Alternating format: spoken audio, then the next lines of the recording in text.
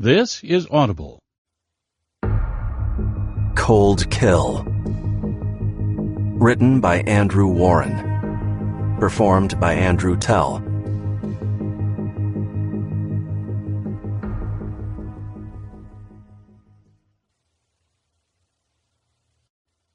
Chapter 1.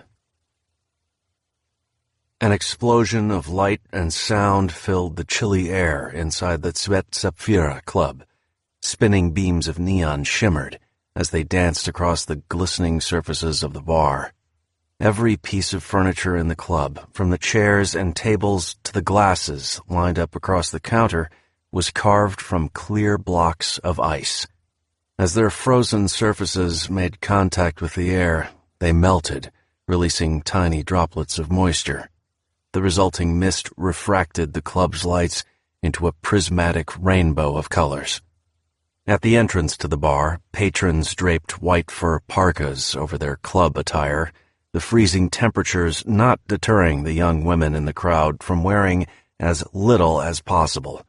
Their short, sparkling cocktail dresses exposed their long, smooth legs as they twirled on the dance floor. Goosebumps dotted the surface of their creamy skin, but they didn't seem to mind. A tall, broad-shouldered man cut through the crowded club. He did not wear a parka over his dark suit. His deep-set brown eyes drank in the bar and its patrons with a smoldering, hungry gaze. His tan skin seemed oblivious to the cold. A tousled mane of thick black hair swept back from his lined forehead, while one heavy curl hung down in front of his face, lending his features a wild, disheveled look. He pushed past a trio of girls laughing on the dance floor. They looked like models or actresses. The club's sweeping lights revealed them in quick flashes. Long blonde hair, wide blue eyes, petite bodies perched on slim gazelle legs. One of the girls slipped her hand onto the man's chest as he passed. He stopped moving and looked down at her. "Привет, Sim," she said, her words slurred. "You are not cold?" The man curled his lips into a smile. His nostrils flared. "Niet, my dear. In here is a tropical paradise compared to what I know as cold. Now, if you will excuse me." She laughed. "Why don't you relax? Buy me and my friends a drink." Her hand drifted down his shirt. "Don't you like us?" He took her hand, gripping it in his long fingers. He leaned towards her and spoke in a deep growl. "I am afraid I have business to conduct. Otherwise, I would like nothing better." His lips parted, revealing ivory-white teeth. His canines were large and pronounced, almost like fangs. "Lovelies like you and your friends, I could almost eat you alive." At the sight of his leering grin, the girl took a step backwards. The drunken flush drained from her face, and she visibly paled. She yanked back her hand, but said nothing. The man nodded. "Dobry вечер. Good evening." He left the women behind and continued across the dance floor. He walked past a row of sparkling ice sculptures, a series of frozen men and women intertwined in a variety of lewd positions. He ignored them and approached an unmarked door at the rear of the club. A pair of beefy men in gray suits and fur parkas flanked the door. One of the guards stepped forward. The man in black stood his ground and lifted his arms to his sides. The guard patted him down for weapons, then took his cell phone and wallet from his pockets. Flipping open the wallet, the guard examined the man's ID. Then he cupped his hand over his ear and spoke into a slim, wireless headset. "Pyotr Zasko," he read, shouting over the music. A few seconds later, he looked up. "Good evening, Mr. Zasko. He is expecting you downstairs." The man known as Zasko slipped his phone and wallet back into his pockets. He waited as the other guard opened the door for him. Zasko stepped through the dark entrance and descended a flight of stairs. As his eyes adjusted to the dim light, he heard the clang of the metal door slamming behind him. The music upstairs became muted and distant. The stairs led to a cavernous underground storage room. The furniture here was not made of ice, but the air still held the chill of upstairs. Rows of shelves lined the dark, shadowy room, each one lined end to end with frosted bottles of vodka. A deep voice boomed from the far corner of the room. "Pyotr, welcome. It is good of you to come." Zasko turned toward a huge man marching towards him. Sergei Rudov, head of the Rudov crime family. The men hugged. Zasko stiffened as he felt Rudov's arms crush around him. The man was pushing 70 years old, but he was built like a Russian tank. Zasko slapped his back, then gripped his shoulders. He stared into Rudov's piercing blue eyes. "I was sorry to hear about Alexei," he said. Rudov nodded, but said nothing. He draped one of his muscular arms over Zasko's shoulders and led him to the back of the room. Alexei. The older man muttered, exhaling a puff of mist into the freezing air. "He was a good boy, but a fool nonetheless. This business of his with the Red Wa syndicate, with this man, Pisek, the devil. Foolish. He ruined our trade with the Chow Fo. And for what? Now, he is dead, and he has led us into a war with this Red Wa gang. Our operations in Southeast Asia have suffered." "I thought you had new information," Zasko asked, keeping his voice low. "That his killer was not part of the Red Wa." Da. Come this way. Our guest has been most cooperative." Rudov led him around a row of colorful, expensive-looking bottles. There, in a dark corner behind the shelves, a man sat tied in a chair. He was naked, and he shivered in the freezing air of the frigid room. "Mr. Ashikaga," Rudolph boomed. "I was just telling my friend here how helpful you have been. I'm sorry to have interrupted your vacation in Hawaii. This basement is a bit colder than the beach at Waikiki, eh?" "This is the man you told me about?" Zasko asked. "The arms dealer who was working with Alexei and the Red Wa?" Rudolph nodded. "Eddie Ashikaga, meet Piotr Zasko." Two of Rudolph's men loomed over the shivering man. Judging by the cuts and bruises that marred his face, they'd been working him over for hours. One of them drove a meaty fist into Eddie's stomach. The blow connected with a dull thud, and the man groaned in pain. He coughed up a mouthful of blood and spat it on the icy floor. "Told you everything, swear," the man hissed through chattering teeth. One of the thugs, a tall, slim man in a charcoal suit, grabbed a tuft of Eddie's stringy black hair and yanked his head up. "You tell us again," he barked. Zasko recognized the man as Ivan Antonovich, Rudov's second-in-command. Eddie's head lolled forward as Antonovich hammered his gut with another savage blow. His arms and legs were thin and spidery, but his belly bulged over his waist, like a statue of Buddha. An intricate dragon tattoo snaked its way up his right arm. As Zasko's eyes traveled across the intricate tattoo, he noticed another odd detail. The man was missing 2 fingers from his right hand. They'd been severed at the first joint. Please, I swear that's all I know," the man pleaded. A spasm ran through his body. His shivering intensified. "So cold. Can't talk." Rudolph chuckled. "Yes, I have to keep it cold down here. This is where I store my greatest treasures. The best vodkas in the world, not that set they serve upstairs." He stepped over to the shelf and caressed the bottles. His meaty fingers left trails in the delicate frost that coated their glass.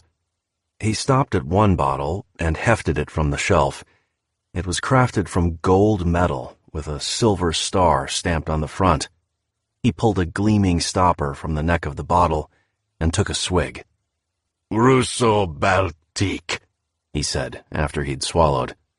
"It is not to my taste, but this bottle cost me over $500,000. God knows how many rubles that is in today's economy." Rudov took another long drink. With a sudden twist of his neck, he snapped his head around and spit the harsh liquid into Eddie's face. Eddie screamed in pain as the alcohol stung the cuts and lacerations that scarred his face. "Just a taste, Mr. Ashikaga. A taste of more pain to come. Now you shiver from the cold.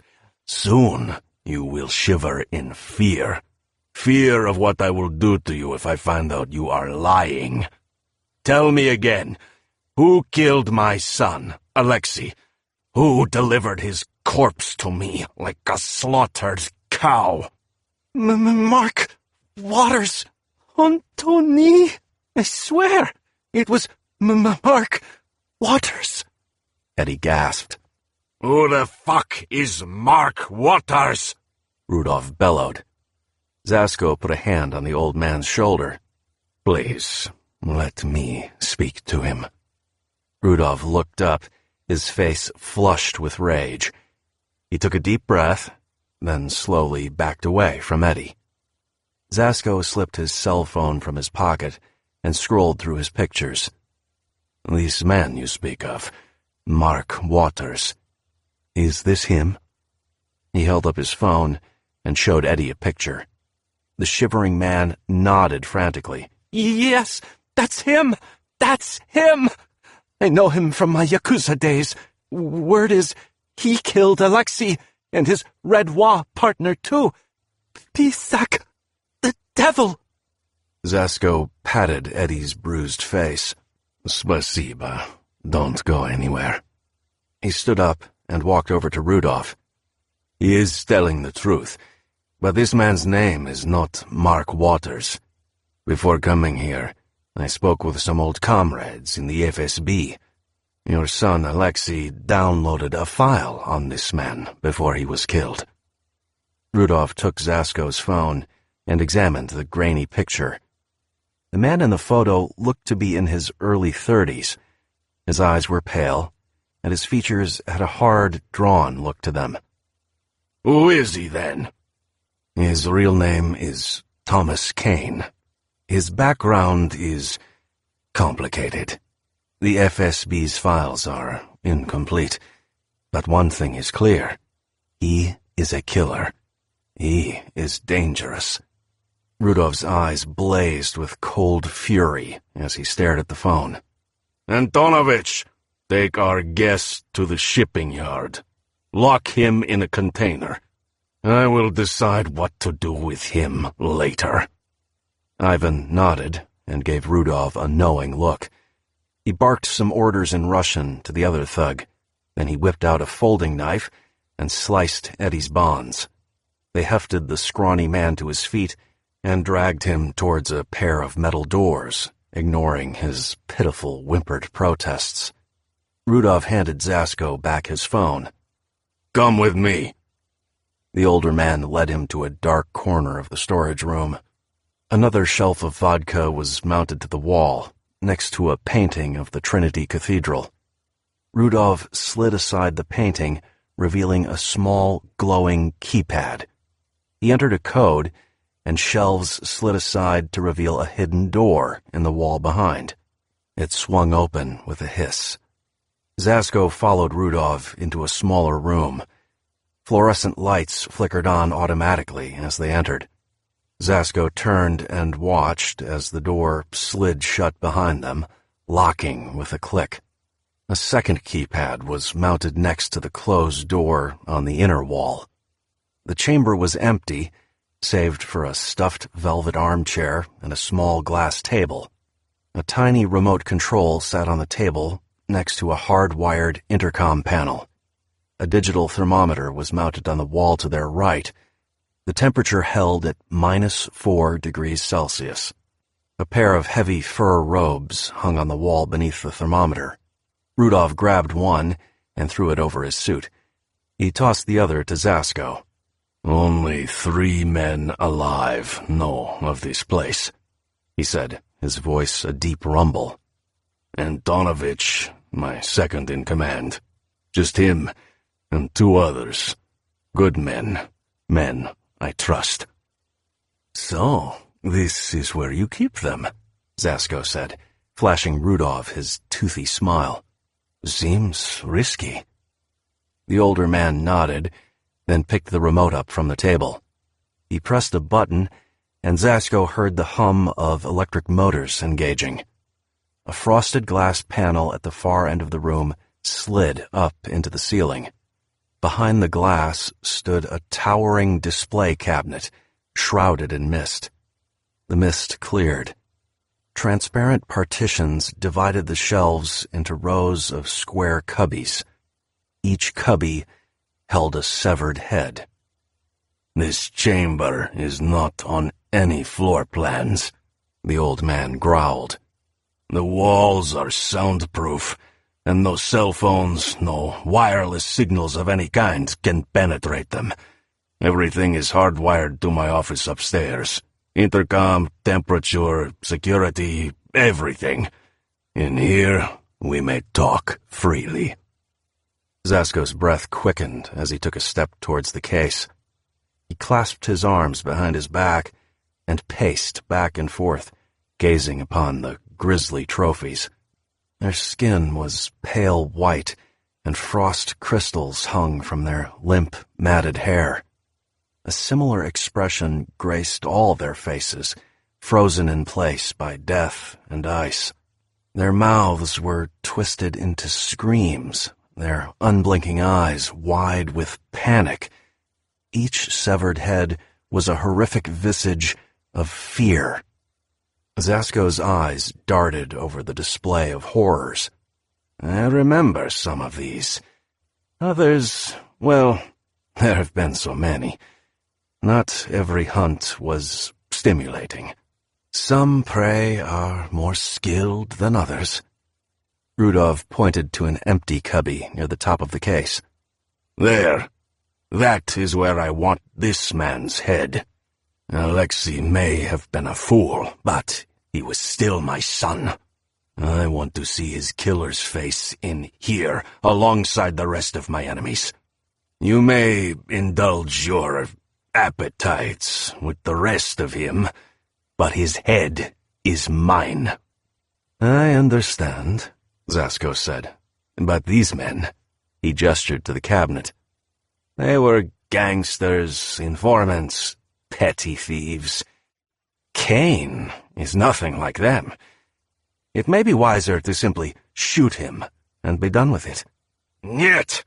Rudolph's voice was hard as steel, and it echoed off the frost-covered walls of the hidden chamber. "He must be hunted. He must suffer. If I were younger, stronger, I would see to it myself.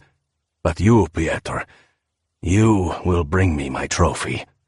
And when it is over, I will come down here, sit in my chair, and look into his lifeless eyes. I will see that in his last moments, he feared me more than death itself." Zasko nodded. "Very well. I have assembled a team. They are good men, professionals. I have worked with most of them before, in Spetsnaz GRU. Their commanding officers have been well compensated. They will not be missed for a couple days." "Good. Then all we need now is the prey." Zasko took one last look at the trophy case. He shook his head. "Caine is not prey. He is a predator, like me. And to catch a predator, you must have one thing. The elder patriarch stroked the gray stubble on his chin. All my resources are at your disposal. What is it you need? Zasko turned away from the case to face Rudolph. He licked his lips. Live bait. Chapter 2. Beads of sweat dripped down the pockmarked skin of Lao Samchai's face. The short, heavy-set Thai man squinted in the harsh light and raised a hand to wipe his brow.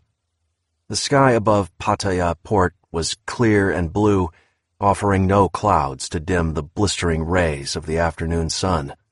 The intense heat reflected back off the metal deck of the cargo ship he was standing on. A wiry Filipino man wearing khaki shorts and a t-shirt led Lao across the deck towards a large hatch. Rippling waves of heat rose up around them. The boat was old and gray, and every inch was caked in grease and grime. The stench of burning engine oil filled the searing air. "You're not gonna believe this," the man said. His voice was high-pitched, like a young boy, despite the deep wrinkles in his face. "These look just like real thing. No difference, I swear. We make a fortune, and the dough is good for kids." Lao laughed. Sure, for kids. Come, show me. They reached the hatch. The wiry man kneeled down, unbolted the metal plate, and threw it open. A narrow ladder led down into the cargo hold of the ship. The man looked back at Lao. "Where your partner? He no come?" Lao shook his head. He busy. I make deal with you. Got it? The man shrugged. "Okay, come with me." He scurried down the ladder. Lao wedged his girth into the hatch and followed, though at a much slower pace. A thick, musty odor hung below decks, but at least the air was cooler than above. The hold of the ship was empty, save for a single wooden pallet in the center of the dark interior.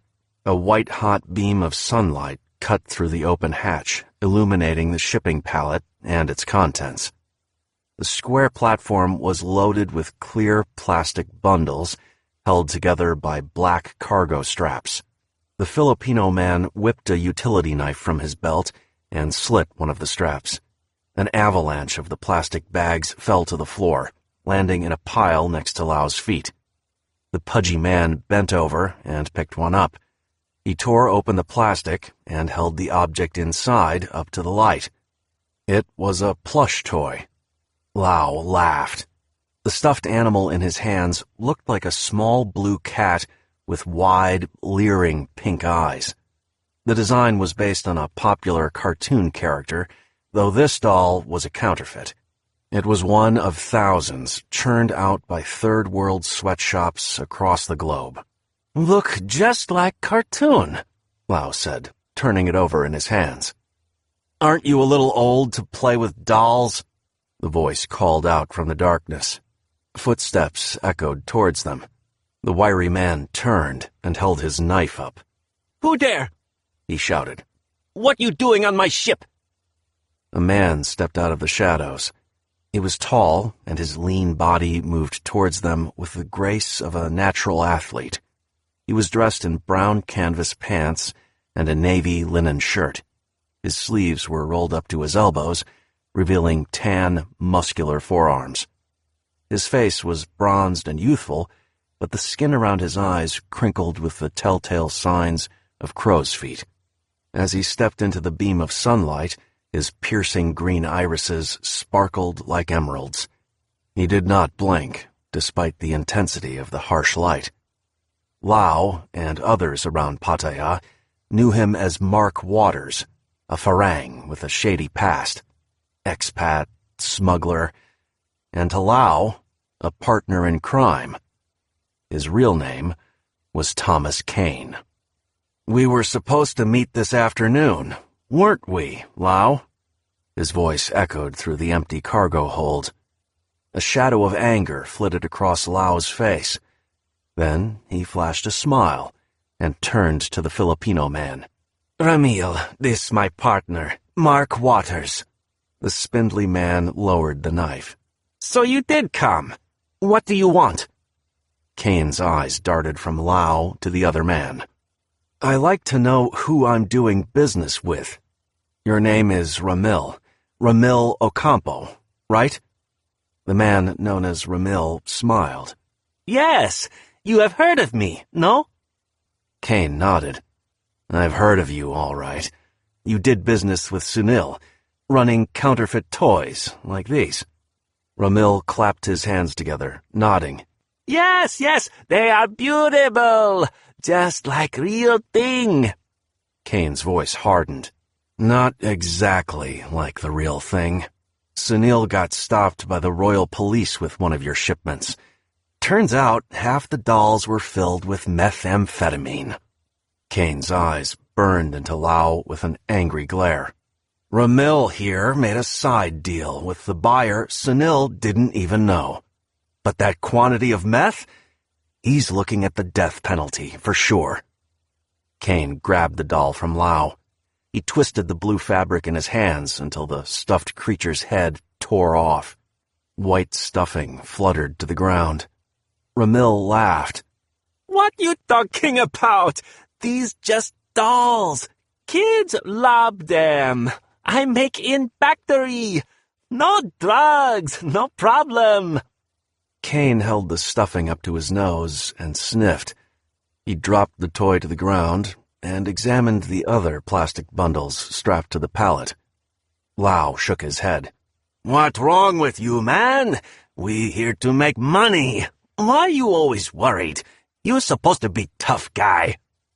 Caine looked back at him over his shoulder. We'll see how tough you feel facing a death sentence in Boang Quang prison.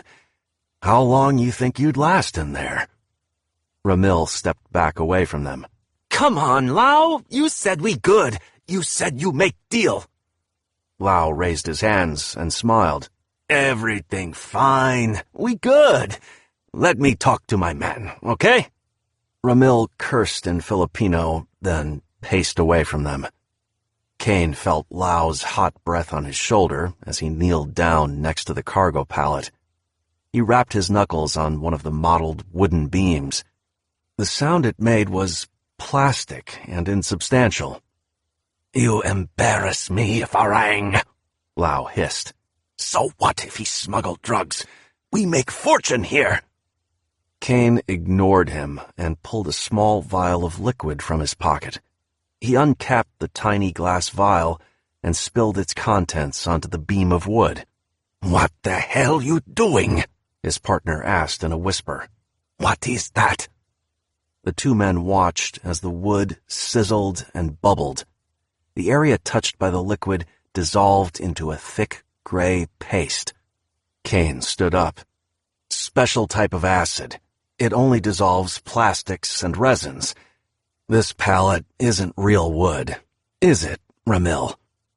Ramil stopped pacing and shook his fist at Lau, a loud stream of Tagalog curses exploding from his mouth. Spare me the bullshit, Caine snapped. It's cocaine, mixed with some kind of glue or plastic. You poured it into a mold and painted it to look like wood. It looked just like real thing.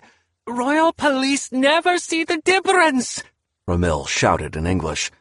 Then he turned back to Lau and continued cursing in his own tongue. The pudgy man's face flushed red with anger, and he screamed back a reply in rapid-fire Thai. Caine grabbed Lau and slammed him against the side of the boat. What the fuck, Waters? You crazy? Caine twisted the fabric of Lau's colorful shirt in his fists. I told you before, Lau. No guns, no people, no drugs. Did you know? He is the one with drugs. I your partner. Why you no trust me? Caine's eyes burned with inner fire, his lips twisted into a snarl. Answer me. Did you know? Lau shook his head, his eyes wide with fear. No, I swear. I not know. You bunch of pussies, Ramil shouted. What the hell wrong with you? We all make big money here. Caine let go of Lau. He ran his fingers through his sweat-soaked hair and exhaled. Not interested. Find someone else. Ramil shook his head. He sneered at Caine as Lau picked himself up and straightened his rumpled shirt. It's just like they said. Lau, the one with balls. Next time, I deal only with him. Caine tilted his head and glared at Ramil. Just like who said? Before Ramil could answer, Caine's cell phone rang. He ignored it and stared into Ramil's eyes. The Filipino rubbed his scalp and turned away, muttering something unintelligible. The phone kept ringing. He slipped it out of his pocket and glanced at the screen. The number was familiar. Nyana. Before he could answer the call, the ringing stopped. Caine turned to Lau. You know my rules. So does your boss.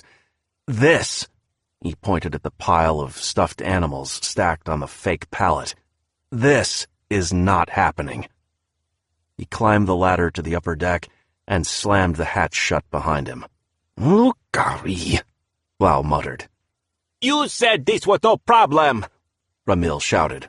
What he mean, rules? He talked to your boss? What boss? Lau shot the man a dirty look. Anna. Ramil sucked in a gasp of breath between his teeth. He has the ear of the godmother? The Chow Mei? Lau looked up at the closed hatch. A bitter smile crossed puffy lips. He turned and spat on the floor. For now, but things change. Someday, I no longer need partner. Someday, I show Mark Waters who boss really is. Chapter 3. Caine pressed the phone to his ear. It rang and rang, but no one picked up. He raised a hand and whistled, signaling one of the yellow and blue taxicabs that sped past the port entrance. The tiny van swerved out of traffic and screeched to a halt in front of the gates to Bali High Pier. Caine climbed into the rear seat, glancing left and right at the crowd. His reading of Ramil told him the man was too spineless to try anything stupid, but it couldn't hurt to keep an eye out. The driver slid the door shut behind him, then hopped back into the driver's seat. Zatan, titikya. Where to, mister? Caine ignored him and listened as the phone continued to ring. Nyana. He hadn't seen her since his encounter with the man known as Pisak, the Devil. The Burmese gangster was a high-ranking member of the Red Wa, a criminal organization operating on the northern Thai border. Nyana was a bar girl. Pisak, along with his Russian mafia contacts, had targeted her in a human trafficking operation. Girls kidnapped to order, auctioned off on a fake dating website. Nyana was the closest thing Caine had to a friend. She was one of the few people he'd confided in since his betrayal at the hands of his CIA masters. When she was taken, he went after her. And in doing so, he unleashed the bloodshed that always seemed to follow in his wake. When it was over, when she was safe, she left Pattaya and returned to her small town. It was better that way, he told himself. Safer. Safer for her to stay away from him. Safer for him to stay alone. Suddenly, the phone picked up. Caine heard breathing. Without waiting, he spoke. Nyana, I thought you left town. I thought... Not Nyana. The voice belonged to a young boy. He sounded like he was running, huffing for breath. This is Tavi. Nyana's brother, Tavi, was a local pickpocket and street hustler. His antics had landed him on the local gang's shit list. Saving the 14-year-old boy from a beating was how Caine had met Nyana in the first place. Tavi? What are you doing on this number? Nyana give me her phone before she leave. She tell me to call you if I get in trouble. Let me guess. You're in trouble. Men are following me. First, I think they just perverts looking for ladyboy tail. I lost them on Walking Street, but now they back. Tavi, where are you? I hide in old building, the flop house behind Ruby's, where the drug mules used to crash. No, Tavi, listen to me. Stay on the street. You're safer out in the open. Too late. The boy's voice dropped to a hushed whisper. They follow inside. I know hiding place upstairs. Hurry, please. There was a click, and the line went dead. Caine looked up. The driver was staring at him in the rearview mirror. Kun Pram, you ready to go now? You know the back street that runs behind Ruby's bar? The driver nodded. Then step on it. Caine knew something was wrong, even before he saw the crowds blocking the narrow back street. A plume of smoke, rising from a decrepit, abandoned building, was visible for miles. The cab slowed to a crawl. The driver turned back to face him. Too many people. Have to stop.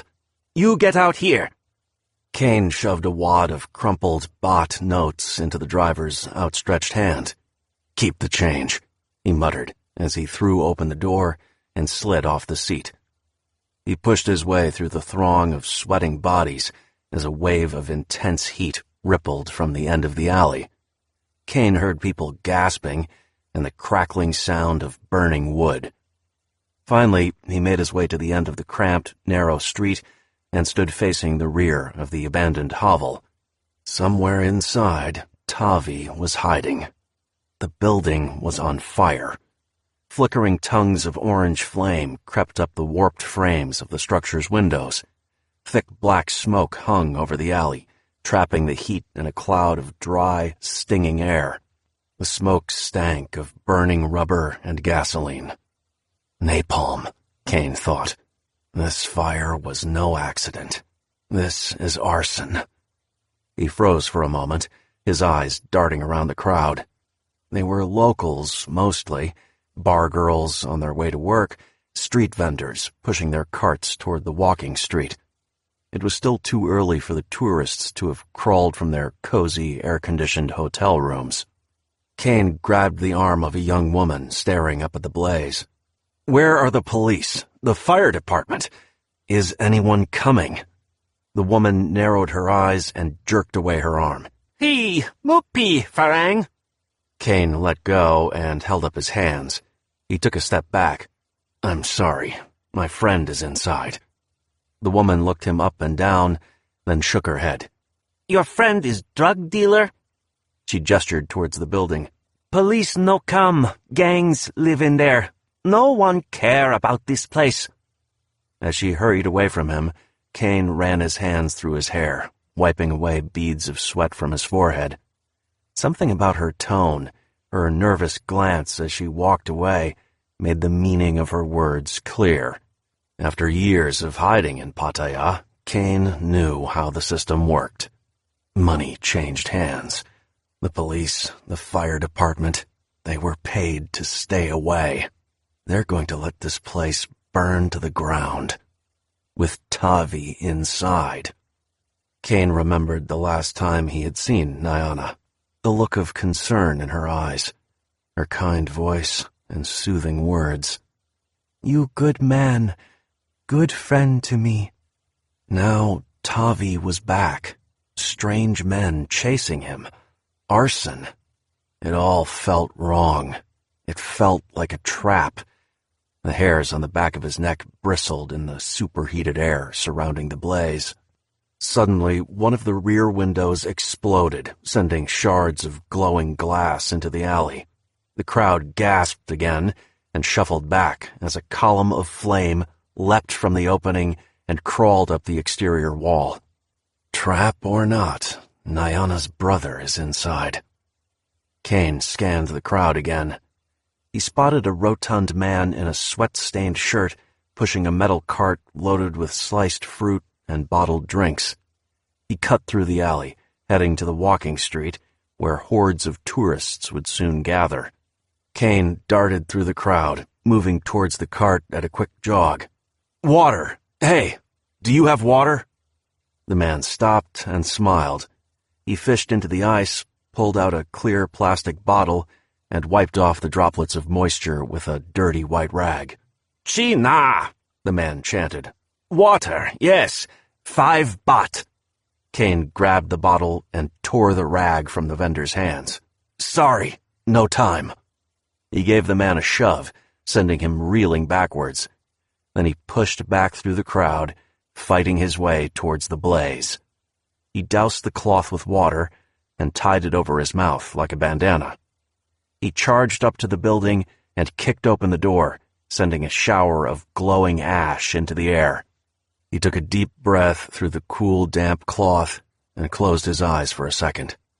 Then he plunged into the inferno. Chapter 4. "Tavi!" Caine's voice was hoarse and ragged. The air inside the burning structure hit him like a blast from a furnace. The heat battered him, sapping his strength as smoke and soot swirled around him. Combined with the rippling waves of superheated air, the haze cut his visibility down to a few feet. He coughed and stumbled forward, taking shallow breaths through the soaked cloth. The fire was growing in intensity. The flames would soon devour the old, rickety building. He had to find Tavi and get out before the blaze consumed them both.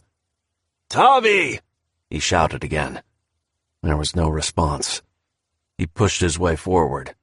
The fire singed his shirt and pants. He ignored the flame's burning kiss against his exposed skin. Deeper in the building, a section of the roof collapsed. Caine saw a flash of sparks as the charred debris crumbled to the ground. A breeze wafted through the room. It cleared the smoke for a few seconds, but the fresh oxygen fueled the fire. The flames surrounding him raged higher. He found himself standing in front of a narrow staircase that led up to the second floor. He grabbed the railing parallel to the stairs. The flesh on his palms sizzled, and the stench of charred skin assaulted his nostrils. He cried out and yanked his hand away. The metal railing was almost red-hot. He felt a delayed reaction, a throbbing lance of pain coursing through the nerves of his hand. "Mr. Waters!" The voice was faint, distant. At first, Caine thought he was imagining things, that the heat and smoke were playing tricks with his mind. Then he heard it again. "Mr. Waters! Up here!" He gritted his teeth and climbed the stairs. A swirling vortex of heat and flame consumed the second floor. As he approached the middle of the staircase, the wood gave way with a splintering crack. A cloud of glowing embers flew into his face as the stairs collapsed beneath him. Caine grabbed at the railing mounted to the wall. Again he roared in pain as the heated metal seared into his flesh, but he forced himself to hold tight. The stairs collapsed into a smoking pile of rubble, and his feet dangled inches above the flames. His hands, now numb and tingling from multiple burns, grasped the railing in a white-knuckled grip. He shifted his weight, pulling himself up the metal bar, moving hand over hand, until his flailing feet finally reached the landing on the next floor. He pulled himself onto the solid platform, gasping for breath in the smoky air. "Tavi!" he called out. "Where are you?" "End of hall! I cannot open door!"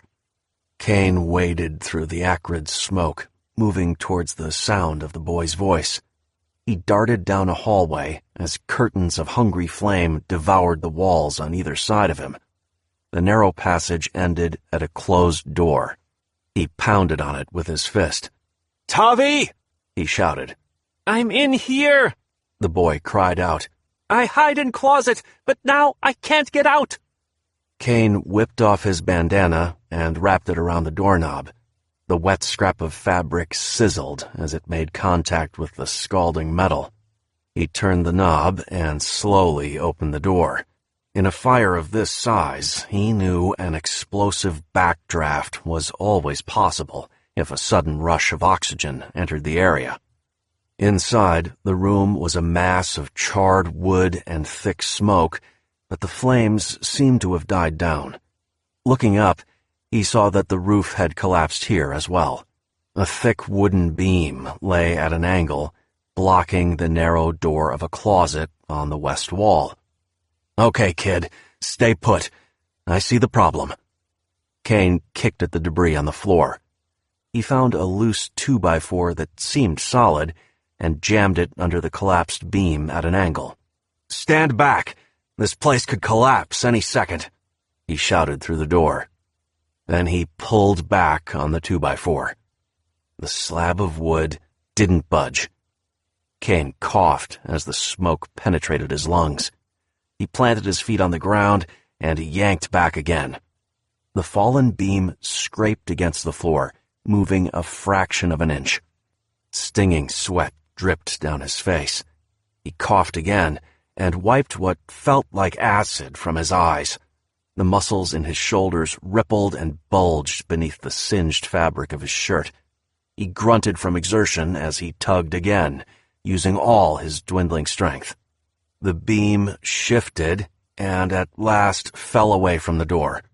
Caine jumped aside as the heavy slab struck the floor. With a loud crack, the weakened floorboards gave way, and the charred beam plummeted to the first floor. A plume of flame exploded up into the room, but it quickly died. Tendrils of the fire below growled and crackled around the hole in the floor, hungry for the fresh oxygen that had been released. Caine threw open the closet door. Tavi sat hunched in the back, coughing and gasping for breath. He looked up at Caine with wide, frightened eyes. "Come on, kid. We're getting out of here." Caine grabbed the boy in his arms and hefted him off the floor. He coughed and stumbled, but managed to keep his footing. He carried the barely conscious boy out into the hallway. Turning left, he headed for the rear of the building. Through the cloud of smoke and ash, he could make out a dusty window at the end of the corridor. He quickened his pace as the heat behind him grew even more intense. The fire was growing. Soon there would be nowhere left to run. He reached the window. Setting Tavi down, he wrapped the bandana around his fist and struck the glass. It shattered, revealing the metal platform of a fire escape. Tavi coughed and sputtered as Caine lifted him to his feet. "Move it, Tavi! Almost there!" The boy opened his eyes, then clutched Caine's shoulder. "Whatever you do," he said, gasping for breath, "do not tell my sister about this. She will kill me." Caine lifted the boy over the windowsill. "Deal. Now get down there. I'll follow you out." The boy nodded and began to descend the metal ladder. Caine sucked in the fresh air and waited until Tavi was halfway down. Then he leaned forward, preparing to climb after him. He felt a vice-like grip on his shoulder. An arm wrapped around his throat and pulled him back into the lethal blaze. He drove his right elbow back and felt it connect with soft flesh. Whoever had grabbed him grunted and released the hold on his throat. Caine spun around, throwing up his left arm to break the attacker's grasp. He knocked away the hand that gripped his shoulder and squinted in the hazy air. The figure before him wore a baggy orange jumpsuit. A black visor hid his face, and the hose of an oxygen tank trailed over his shoulder. A yellow metal helmet protected his head. Pattaya Fire Brigade, Caine thought. They finally made it. Then he noticed what the figure clutched in his hand. Instead of a fire axe, which was strapped to his back, the firefighter held a slim black pistol. Caine pivoted sideways as the man fired. The gun made a muted coughing sound, barely audible over the crackling of the fire. Caine saw a tiny metal sliver embed itself into the wall next to him. The gun was an air pistol. Whoever this man was, he wanted to take him alive. Caine dipped his shoulders low and lunged forward. Reaching out with his left hand, he wrapped his fingers around the wrist of the man's shooting arm. With his free hand, he tore the visor off his target's face, revealing Caucasian features behind the opaque plastic covering. Who are these guys? Had the CIA finally caught up with him after all this time? If not them, who? FBI? Interpol? He ignored the questions flooding his mind and kept moving, kept attacking. Unlike his opponent, Caine had no oxygen supply or protective gear. He knew that every second he spent in the fire, he grew weaker. Winding his right arm back, he snapped an open palm strike into his opponent's exposed face. As the man's head snapped back, Caine locked his left arm in a two-handed grip and spun him around. A quick stomp to the instep brought his opponent to his knees. Caine coughed and stumbled in the caustic air, but he kept his grip on the arm tight. The man screamed as the muscles in his shoulder stretched to the snapping point. "Who are you?" Caine shouted. "Who do you work for?" Before the man could answer, Caine heard loud, crashing footsteps from down the hall. He looked up and saw two more men dressed in the same firefighting gear surging towards him. Twin darts streaked past his face, missing his neck by a few inches. Caine let go of his opponent's arm. He ducked down and grabbed the fire axe strapped to the man's back. Wrenching it free, he wound his arm back and hurled it toward the new attackers. The weapon spun through the air. As the other man raised his pistol to fire, the heavy metal blade buried itself in his chest with a wet thud. The man screamed and stumbled backwards. He fell, striking the landing of the collapsed staircase. The brittle, charred wood gave way beneath him, and he plunged through the flames into the inferno below. Before Caine could savor his victory, another fit of choking racked his body. He heaved over, gasping for breath. His vision grew hazy. The man on the ground staggered to his feet. "Sukin sin," he hissed. He pulled his visor and oxygen mask back over his face and stepped towards Caine. Russian, Caine thought. Called me a son of a bitch. Probably rules out the CIA. He forced himself to stand up. The firefighter swung a right hook at Caine. He blocked it, but the effort left him reeling. He stumbled and fell to his hands and knees. The smoke, the heat, it was all too much. He couldn't breathe, couldn't see. He felt the heavy rubber sole of the man's boot slam into his gut. What little air he had left exploded from his lungs. He fell to the floor, clawing at the charred wood beneath his fingers. He felt more hands grab him, flip him over. Something pressed against his neck. Not a dart. Injector. He heard the hiss of compressed air. They had drugged him. He looked up and saw the shattered window above. Tavi. At least he got away. At least he's safe. As the narcotic coursed through his veins, he was comforted by the thought that he would die alone. The ghosts of his bloody past would claim only him. Not Tavi. Not Nyana. Not Rebecca. The image of the window faded, replaced by an orange, flickering blur. He closed his eyes and let himself fall into the darkness. Chapter 5. The heavy wooden door of the bar swung open, and a gust of freezing wind blasted through the doorway. The men inside, the bar was populated only by men, looked up as the thick slab of wood slammed against the wall. The crowd's eyes were dark and sullen, their jaws clenched in frowns and grimaces. A small television hung above the bar counter. The droning of the Russian newscaster on the screen was the only sound in the room. No music played. All chatter had ceased. A tall, healthy-looking young man stood in the open doorway. His eyes were pale blue, and his skin fair, flushed red from the cold outside. A thick wool cap covered his hair, but a few blonde locks fell down in front of his eyes. A military-issue backpack hung from his shoulders, and he held a large canvas duffel bag in his right hand. The bag was almost as big as he was, and the fabric stretched under the weight of whatever was inside. He turned and closed the door behind him, silencing the howling wind outside. Then he glanced around the bar, an eager but determined look on his face. He caught the eye of the bartender. The man's craggy features looked as gnarled and aged as the filthy bar counter he hunched over. He swished a dirty gray rag around the inside of a glass mug and glared at the newcomer in silence. Then he tilted his head and nodded towards another door at the back of the room. The young man adjusted his pack and headed towards the rear door. The other men in the bar turned away from him. They did not look up to meet his gaze as he walked past. Everyone in the bar knew that those who met in the back room were not men to get involved with. They were not lumberjacks or truck drivers or fur trappers.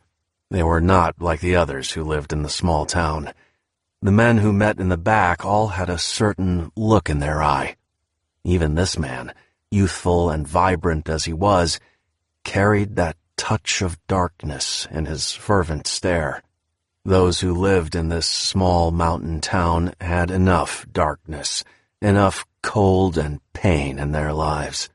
They had no desire to invite more of the same.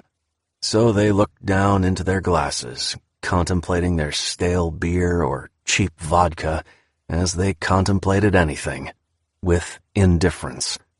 Or they just stared out the window at the endless white expanse and the ghostly snow-covered trees. The newcomer took one last look around the silent bar, then opened the door in the back and stepped through. Once the door had closed, a low, quiet chatter arose among the men in the bar. It was not cheerful, but it held some semblance of life, just enough to forget the men in the back and the long, dark shadows they cast. A cloud of cigarette smoke hovered near the ceiling of the back room. The young man wrinkled his nose as the harsh, stale odor flooded his nostrils. He shut the door behind him and set his bag on the ground. Commander Zasko sat facing the door. He sat with 4 other men around a large wood table, the surface of which lay hidden beneath a collage of maps, papers, and aerial photographs. Zasko and his men all wore identical combat gear.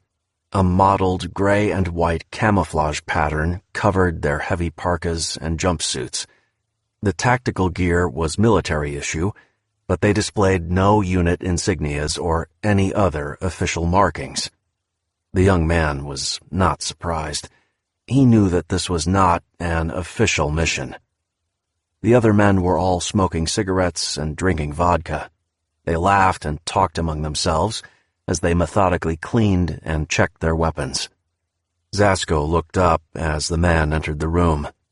He leaned back in his chair, and floorboards creaked in protest as his muscular body shifted. Despite the cold, his jumpsuit was unzipped to his waist, exposing a hairy, muscular chest. A metal pendant lay nestled in the thick, coarse fur that covered his upper body.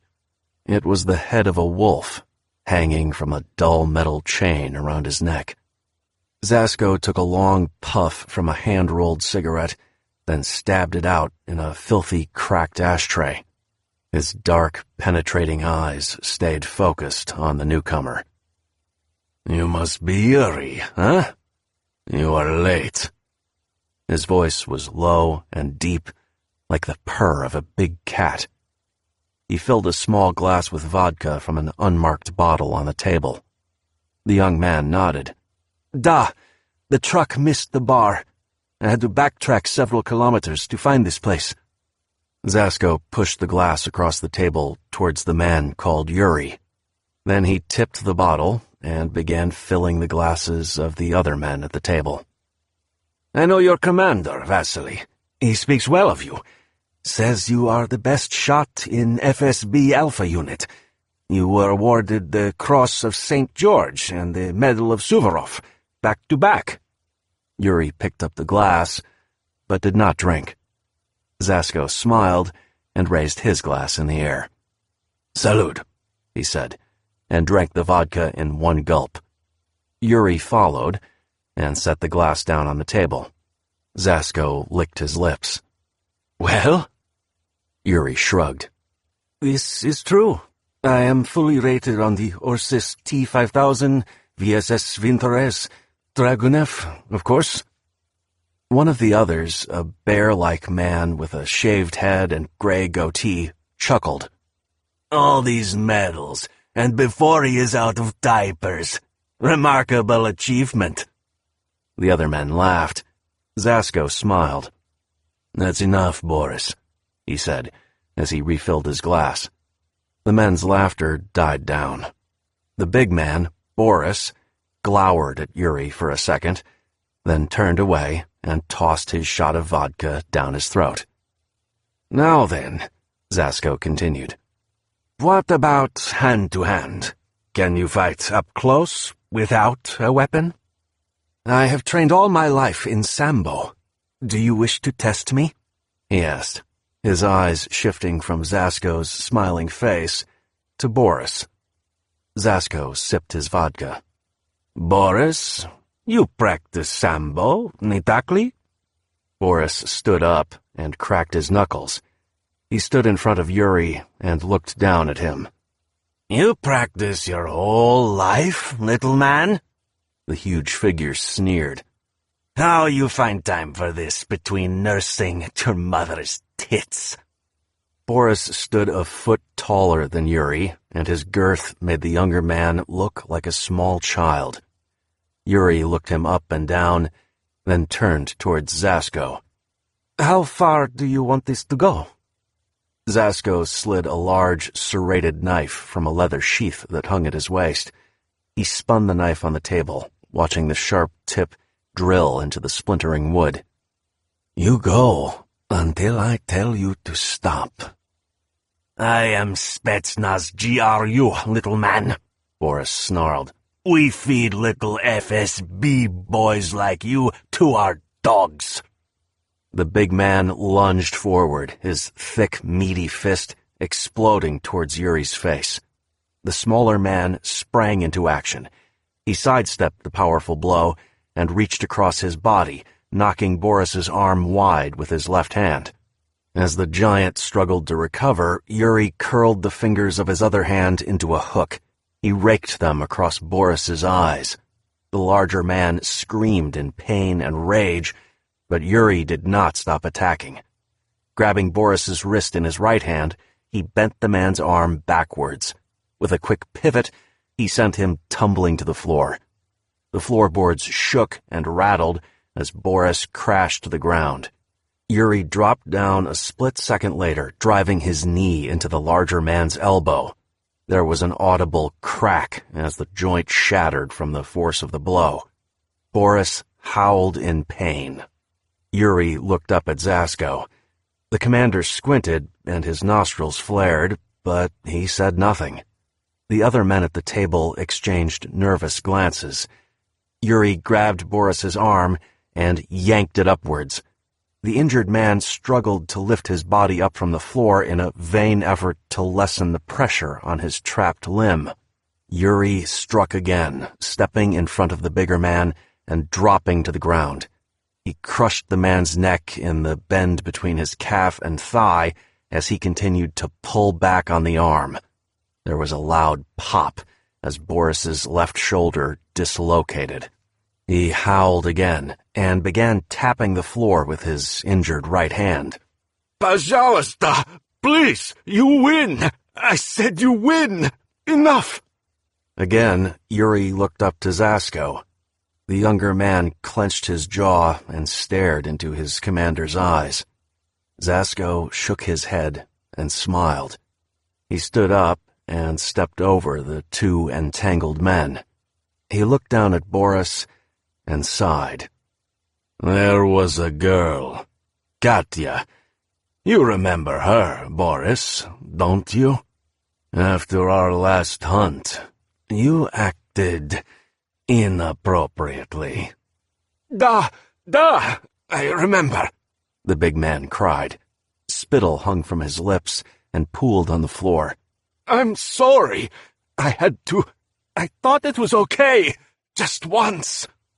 I understand, Zasko continued. She was beautiful, and we all have our urges, of course. But the man who owns this bar, the man who allows us to meet here, he provides us anonymity, a safe haven for these unsanctioned activities of ours. Katya was his niece. You knew this. I told you to stay away from her. But you touched her. You damaged her, Boris. It won't happen again, Commander. I swear. Zasko eyed the knife in his hands. He spun the blade in a circle, balancing it against the rough skin of his palm. He knelt down next to Boris. The big man's face was beet red, and droplets of sweat trickled down his forehead. His eyes bulged. Yuri tightened his grip, but above his clenched jaw, his frowning eyes betrayed his uncertainty. Commander, Zasko's nostrils flared as he inhaled a deep breath. What is that smell, Boris? Have you pissed yourself? Prosty, I'm sorry. I swear, These people here, they are sheep. But what you did brings attention to us, to our activities here in town, and worst of all, to our employer. This is something I cannot allow. The man struggled to speak, gasping for breath in the powerful hold. Yuri released the man's arm and stood up. Boris gulped air as he staggered to his feet. He's had enough, I think, Yuri said in a quiet voice. Zasko stared at the young man. His eyes were wide, his pupils dark and dilated. They gave his stare a wild, hypnotic pull. His mouth hung open, revealing the tips of his sharp white teeth. It seems our new member has chosen to show you mercy, Boris. Lucky day for you. But you must realize, there is no longer a place for you here. The big man nodded, still gasping for breath, the flush receding from his face and neck. Хорошо, fine. I leave now. He turned and shuffled towards the door. A loud crack snapped through the room. The coiled black leather of a whip appeared in Zasko's free hand. The long leather braid cut through the air faster than the eye could see and wrapped around Boris's neck like a constrictor snake. The big man's hands shot to his throat, his eyes bulging as a weak gasp hissed from his lungs. Zasko spun the leather cord around his body and twisted his waist. The momentum yanked Boris forward. He struggled to free himself from the whip's stranglehold as he stumbled towards the commander. With his other arm, Zasko thrust his knife into Boris's gut. The hulking man ceased his struggling, and a gurgle of pain escaped his lips. Zasko jerked the blade up and twisted the handle of the knife. I told you, he snarled. Once you join a hunt, this is the only way you leave. Boris crashed to his knees. Blood and innards gushed from the open wound. Commander! Yuri stepped towards them, raising his arms to pull Zasko away from the wounded man. Before he could lay a finger on him, Zasko whipped the knife out of Boris's gut and whirled the blade around. His arm shot out again, this time pointing the hilt of the weapon at Yuri's face. The young man found himself staring down the barrel of a small metal tube. The opening protruded from the bottom of the knife's handle. He froze in place and raised his hands in surrender. You know what this is? Zasko asked, his voice dripping with menace. Yuri nodded. NSR-2. Shooting knife. The hilt is loaded with a single round.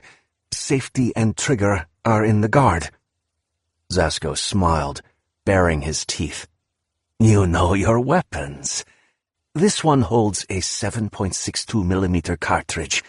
At this range, your funeral would be closed casket. You understand? Yuri said nothing. The wild grin did not leave Zasko's lips. He spun the blade again in his palm. In one fluid motion, he drove the knife into the table and shook the whip loose from Boris's neck. The dead man toppled over onto the floor, his face bloated and pale. The cell phone on the table began to buzz and vibrate. The other men mumbled amongst themselves and stood up. Two of them grabbed Boris and dragged him towards a walk-in freezer. Zasko slapped Yuri on the shoulder. That is the signal. The plane is nearing the drop zone. This unpleasantness is over. But the next time I give you an order, you will not think or debate. You will obey. Yuri was silent for a moment. Yes, sir, he finally replied. Zasko coiled the whip and hung it from his belt. Very good. Now, my young friend, it is time. Time for what? The commander yanked the bloody knife from the table and wiped the blade across his chest. The blood left a bright red streak against the dark mass of hair. It is time for the hunt to begin. Chapter 6. Darkness. It engulfed him. Moving, spinning, tumbling, falling. All at once, a black velvety curtain lifted from his senses. Caine's head snapped left and right, but there was too much stimulation for his dulled senses. Light, noise, movement. A high-pitched whistle. Dear friend, thank you for joining me in this audiobook experience. Before we continue, I invite you to take a little break with some peaceful music. I'll see you again after this short interlude.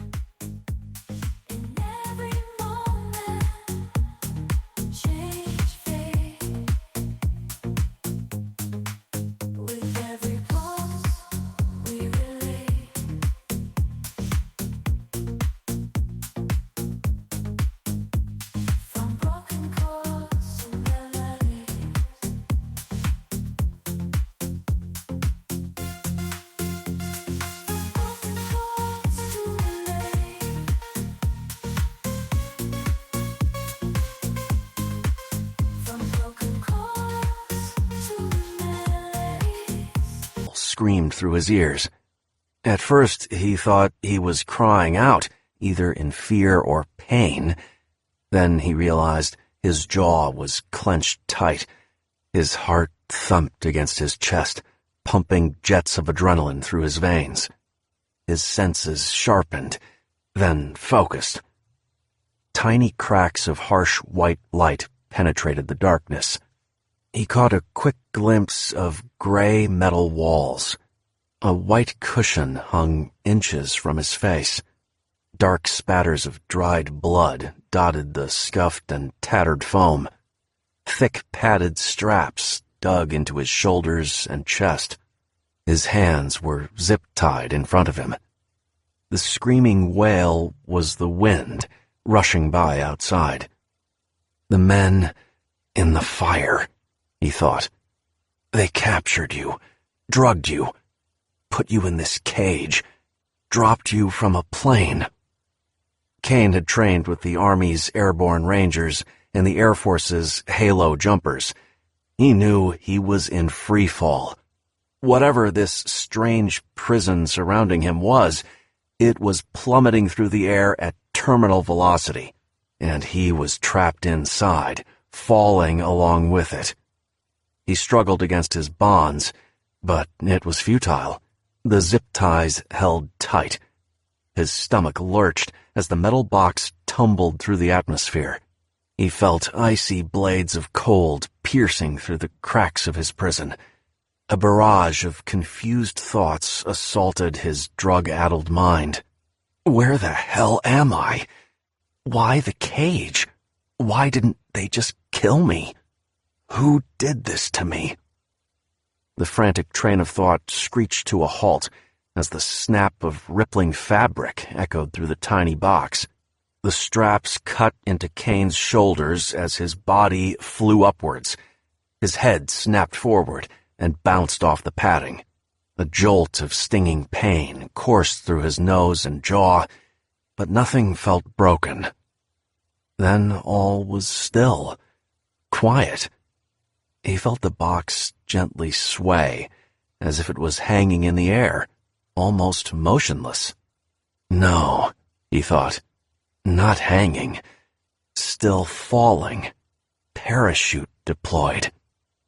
Must have been automatic, set to an altimeter.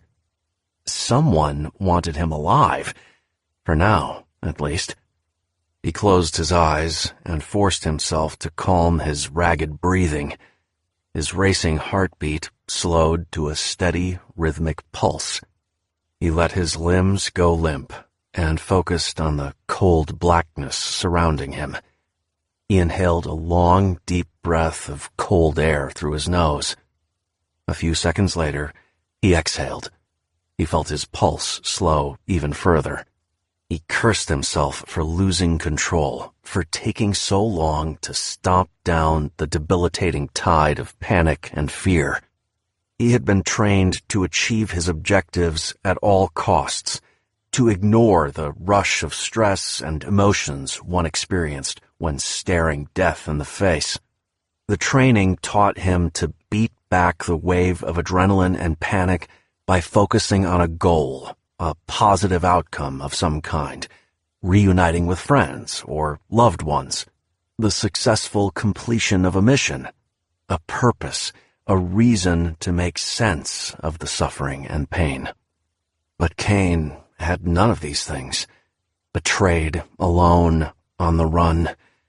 In his heart, he knew his future was as cold and dark as the cramped metal box and the frigid air surrounding him. So, instead, he focused on his captors. He had many enemies. Right now, there was no way to know who it was that had caught up to him, who had used the frightened young boy as bait in their trap. But as he continued his breathing exercises, he imagined their shadowy, indistinct faces, and he imagined what he would do to them the moment he got the chance. Chapter 7. A few minutes later, Caine's body shuddered as the box thudded into the ground. Outside the metal crate, muffled footsteps crunched towards him. There was the clatter of chains, a key turning in a lock. With a loud crash, the metal sides fell away, and sunlight blasted into the open cage. Caine was strapped to a padded seat. His eyes were closed. He was still, unmoving. Surrounding him was a vast expanse of harsh white. An icy wind cut across his cheeks like a cold steel blade. The footsteps moved closer. A figure emerged from the swirling frost. He was short and hunched over. He walked with a slow, steady gait. His feet were clad in thick fur boots, and they plunged deep into the snow with every step. He wore a thick, tattered parka, its fur-trimmed hood covering his face. A double-barreled shotgun hung from a loose, single-handed grip at his side. He let the tip of the weapon trail in the snow behind him. As he drew near Caine, the man raised the gun. "Hey, привет!"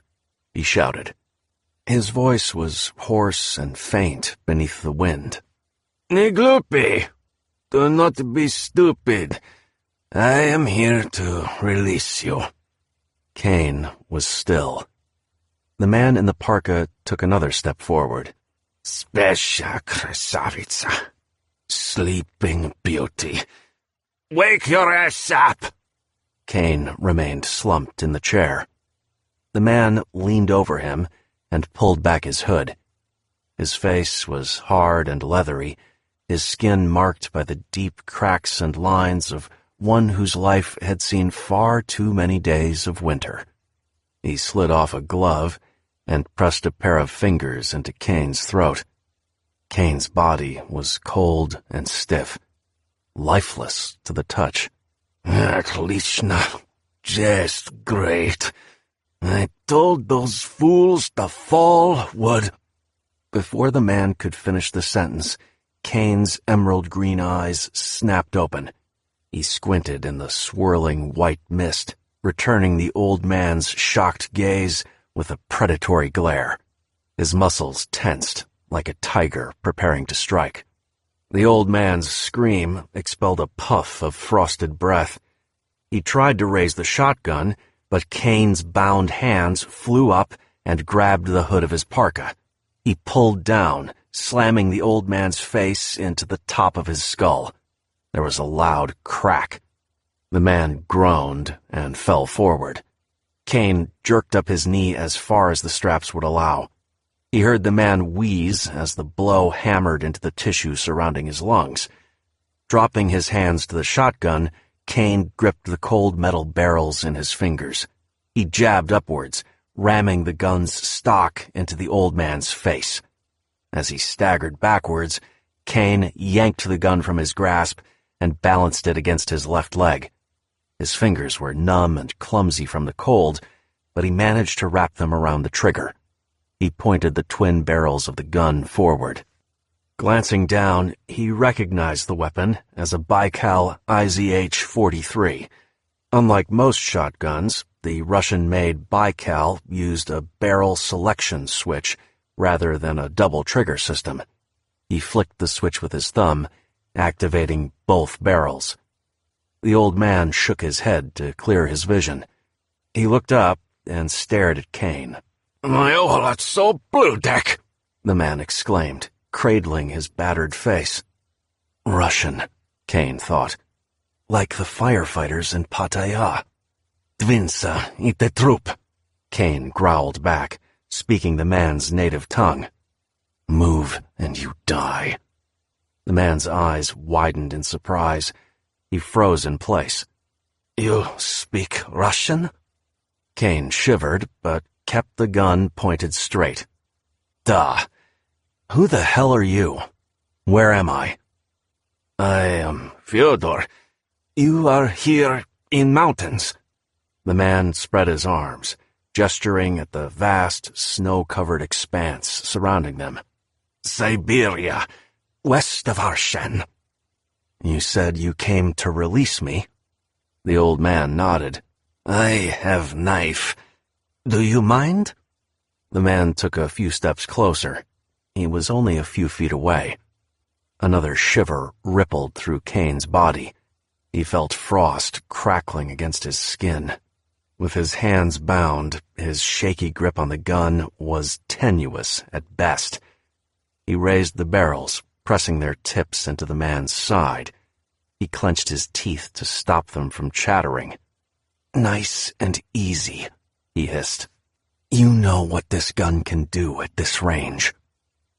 The man looked down into Caine's squinting emerald eyes. With slow, careful movements, he unzipped his parka and pulled it open. A large hunting knife hung from a sheath at his waist. He drew it and slid the tip of the blade under the plastic tie around Caine's wrists. Caine jabbed the barrels deeper into the man's flesh. I said easy. With a slow, sawing motion, the man cut through the zip tie. Caine's wrists split apart. As the blood flowed back into his trembling hands, he dropped the gun into the snow. The old man glanced down. His arm slid towards the fallen weapon. Caine kicked the man in the gut, knocking him backwards. He twisted the latch on his harness, freeing himself from the constricting straps. He tumbled forward out of the chair and sprawled into the snow. He scooped up the gun and staggered to his knees. Even holding it in a proper grip, his hands still shook from the debilitating cold. He aimed it as well as he could at the old man. "Your coat! Take it off, slowly. Throw it to me." The man clutched his belly and coughed, still recovering from Caine's sudden attack. "It won't be enough," he wheezed. "Not in this cold." Caine gestured with the gun. "Stiletta, do it, now." The man shrugged out of the coat and tossed it to the ground between them. Caine bent down and picked it up. He slipped into the threadbare parka one arm at a time, keeping the shaking gun trained on the man the best he could. The coat was warmer, but it was torn and threadbare. Patches of insulation had burst from ripped seams, and Caine knew the man was right. The coat was better than nothing, but it would not provide sufficient insulation as the temperature continued to fall. Caine patted the sides of the coat. He felt a heavy lump in the left pocket. He reached in with a free hand and pulled out a cold metal flask. "Water?" he asked. The man shook his head. "Vodka." Caine tossed the flask in the snow. "Great. Last thing I need." An electronic ring sounded from the other pocket. The high-tech chime seemed out of place in the stark, desolate wilderness surrounding them. Caine reached into the pocket and pulled out a small black satellite phone. "Expecting a call?" The old man smiled. "Go ahead, answer. It is for you." Caine pressed the phone to his freezing cheek. "Yes?" he said. "Здравствуйте. Hello." The voice was deep and gravelly. "Welcome to Russia." "Who the hell is this?" Caine snapped. The speaker continued, ignoring the question. "I trust you had a relaxing flight." "Slept like a baby. What did they give me? Ederphine? With a quick shot of naloxone to wake me up on the way down?" "You sound like you know more about such things than I do, Mr. Waters. Or should I call you Mr. Caine? Either way, I leave these details to my employees. Speaking of which, how is poor old Fyodor?" Caine glanced up at the old man. The withered figure had wrapped his arms around himself and hunched over in the cold. He shivered and stared with sullen eyes at the flask of vodka half buried in the snow. "After all this, you sent an old farmer to kill me? If you know who I am, you know that was a mistake." The voice chuckled, a deep, rasping laugh that went on for several seconds. "What? You think I would send a Pione Drak, an old drunk fool like Fyodor, to kill you? You underestimate me, Mr. Caine. You really don't know who I am, do you?" "Should I?" "My name is Sergei Rudov. I believe you met Alexei, my son." Alexei Rudov. The name cut through the haze of cold and confusion that clouded Caine's mind. Alexei was a former FSB officer with connections to the Russian mafia. He and the Red Wa leader, the so-called Devil, were the ones who had targeted Nyana. In the aftermath of his bloody vengeance, Caine had framed the Devil and his gang for Alexei's death. The ruse involved Alexei's severed head, delivered to St. Petersburg, Russia. The Red Wa were not subtle. Neither was Caine. The man on the phone continued. "I must commend you, Mr. Caine. You have caused me great pain and inconvenience. I have spent many months and spilled much blood going to war with the Red Wa. Your little present had me convinced the devil, this pea-suck, had killed my son. But now I know the truth. Alexei was a fool to involve himself with such people. But fool or no, he was still a Rudolph. Blood for blood, Mr. Caine. So that's what this is about? Revenge? Why didn't you just kill me in Thailand? Patience, my friend. You will die soon enough. But first, you will know fear. You will know desperation. And when death finally comes, you will beg for it. Not likely, asshole. In 1 hour, I release my dogs. They are military men, like you. They are Spetsnaz, special forces, the best of the best. They will track you, hunt you. They are led by a man of great talent. Perhaps you have heard of him, Piotr Zasko. The Iron Wolf, Caine snarled. I've heard of him. Heard he was dead. The FSB's files say the same about you.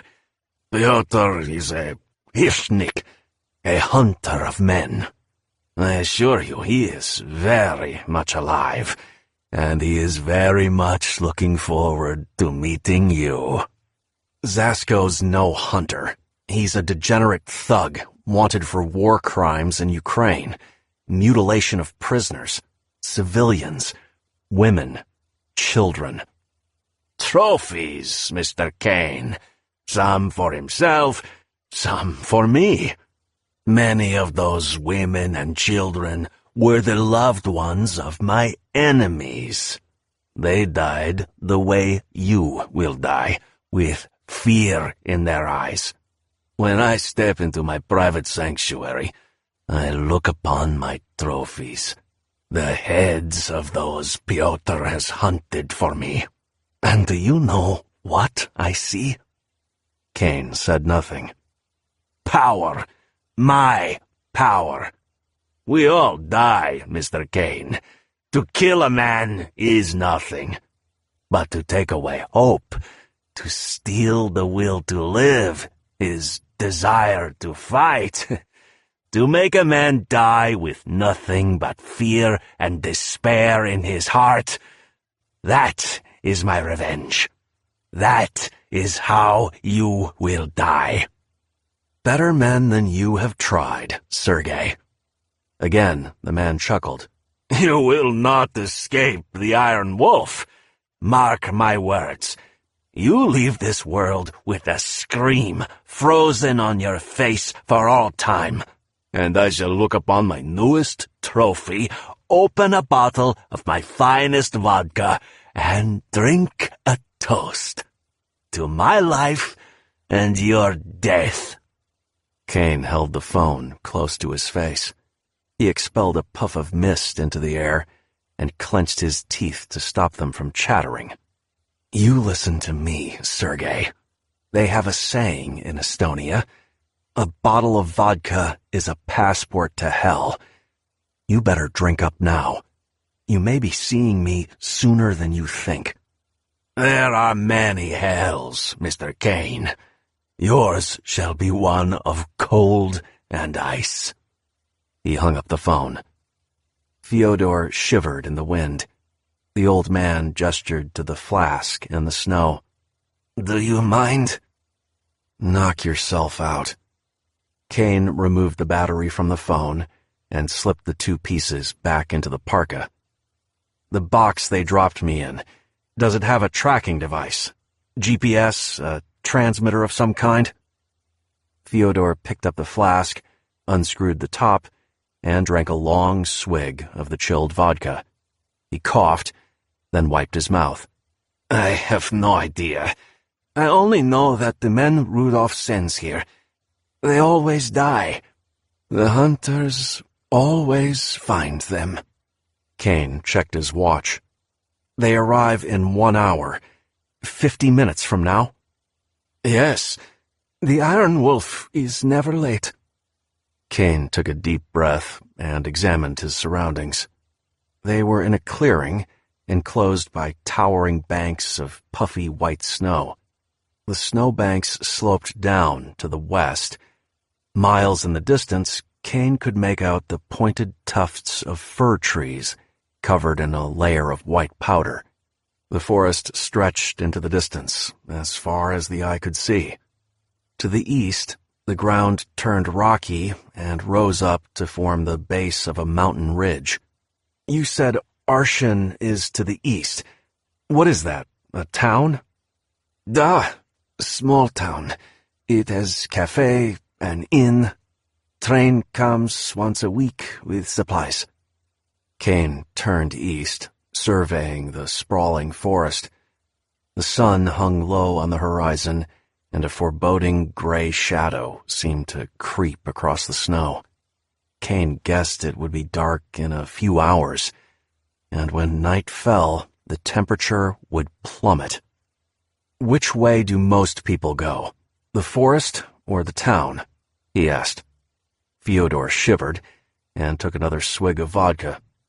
Town, of course. Always the town. Caine turned to face him. Always to town, and they always die. You must have come here in a truck or a vehicle of some kind, right? Yes, but it is useless to you. They only give enough gas to make it out here. They bring more gas for return trip when they meet me. Take me to it. Now. With a grunt, Fyodor turned and lumbered through the snow. He took long, slow steps that crunched through the frozen crust, leaving deep prints behind. Caine followed in his wake, and they disappeared into the frost-filled air. Chapter 8. A low howl rose above the rushing wind. A trio of vehicles burst from the swirling snow and mist. With a mechanical growl, the twin tracks of a massive Ruslan TTM 4902 dove through a snowy bank. The snowcat's massive twin tracks scattered white powder and fallen branches into the air. Screaming past the lumbering Arctic vehicle, twin Taiga 551 snowmobiles raced across the frozen ground. All three were painted with white and gray camouflage markings. They were modified civilian models and carried no weapons or heavy armor, but their presence alone was an imposing sight in the cold, empty desolation of the mountain clearing. The vehicles circled around the fallen metal box and skidded to a stop. The doors of the snowcat swung open, and Pyotr Zasko dropped to the ground, followed by Yuri. Arkady climbed out the rear door as Leonid and Timur dismounted from their snowmobiles. Each man wore insulated white tactical gear and black-tinted goggles. Their MP-443 pistols slapped against their sides as they lunged through the heavy snow, and they held AK-74 automatic rifles at the ready. Yuri was the exception, carrying the shorter AKS-74U carbine model. The steel barrel and skeleton stock of an Orsis T-5000 sniper rifle hung behind his right shoulder. Zasko's black serpentine whip was coiled at his side. With quick, precise motions, the men fanned out around the metal box. Leonid hefted a short-barreled G-64 grenade launcher and scanned the rocky outcroppings that surrounded the clearing. His eyes darted left and right behind his dark goggles, searching for any signs of motion in the snow. Timur approached the metal box and rapped the side with the barrel of his rifle. He lifted his goggles from his face and knelt down in the snow. His dark, ruddy complexion and narrow brown eyes marked him as half Mongolian. The low sun reflected off the snow and ice around them like a blinding mirror, and the icy wind whipped at his face like a curtain of needles. Timur squinted a bit, but otherwise showed no signs of discomfort. A short tuft of frayed nylon cord hung from a thick ring bolted to the cage. Identical bolts were spaced across the sides of the pen. Timur held one of the cords and twirled it in his gloved fingers. Smutri Sida, look here. Chute is gone. He must have cut it off. Yuri tightened his grip on his carbine. He cast a wary glance toward the ice-covered rocks that rose in the distance. Do they usually do that? Zasko lifted his goggles and stared at the cord. His eyes were wide and intense, and his upper lip twisted into a snarl. Never. There is nothing usual about this man. Do not forget that. What else do you see, Timur? The trooper began circling around the wreckage of the box. A small GPS unit hung at his belt. It beeped quietly, barely audible above the howling wind. Timur's brow furrowed. He pointed the unit towards the remains of the metal box. The beeping grew louder. He took the chute, but did not disable the GPS? Arkady shifted his weight on his legs. Kavoy David. Maybe he did not know it was there. Zasko shook his head. Assume he knew it was there, which means he knew we would be coming to these coordinates. Yuri and Leonid, check the perimeter. Look for tracks, debris, anything he may have dropped. Arkady, stay here and guard the vehicles. Make sure he does not double back and slip out from under our noses. Arkady grinned as the other men marched across the snow. Da, sir, he shouted. I hope this prick does come back. He held up his rifle. Then he and I can meet, and we can leave this godforsaken place early. He turned and traipsed back towards the snowmobiles. Zasko turned to Timur. He spun his finger in the air. Timur nodded and circled around the landing site, moving outwards in a spiral pattern. After a few minutes, he stopped and knelt down again in the snow. A small patch of red droplets glistened above the white crust. Fresh blood and tracks. One set. He glanced toward the rocks above them. They follow the trail up the mountain. He's heading towards town, Arkady called over his shoulder. They always head towards town. Zasko slung his rifle over his shoulder. It looks that way. Still, best to be sure. If he did head towards Arshan, he will not make it there before dark. There is no hurry. Arkady, fetch Leonid. You two maintain position here. We will check the trail, make sure these tracks do not divert. Arkady nodded and trudged towards the men in the distance. Zasko turned to Timur. Well, my friend, let us see where the game takes us. Timur stood up. This is no game. I read the file, as you asked. You should tell the others. Zasko shrugged. You, I trust. But no one is supposed to know who our targets are. It is safer that way. Timur shook his head. Safer for our employer. But, as you said, this man Caine, he is not usual. He is not like the others Rudolph has sent. The commander chuckled. You seem quite impressed. Caine is formidable, true, but he is only one man. You saw the blood. He is wounded. Timur lowered his goggles and looked up the curving, snow-swept trail. Da, and we both know there is no animal more dangerous than a wounded tiger. Zasko frowned as they both followed the tracks through the snow. Timur stalked towards the edge of a vast gorge that lay beyond the precipice of the mountain trail.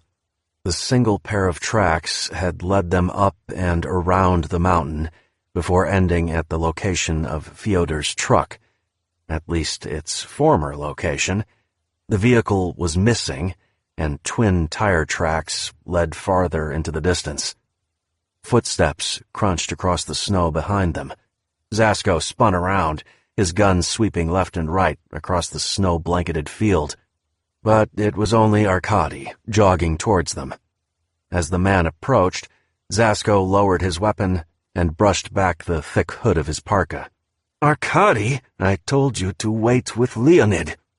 Arkady shrugged. This is one man with a shotgun. Leonid can handle himself. Zasko slipped his knife from his belt. I did not ask you to think. I ordered you to obey. If you cannot do that, you may join Boris. Is that clear? Even in the ice-cold air, the pale look that flashed across Arkady's face was unmistakable. Of course, Commander. I apologize. I will go back and— Zasko shook his head and returned the knife to its sheath. Never mind. You are here now. We have new tracks. We must follow them. Arkady examined the ground as Timur continued pacing towards the gorge. He brushed away some packed snow, revealing a black cord strung across the ground. The line was stretched taut, as if it supported a great weight. Don't touch it, Timur hissed. He edged along the length of the line, following it to the lip of the gorge. Zasko held up his hand, signaling Arkady to freeze in place. Is it a trip line? The commander asked, tightening his grip on his rifle. The tracker shook his head. Yet. Come, look here. Zasko followed Timur to the edge of the gorge. A metallic creak echoed over the icy rocks. Arkady stepped next to them. What the hell? 3 more lengths of the heavy-duty paracord ran through the snow, all stretched tight as piano wire. A battered gray pickup truck hung suspended from the cords, several yards down the wall of the gorge. Thousands of feet below, the icy blue curve of a frozen river snaked through the valley.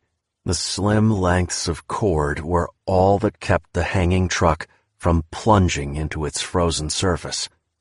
A muffled cry rose above the wind and the creaking. Fyodor, Zasko muttered. That old fool got himself captured. Our target followed him in his footsteps, raided the truck for supplies. Then he pushed it over the edge to throw us off his trail. Why would he not just kill him?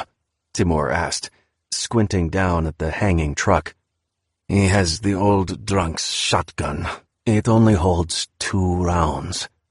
Perhaps he is conserving ammo. Timur pulled back his hood and looked over at his commander. There are many ways to kill. He does not need a gun. Zasko slapped Arkady on the back. We will ask Fyodor himself. Arkady, you were so eager to join us. Now you may prove your worth. Go down there and fetch him. Chapter 9. Arkady's feet scraped against the slippery rocks of the gorge as he lowered himself closer to the truck. Tiny rocks rattled down the steep walls, vanishing into the frozen oblivion below. He played out more rope, dropping another few inches. The sight of the truck hanging below him was a surreal image. The taut paracord was almost invisible against the dark rocks and ice, making the vehicle appear to defy gravity. He looked up and saw Timur's dark, squinting eyes peering over the edge of the crevasse. The heavyset commando was on belay and kept tension on the line as Arkady rappelled down the steep rock face. I see something through the rear window, Arkady called out. He looked down at the truck again.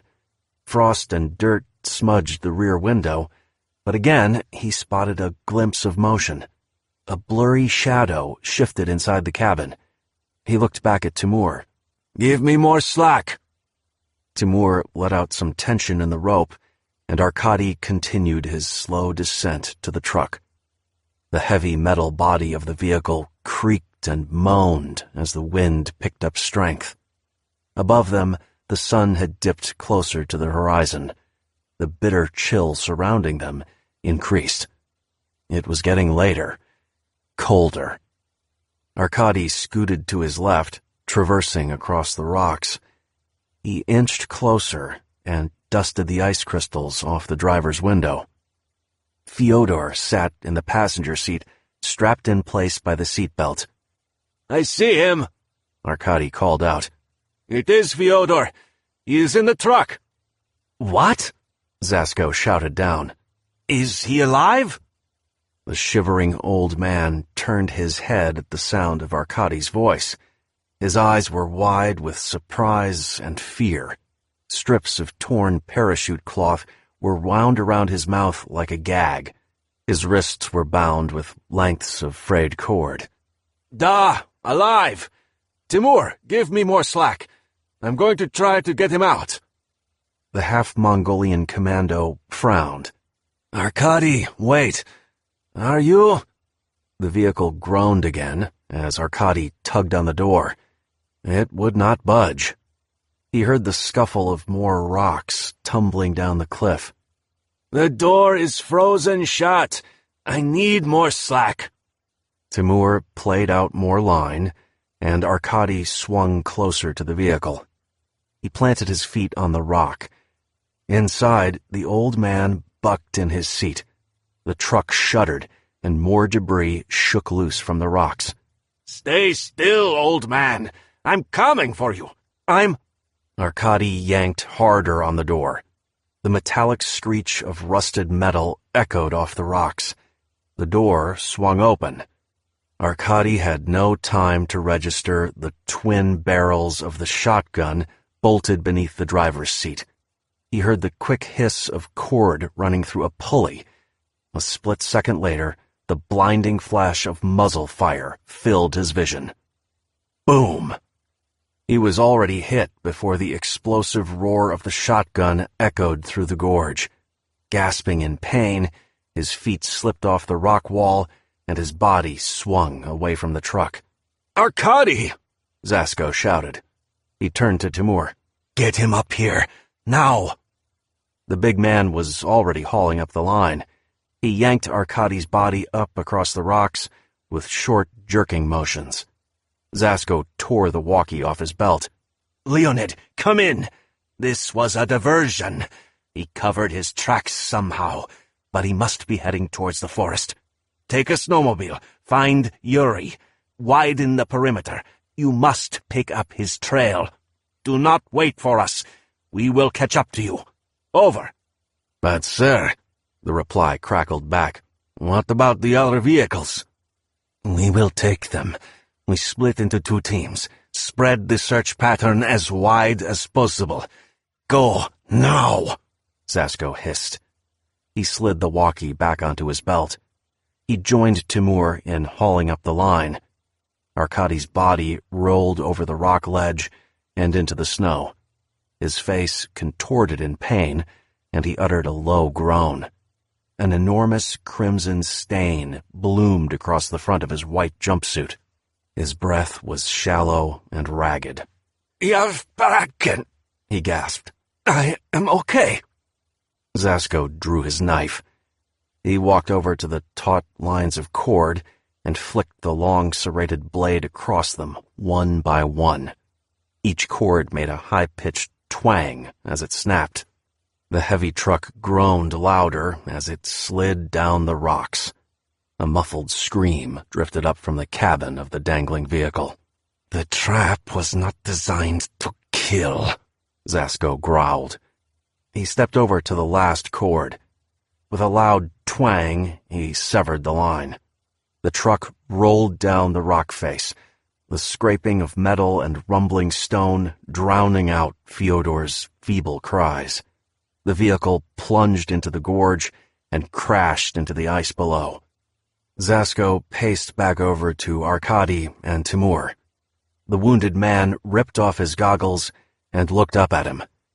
His panting breath was heavy, expelling the air from his lungs with a wet rattle.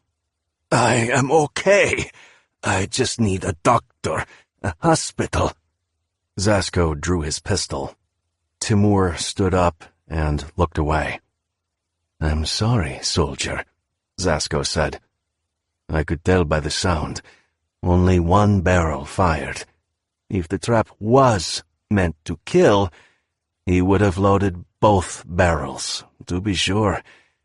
This was a diversion. He thinks by wounding one of my men, it will slow our pace. He is wrong. The hunt must continue." Arkady raised his hands in a futile gesture, his panicked breaths coming faster. Wait, Commander, Do svidaniya. Zasko did not flinch as the gun roared in his hand. Caine moved at a brisk pace through the towering banks of snow. He glanced up and saw beams of sunlight piercing the icy mist between the trees. He noted the steep angle of the dying rays. The sun was setting. Nightfall was coming. And as things stood, he knew he would not survive the plummeting temperature. He forced himself to stop moving. Every instinct in his body screamed at him to run. The fight-or-flight response, triggered by the armed men on his tail, was a powerful drive, urging him on. But he knew every step he took was depleting his energy, sapping his body of crucial calories. That energy was vital. His body needed it to maintain his core temperature. As the sun went down, the frigid air would grow even colder. He would need to spend more and more energy to stay warm, to stay alive. Hope the diversion with the truck worked, he thought. If not, that was time wasted. He took a deep breath and examined his surroundings. He was in a thick, forested grove. The cold air was laced with the sweet scent of pine. Hundreds of the tall, conical trees surrounded him, their needled green branches drooping beneath the weight of accumulated snow and ice. He dropped to his knees. Using the old man's knife, he began digging at the frozen crust beneath his feet. When he exposed the cold, hard earth below, he stood up and staggered towards the nearest tree.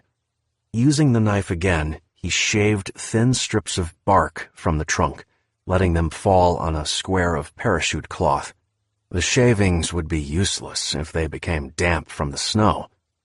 When the curls of bark had grown into a large pile at his feet, he gathered them up and dropped them in the hole he had dug in the ice. Next, he pulled the lone remaining shotgun shell from his pocket.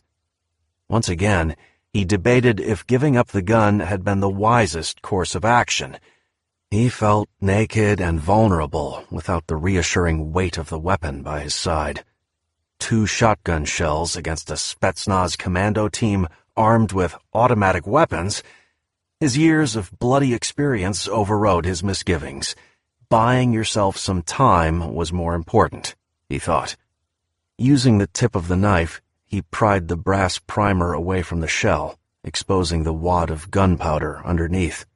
He sprinkled the black powder over the bark shavings, then reached into his pocket and pulled out a foot-long red tube.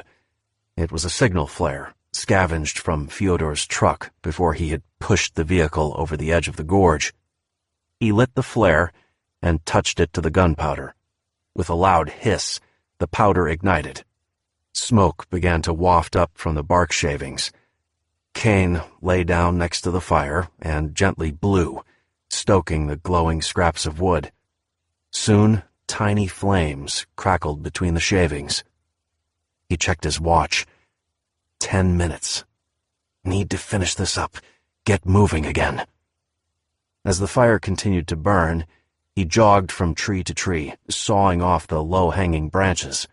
One by one, he tossed them on the fire, letting the heat and flames dry out the bristling green needles. As they crackled from the heat, he waved the scrap of cloth over the pit. The motion broke up the puffs of smoke, masking his presence in the forest.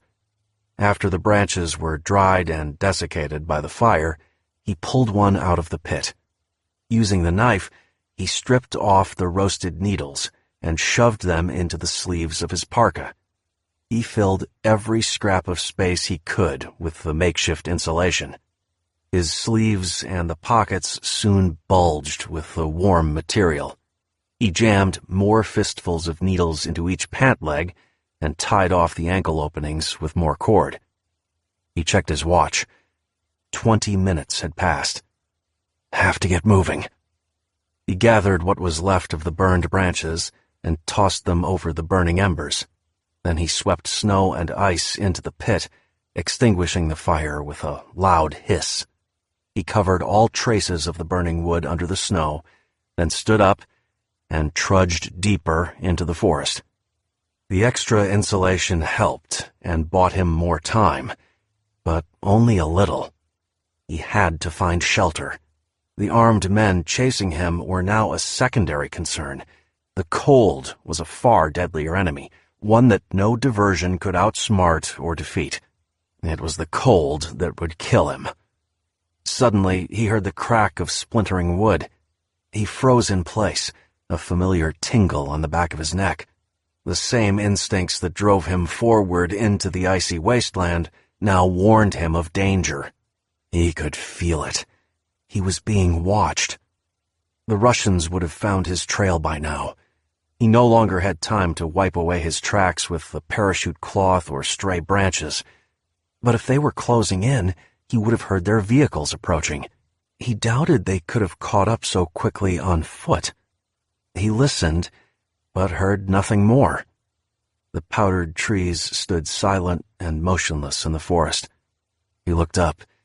The sun was a few inches lower, the sky a shade darker. Rubbing his shoulders for warmth, he set off once more through the forest. If he was being followed, so be it. He had to keep moving and find shelter by nightfall. Otherwise, he would join the trees in their stark, frozen vigil. Chapter 10. The cabin lay in the shadow of the frozen trees and a mountain ridge above. Caine hunched behind a snowbank, peering at the rickety structure with narrowed eyes. He had been watching the site for 20 minutes. In that time, he saw no one come or go from the tiny building. There were no tracks in the snow surrounding the area, and no signs of food or water left out for dogs. Trapper's shelter, he thought. Fur trapping was a major source of income for locals in the smaller towns and villages of Siberia. The men who pursued such a trade left the safety of their homes for weeks at a time. They built cabins in remote, forested areas like this, situated along their trapping routes, providing shelter for the cold nights during high season.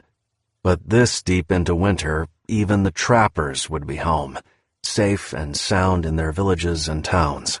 Their temporary shacks were boarded up and stood empty and abandoned until the next season began.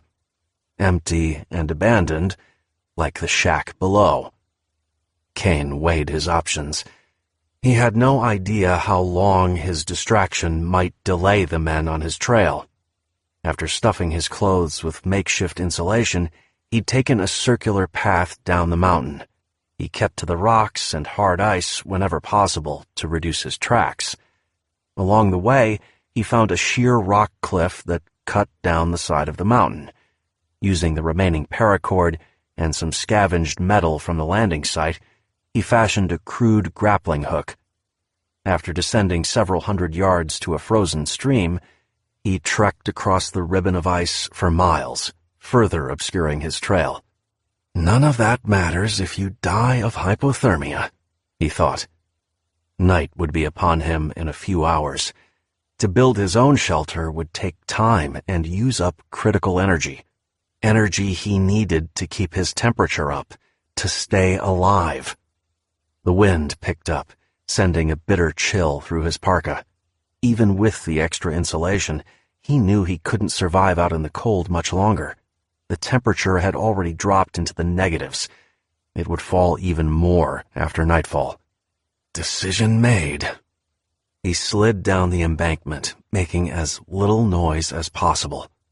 When he hit level ground, he moved at a slow pace to minimize the crunching of his boots across the snow. Finally, he reached the door of the rickety wooden structure. He put his ear to the warped wood beams, but heard no sounds from inside. He creaked open the door and stepped into the cabin. The low sun cast long shadows across the dark interior of the shack. The windows were open holes cut into the pine logs that formed the walls. Each was covered with thick plastic sheeting nailed into the frames. Glass panels were too heavy and fragile for a trapper to lug this far out into the wilderness. The sparse furniture looked as if it was handmade. A cot stood at one end of the square room, covered by animal skins and a thick fur blanket. Despite his exhaustion, Caine ignored the bed and continued searching the cabin and its grounds for supplies. Outside, a few yards away from the tiny shack, he found a storage box built from smaller timbers. The wooden pen was about the size of a refrigerator with a hinged lid. Inside, he found a few blocks of ice, 3 bottles of filtered water, and a plastic bag full of preserved meat, jerky of some kind. Must be where the trapper kept his kills before he skinned them, he thought. Back inside, he slid a small wooden chest from under the cot. Lifting the lid, he found a collection of saws and tools nestled under a folded paper map. Caine took a sip of water, forcing himself to slow his drinking. This would be all the water he might find for several days. He had to conserve his supplies. He sat down on the bed and chewed on a piece of jerky. Unfolding the map, he set it down and carefully studied the area. He traced a line that ran south from the mountains. Railway tracks. Freight line running timber and supplies. The line intersected with the Norilsk mining train route that led south to the port city of Dudinka. From there, he knew he could arrange passage to a larger city. Then, with a little luck, he could make his way out of Russia. No! The voice clamped down on his thoughts of escape, as cold and unforgiving as the bitter frost outside. Rudolph, Zasko, they know your name. They know Mark Waters is a ghost, a convenient fiction. They know who you really are. He chewed another bite of jerky, pondering the unpleasant thought. The intelligence community believed he was dead. After his old handler, Alan Bernardo, framed him for treason, he had disappeared. He assumed an old cover identity and sank into the criminal underworld of Pattaya. It was safer to let the world believe the lie. He hated himself for giving in, for allowing Bernardo to go on breathing. Most of all, he hated himself. He had allowed himself to believe that all the killing and violence, the bloodshed that stained his soul, had been justified. Now he knew the truth. He was merely a weapon, a tool used and discarded by powerful men with dark and secretive ambitions.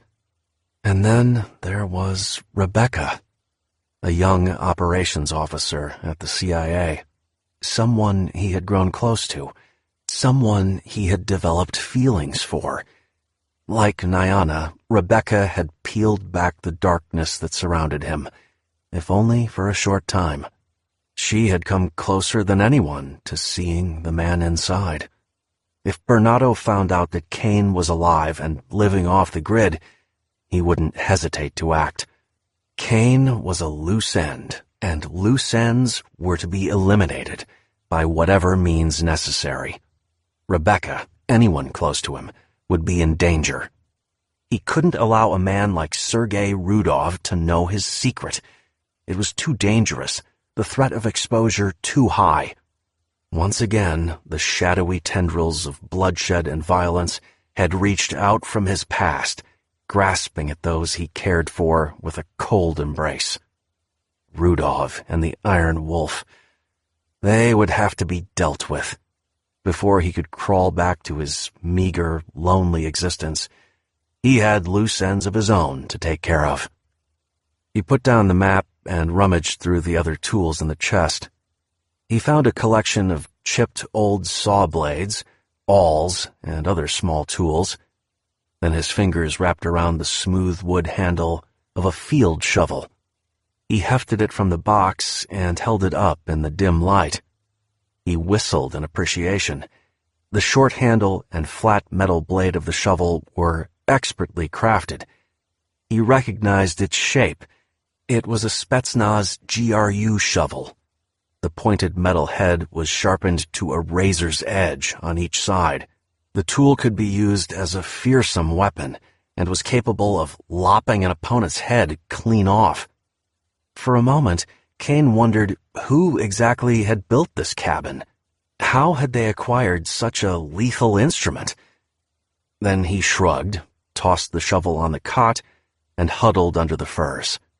Whoever owned this place, he would be gone long before they returned. He could only allow himself a short rest, just long enough to recharge and regain his lost energy. After that, the hunt would resume. His hunt. Chapter 11.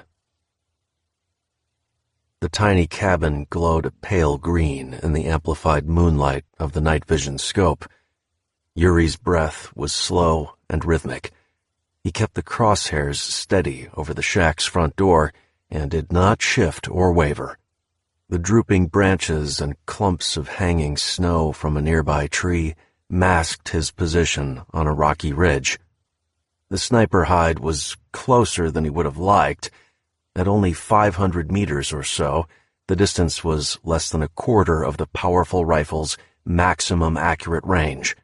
Still, nestled in the darkness and shadowed by the branches of the trees, he was confident he would not be spotted from the cabin's grounds. With Leonid in the forest below, he was operating without a spotter.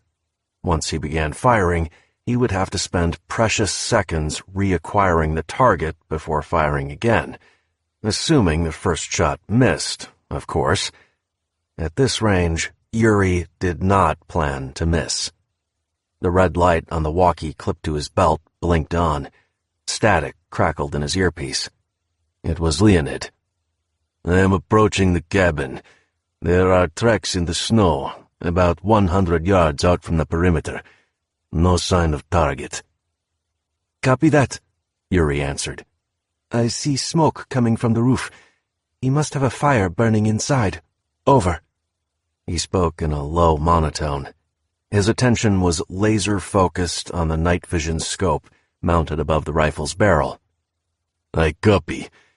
Poor little lamb must be cold.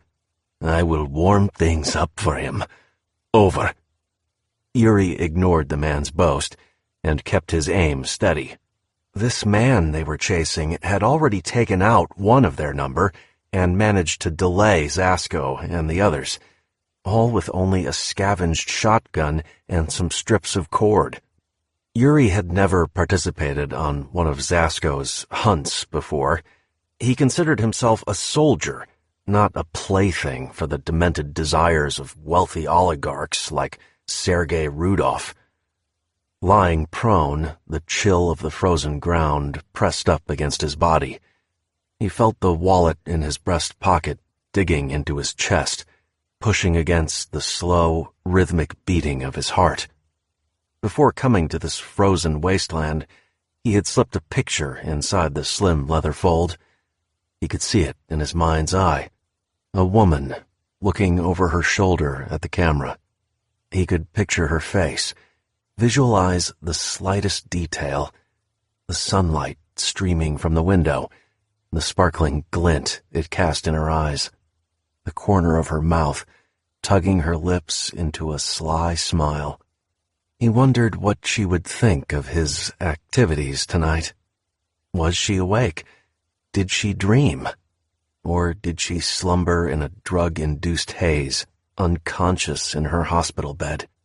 "It does not matter what she thinks, what you think," he told himself. "You are doing what you must, for your survival and for hers." He forced the doubts from his mind. It was obvious that this man they were chasing was not some business rival or a snitch who had broken the Vor code. This man was dangerous. The commander was rattled, he could tell. Zasko and the others had underestimated their target. Yuri vowed not to make that mistake. "Don't get too close," he answered back. "All you need to do is flush him out. I'll take care of the rest." I'll flush him out, all right. I am in firing position. Stand by. Over and out. Whoomp! The thump of the GM-94 grenade launcher echoed through the frozen forest. Yuri watched through the scope as the bright projectile streaked towards the cabin. The grenade tore through the plastic, covering one of the windows, and landed inside the tiny shack. A brief explosion rattled the cabin's timbers. White-hot flames erupted from the opening. The thermobaric grenade acted like a miniature fuel-air bomb, using oxygen from the surrounding air to create an incendiary blaze. Yuri heard Leonid fire again. The cabin door collapsed as another explosion shook the building. The shack was engulfed by flames now and appeared as a flickering white blur in Yuri's scope. He saw no other movement. If Caine was inside, it did not look like he would make it out. "Leonid, I do not see any movement. Do you have anything on the ground?" Negative. I think he is, how you say, extra crispy. Over. Yuri blinked as the blaze grew hotter and brighter in his scope. The white-hot blur obscured his view of the ground surrounding the cabin. His earpiece cracked to life again. I'm moving in, Leonid said. Zasko wants this asshole's head. Can't let him burn up. The transmission was cut off by the strange muttered groan, followed by a burst of static. "Leonid, are you there? Come in, over." No response. Yuri pivoted the scope away from the burning shack. He scanned the white, glistening ice beneath the dark forest. He saw nothing. No signs of movement. No sign of Leonid. And no sign of the target. Caine heard footsteps crunching closer across the ice. The night breeze carried the man's whispering voice through the trees. The words were indistinct, but it did not matter. Armed men were closing in on his position, as he had known they would. He lay nestled in the darkness, wrapped in the thick furs from the bed. He clutched the deadly shovel in a white-knuckled grip. Every muscle in his body tensed as he prepared for action. Not yet, he thought. Let him get closer. Wait for it. He heard the twin explosions of the grenades as they detonated inside the shack. He grinned in the darkness. The heat bloom from the explosions would drown out most night vision optic systems. His enemies would be overconfident and moving blind, if only for a few seconds. It was time. He burst from the ice box and leapt into the snow. He'd removed the ice and supplies from the wooden pen earlier. Next, he had lined the cramped space with furs and pillows from the bed inside. It was not as warm as the interior of the shack, but it was enough to protect him from the elements for a short time. More importantly, it was not where his attackers expected him to be. And in this game, misdirection was one of the few weapons at his disposal. He darted into a grove of trees and froze, listening for movement. Behind him, the burning cabin lit up the night sky. The crackling flames cast the trees and snowbanks around the blaze into deep, dark shadow. He ducked low and scurried to another group of trees farther away from the fire. He heard more footsteps. Someone was moving toward the burning cabin. A figure dressed in white tactical gear emerged from the shadows. The commando stalked closer to the burning structure. Caine watched as the man lowered the grenade launcher and surveyed the area. He held up a radio and spoke in Russian. Caine leapt from his concealed position and charged across the snow. Swinging the shovel like a baseball bat, he cracked the metal tip into the back of the man's head. The man grunted and stumbled forward. He lurched around, but staggered from the force of the blow. A second was all Caine needed. As the man's hands dropped to the rifle slung under his shoulder, Caine snapped the handle of the shovel forward. The wood cracked across the bridge of the man's nose.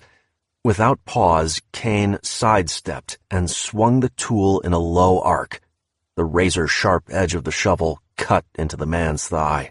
He screamed in pain as the metal sliced through his clothes and tore into his flesh. He stumbled forward and collapsed into the snow. Caine clamped the handle of the shovel over his neck in a chokehold and dragged the body into the trees. He grabbed the man's rifle and slung it over his shoulder as he hefted the heavy grenade launcher in his hands. The man groaned slightly, but did not move. Caine stripped off the man's parka and draped it over his own shoulders. The man groaned again. Caine glanced down at the AK-74 rifle he held in his hands. A gunshot would give away his position. He stood up and raised the shovel over his head. Crack! The explosion of the gunshot echoed through the trees. Caine dropped to the ground as wood splintered and cracked above his head. The bullet shot straight through the tree and buried itself in the snow a few feet from his position. Sniper above the trees. Have to keep moving. Keeping low, Caine raced towards another shadowy grove a few yards away. The explosive fire of the sniper roared again. Caine kept running as another bullet screamed past his ear, missing his head by inches. It buried itself into another tree, sending a hail of wooden splinters whipping through the air. Caine grunted in pain as he felt a sharp fragment tear through his parka and pierce his side. He made a beeline for one of the larger trees, a towering larch with a trunk over 3 feet thick. Skidding to a stop in the snow, he panted for breath. Whoever was targeting him, they had to be using a night vision scope of some kind. You can use that against him, but first you have to figure out his position. The angle of the last 2 shots indicated the shooter was aiming from higher up the mountain, the ridgeline of the cliff he'd descended earlier. The wind picked up, whistling through the branches of the trees. It sent a light dust of white powder cascading from above. Caine fished the other soldier's mask out of his pocket. One more shot, he thought. One more shot, and I can narrow down his position. Assuming he doesn't hit me first. Yuri forced himself to stay calm. He swept the night vision sight across the dark forest below in a smooth, controlled arc. Without a spotter to guide him, his vision was limited to the circle of green light before his eyes. Twice he had picked up the target's movements and fired, but each time the man escaped into another pool of darkness or took cover behind more trees. Once he left the tiny circle of death, it took precious seconds to target him again. Now the forest below was still. The soft moaning of the wind picked up.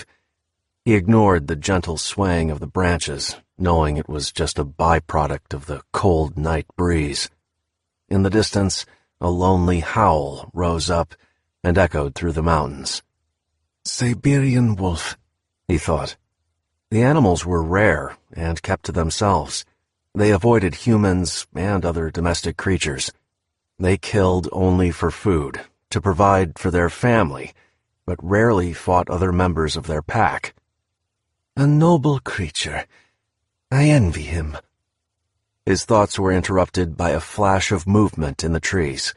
He centered the scope, moving back to capture whatever it was he had seen in the glowing circle of night vision. There. He saw it. The target was wearing Leonid's white balaclava mask, peering out from behind a tree. The man's head bobbed up and down slightly, as if looking left and right. Yuri exhaled, forcing every last ounce of breath from his lungs. His finger tightened on the trigger. With a gentle, almost loving caress against the curved metal, he squeezed. The rifle barked once more, and he saw his target fly back into the snow. As soon as he felt the pressure of the recoil against his shoulder, he flipped the bolt up and tugged back. The action chambered another round of .338 caliber Lapua Magnum ammunition. He recentered the scope on the fallen target with subconscious precision and squeezed the trigger again. Another round tore into the white mask. Yuri ceased firing. Through the scope, he saw the figure's head flap and billow in the breeze. He realized with a start that his target had not fallen. The mask was still bobbing up and down. It was hanging from the end of a thin branch, jammed into the snow. Whump! The sound streaked towards him.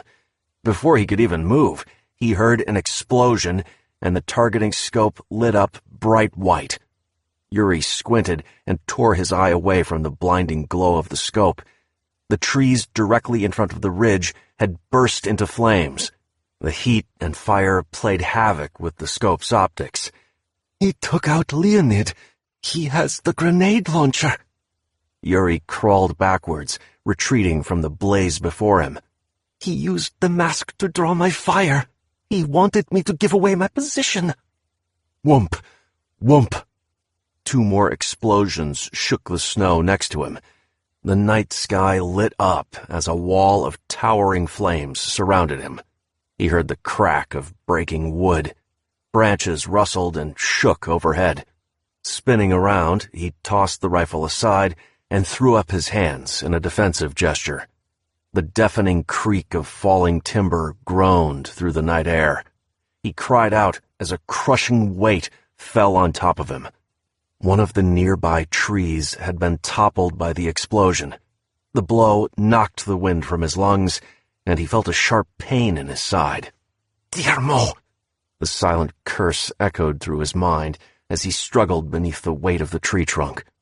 A stinging, dry warmth crept across his skin. A wave of heat was moving closer and closer to his face. The flames were licking at the fallen timber. The hungry fire crawled along the length of wood, making its way towards his trapped body. Chapter 12. Caine sprinted through the snow, gasping for breath in the icy air.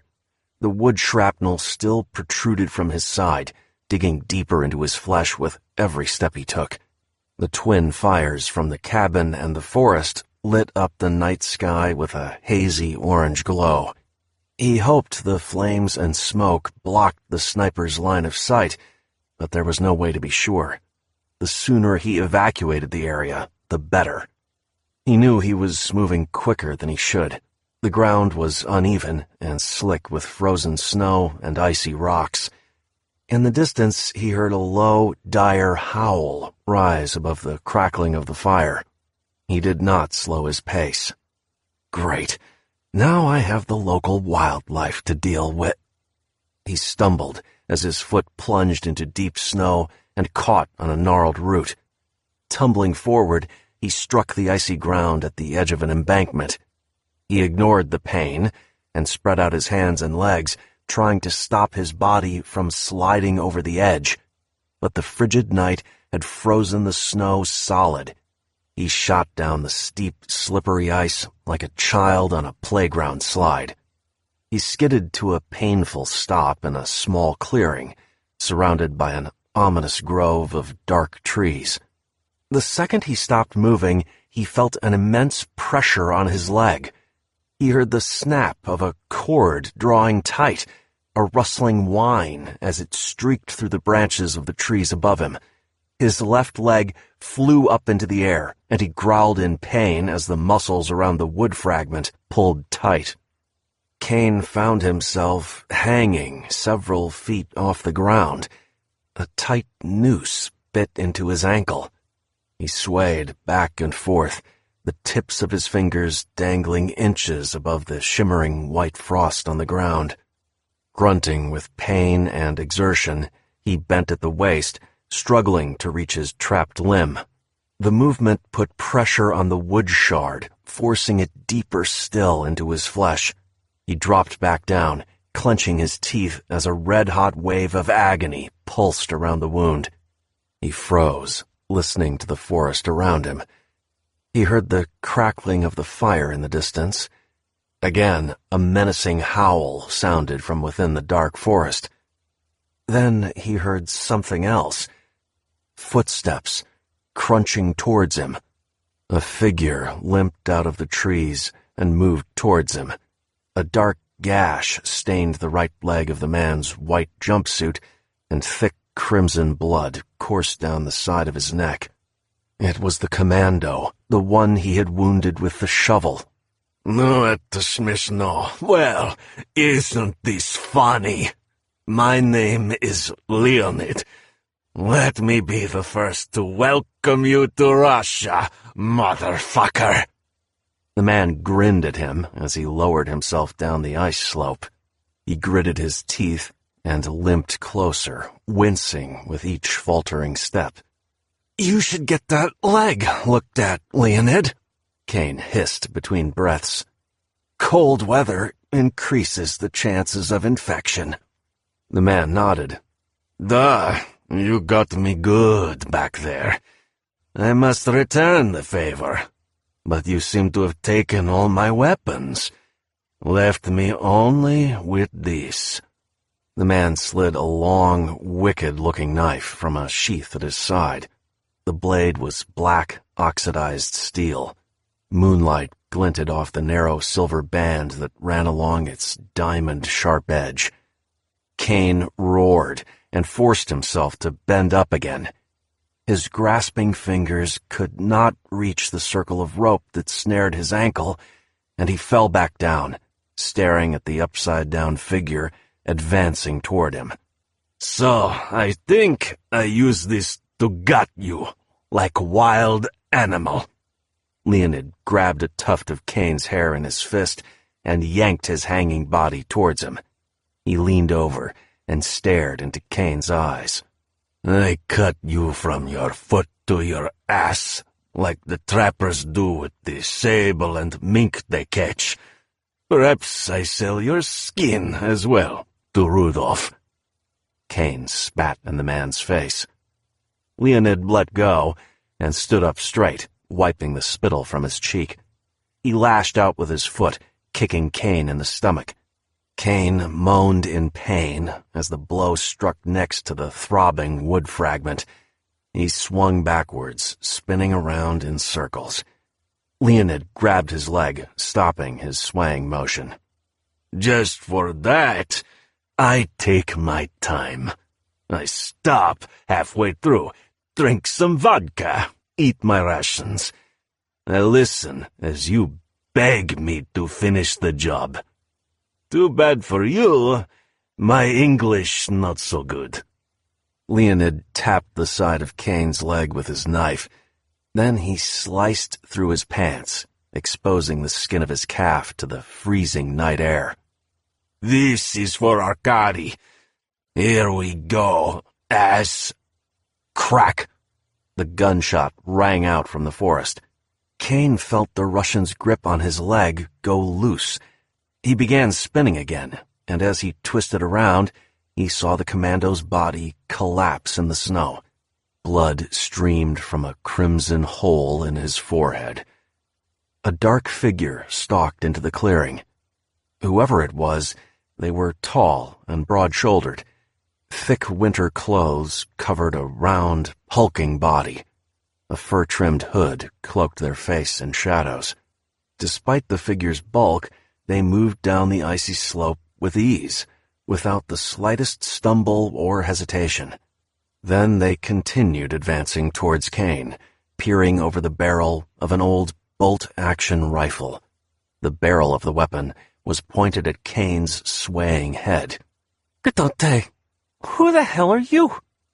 The words were muffled by the parka's hood and a thick scarf. The voice had a strange, unfamiliar accent and was higher pitched than he would have expected. "I'm not Russian," Caine shouted.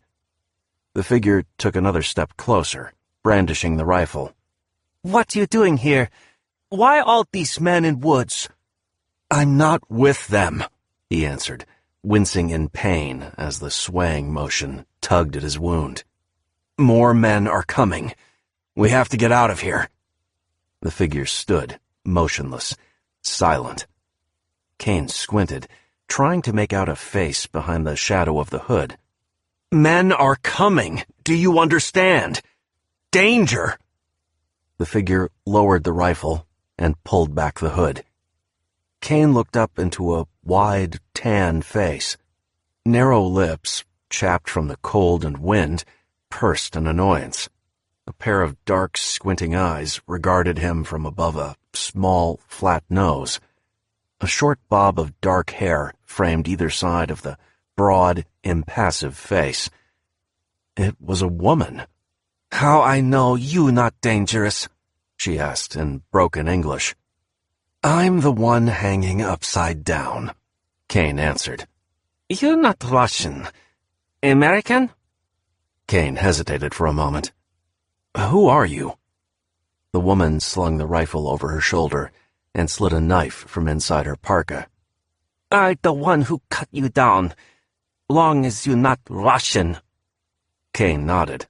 "Yes, American. I'm American." The woman gave a satisfied grunt. She stepped towards him and severed the trap line with a quick slash of her knife. Caine fell to the ground. He gritted his teeth once more as his wounded side slammed into the ice. "You hurt," she stated. "It's fine," Caine gasped. "I can make it." He staggered to his feet and took a step. He immediately collapsed to his knees, another wave of pain shooting through his abdomen. The woman shook her head. "You no see trap. Now you hurt. You not smart." "You got me there," Caine gasped. The large woman hefted him to his feet and slung his arm over her shoulder. "I help you. You say more men come?" "Yeah, more men come." The direful howl once again resonated from the depths of the forest. "Are those wolves?" Caine's words were slurred. His limbs were heavy with pain and exhaustion. The cold and lack of rest were taking their toll. The woman shook her head. "No, not wolf." Caine's head lolled as the powerful woman dragged him through the snow. "Good," he mumbled. "One less thing hunting me." "Half wolf," the woman said. "What?" She smiled. "Don't worry. Stay with me." Caine opened his mouth to ask her what she meant, but his eyes rolled back into his head. His head slumped forward, and he slipped into unconsciousness. Chapter 13. A sliver of orange sun cut through the cloud-covered horizon. Dawn was approaching, but the forest was still cloaked in darkness and shadows. A thin haze of smoke drifted across the ice and snow. The air smelled of burned timber and gasoline.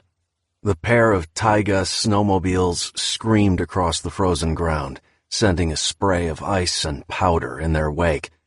The vehicles skidded to a stop. Timur dismounted and stalked forward, sweeping the area with his rifle. He advanced towards the charred remains of the cabin. He stopped moving, held up his right hand, and waved forward, signaling the all-clear. Zasko climbed off his taiga and strode out into the snow. He sniffed the air. Thermobaric grenades. Leonid was here. Timur knelt in the snow and scanned the area with a cool, unblinking stare. "I see his boot prints, the target's prints as well, but I don't think Leonid got him." "Why do you say that?" Timur stood up. "Both sets point that way," he said, pointing toward a thick copse of trees in the distance. And Leonid is walking with a limp. Zasko drew his pistol. See if you can pick up his trail. Find out what happened. That's there. Timur marched off towards the trees. Zasko narrowed his eyes. He surveyed the dead, blackened trees that protruded from the smoky haze. I told Rudolph, he muttered to himself, barely a whisper. You are nothing like the others we have hunted. He heard the crack of snapping wood behind him. He spun around and raised his pistol. A figure stepped out of the smoking trees. He coughed and stumbled towards Zasko, raising his hands. Do not shoot! It is me! Zasko lowered his weapon. Yuri? Black soot and ash covered the sniper's white clothing. His right sleeve was torn open, and the skin of his arm was pink and bubbling, third-degree burns. Yuri stood before him. One of his blue eyes was swollen shut beneath a mass of burns and scar tissue. What the hell happened here? Report! Zasko demanded. Yuri took another step towards Zasko. Who is this man? What are you talking about? The target. Who is he? Zasko holstered his weapon. His name is unimportant. If you remember your training, you will... Siberia! Enough with the bullshit! Zasko glared at him. Fine. No names. But as I said, this man is not our usual prey. He is highly trained. Former U.S. Special Forces. Then CIA. Special Operations Group. I do not have all the details. Much of the report was classified or missing. But I understand his kill record is impressive. The wounded man glared at Zasko with his one good eye. Special Forces? He lured us here, surprised Leonid somehow, took him out. He almost killed me. Calm yourself, soldier. You are hysterical. Yuri took another step closer. His lower lip quivered. And Arkady? He is dead as well, no? Yuri, I said calm down. That is an order. Do not make me... You still give orders? In less than 24 hours, this man has cut our number in half. You have led us into a slaughter! Yuri charged forward, grasping for Zasko's throat with his bruised hands. The commander sidestepped the attack, and his arm shot up. His whip was clutched in his fist, held in a loose coil. The circle of leather looped around Yuri's right arm. With a quick tug, Zasko spun the man around, throwing him off balance. Grabbing the back of his parka, the older man jerked down, and Yuri fell backwards into the snow. A glint of steel appeared in Zasko's free hand. The knife twirled around his fingers. Before Yuri could move, he felt the cold kiss of its blade against his neck. He ceased his struggling. Zasko stared down at him, his eyes wide, his face a cold, blank mask. Why are you here, Yuri? Why did you join our little hunt? He asked in a low growl. I needed money. That is all. Money for what? Yuri glared up at him for a moment. Then he blinked. The rage seemed to drain from his face. My wife, she is ill. The hospital says she needs new medicine. Expensive medicine. I'm not here for you or this idiotic game. You can cut off this man's head without me. The head is for Rudolph. They are his trophies. Me? I only want his heart. Yuri squinted at his commander. What? I will cut it from his body. Then I will savor it, bite by bite. And when I am finished with my meal, I will know I am victorious. I will take this man's strength and make it my own." "You are insane!" Yuri spat out the words as if they left a bad taste in his mouth. "Psik!" "That is what I do to my prey, Yuri. And that is what Sergei Rudolph will order me to do to you, if you abandon the hunt." "And if this man kills you first?" Zasko shrugged. "Fear of death is the spice that makes life worth living. But if I die, Rudolph will send someone else for you, and for your lovely wife. She will suffer for your cowardice, my friend." Zasko stood up. "The target took out your good eye. You're useless as a sniper now. I should kill you for insubordination, but I need the manpower. The hunt must continue." He held out his hand. Yuri knocked it away and staggered to his feet. "Zris, over here!" Timur called to them. "I have the trail."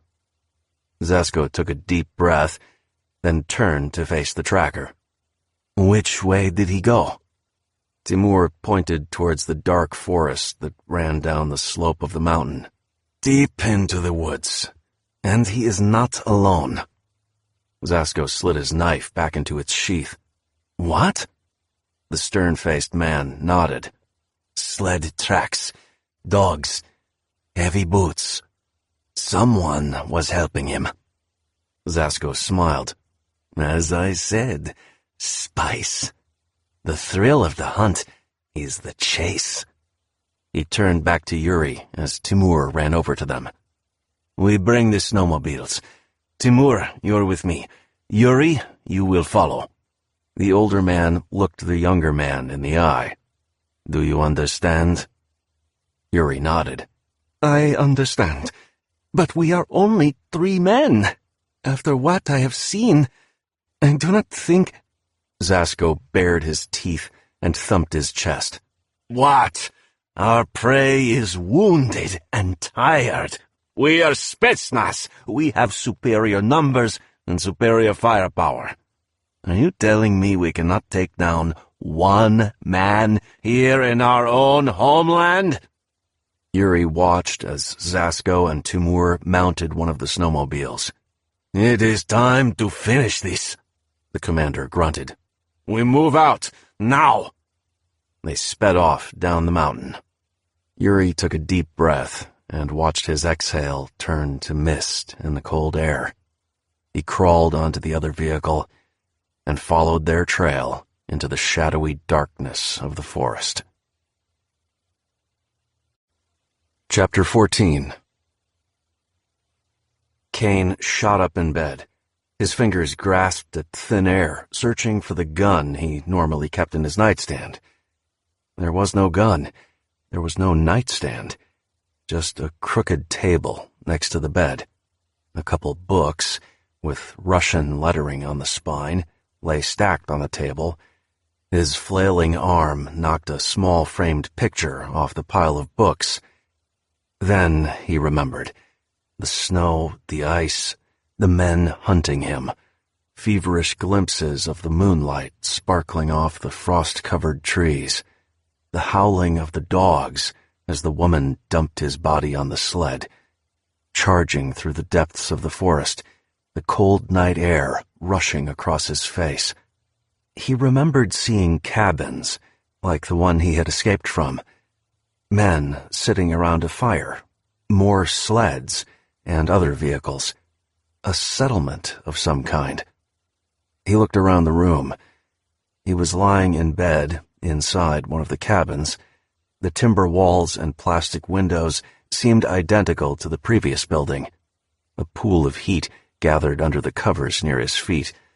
He threw aside the thick blankets and found a brass pot with holes punched in the lid sitting near the foot of the bed. He sat up and lifted the lid off the pot. several large stones lay inside, radiating warmth. Must have been heated by a fire, he thought. Where am I? He realized the throbbing pain in his flank had subsided, replaced by a dull ache. His fingers traveled across his skin. He felt the ridge of a scar and stitches holding the wound closed. He picked up the photo he had knocked over. The image was surrounded by a simple wood frame. The color and detail in the print had faded with time, but he made out 2 Asian women, laughing and embracing in a park somewhere. They looked like they were in their 40s, and they wore long, billowing pastel dresses. To Caine, the dresses looked like hangbo, traditional Korean gowns. His memory of the woman in the woods was vague and feverish, but he could swear she was one of the women in the picture. The door to the cabin opened. Caine tensed and set the picture back down on the table. It was her, the woman, still wearing her heavy parka. She stepped into the cabin, shut the door behind her, and walked over to the bed. She was carrying a cast-iron bowl on a tray, and she set it down on the table next to him. "Teeth wound. Stitches. Here, eat. Soup. Good." She held the bowl out to Caine. A hand-carved wooden spoon was stuck in a mass of black noodles and stewed meat of some kind. The broth was thin and cloudy and filled with what looked like shredded cabbage. He took the bowl and spooned the mixture into his mouth. To his surprise, the soup was served cold. The noodles were satisfying, but the meat had a strange, gamey taste. "It's good," he said. "What's this made from?" The woman chuckled. "Naengmyeon, soup. You eat. Good for you. No egg, no kimchi. 미안합니다. Sorry." Caine continued to slurp the liquid into his mouth. Whatever it was food. His body had rested. Now he needed sustenance. "You saved my life," he answered. "I can do without the kimchi." "Who are you?" The woman gave him the faintest hint of a smile. "My name, Pora Ryu." "You American? Your name, John? John, most popular American name, yes?" Caine nodded and spoke between spoonfuls of the cold broth. "Yes, I'm American, but my name is Tom." The woman chuckled. "Tom, like Tom Sawyer, famous book. Good American name." Caine finished eating and set down the bowl. The woman handed him a steaming cup of liquid. "Tea," she said. He took a small sip. The warm liquid tasted of herbs and honey. It soothed his parched throat as he drank. He cradled the cup in his hands, warming his fingers. "You're Korean?" he asked. She nodded and sipped from her own cup of tea. "North Korea." Caine's mind reeled. What were the odds of running into a North Korean woman in the middle of a Siberian forest? North Korean? How did you get here? The woman sighed. "Government sent me here. I work for Russians.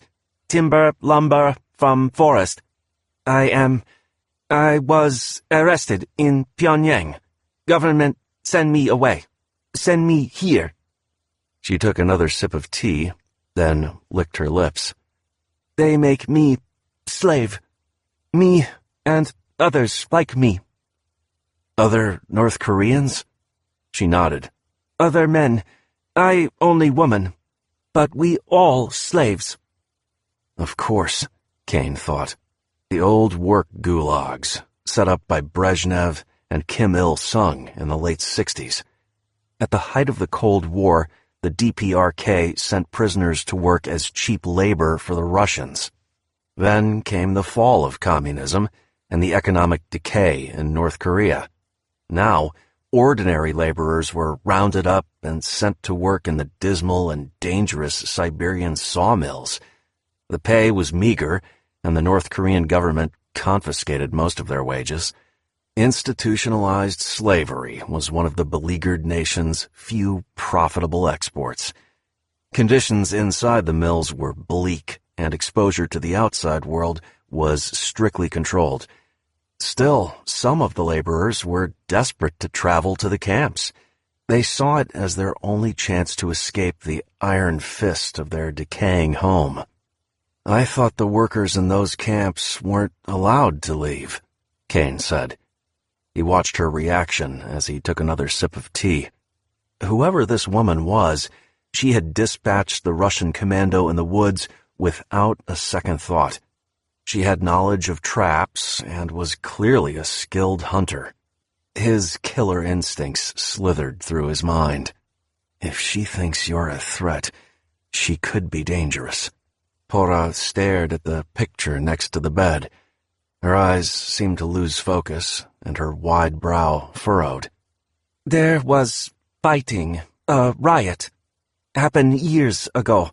Many men died, Russian guards and many of my people. Some escaped to China or to the cities, the South Korean embassy. I and others, we wanted none of that." "You didn't want to be free?" Caine asked. She tilted her head. "We free here.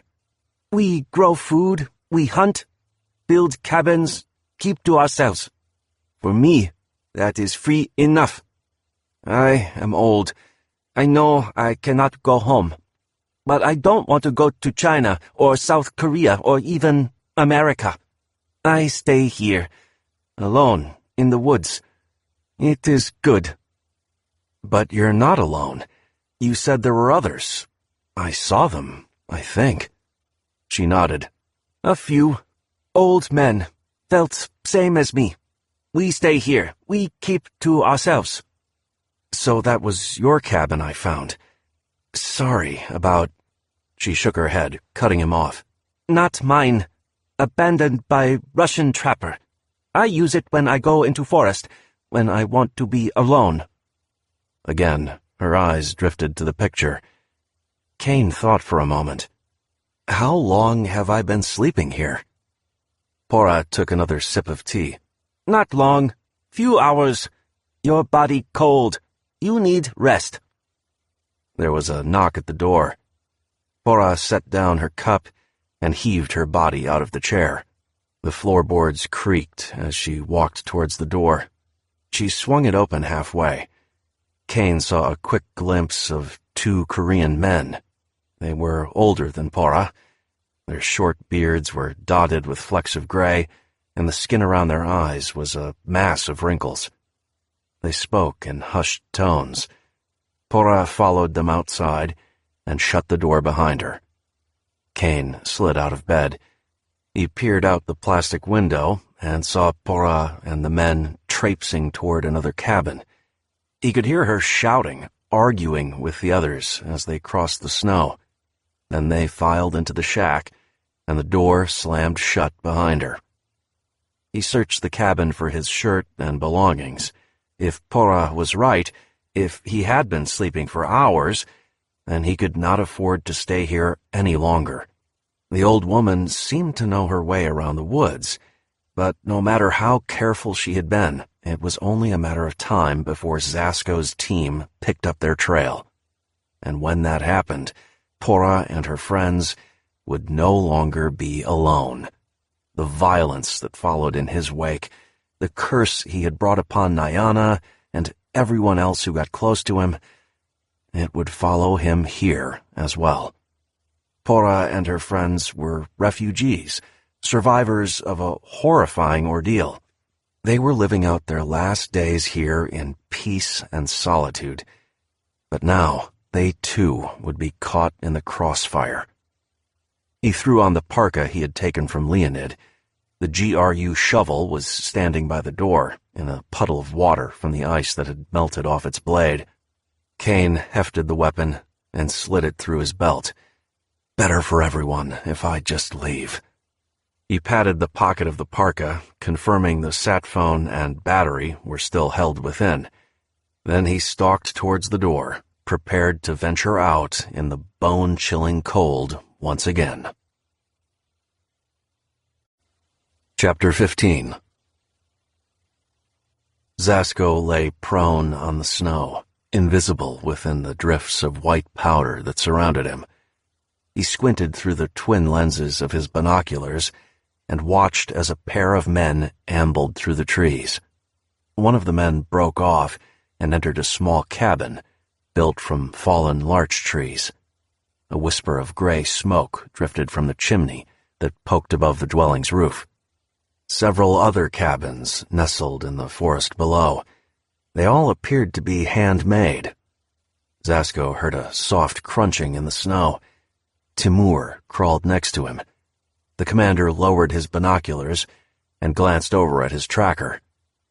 "Have a look," he said in a low voice, handing the binoculars to his comrade. Timur was silent as he peered down at the settlement, hidden in the woods. "What do you think?" Zasko asked. 5, maybe 7 men. Could be Mongolian. The cabins look handmade. Judging from the condition of the wood, I'd say they've been here for some time, at least 2 years. The commander stroked his goatee. "All this time, all these hunts. Yet I've never seen this place." Timur lowered the binoculars.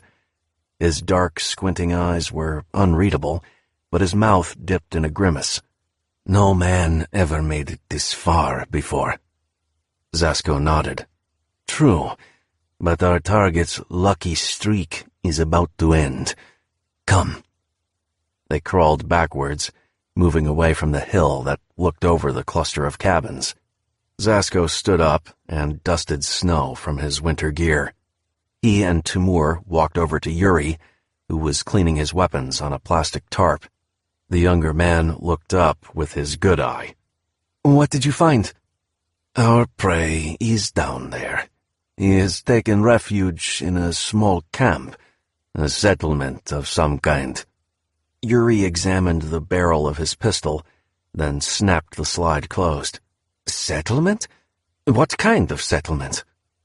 "Who knows? Escaped prisoners, refugees, perhaps. It does not matter. They are no match for us." "That's what you said about the target, before he cut our team in half."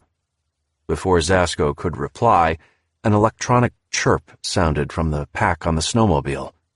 Zasko turned to Timur. The GPS unit on his belt began beeping.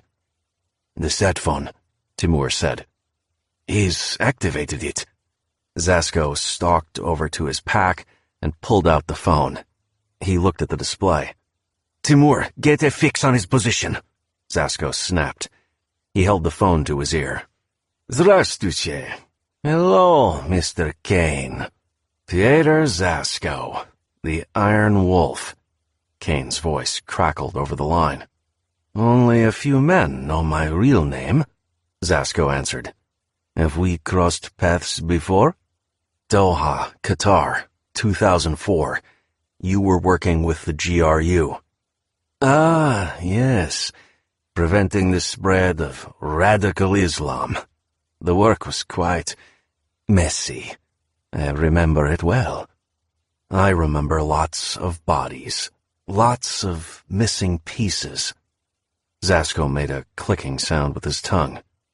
"Early days, my friend. I was not yet the hunter I am today. I acted impulsively. Took whatever trophy caught my fancy. An ear, a finger, teeth, trinkets of flesh and bone. And now?" Zasko turned away from his men and paced a few steps across the snow.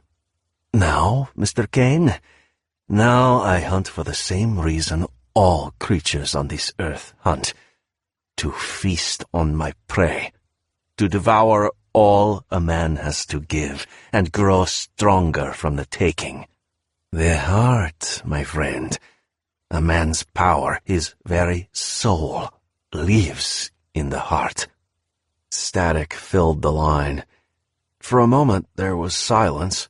Then Caine chuckled. "You're a piece of work, Zasko. But you're gonna have to try harder if you want to take a bite out of me." There was a click, and the line went dead. Zasko cursed and marched back towards Timur. "Do you have a fix on his position?" The tracker nodded. "He's not in the cabins. The reading is a few kilometers west of here. Sat phone went dead again, but we can look for tracks." Yuri stood up and slid his pistol into its holster. "So, his name is Caine. This Caine took out 3 of us while he was alone. Now he may have help from these so-called refugees." Zasko shot Yuri a smoldering look, but a moment later nodded in agreement. "You are correct. Perhaps I have underestimated this prey of ours." Zasko straddled his snowmobile and began dialing a number on the sat phone. "What are you doing?" Yuri asked. Zasko glanced up at him as the phone began to ring. "I am calling in a favor. After all, every hunting party needs its dogs." Chapter 16. The roar of the snowmobile was a distant buzz, faint and indistinct beneath the wind and crackling ice in the swaying branches. Caine's ears picked up the sound. He listened for a moment. It was growing louder, closer. "Damn," he thought. "Zasko must have been closer than I thought." He sprinted as fast as he could, charging toward the densest grouping of trees he could find. The noise grew louder. They had almost reached his position. Taking cover behind a thick tree trunk, he flipped down the hood of his stolen parka and took aim with his AK-74. The rifle's magazine was half empty, and the man he had taken it from, Leonid, only had 1 spare on him. He swept the rifle left and right, peering over the sights through the snow-draped trees.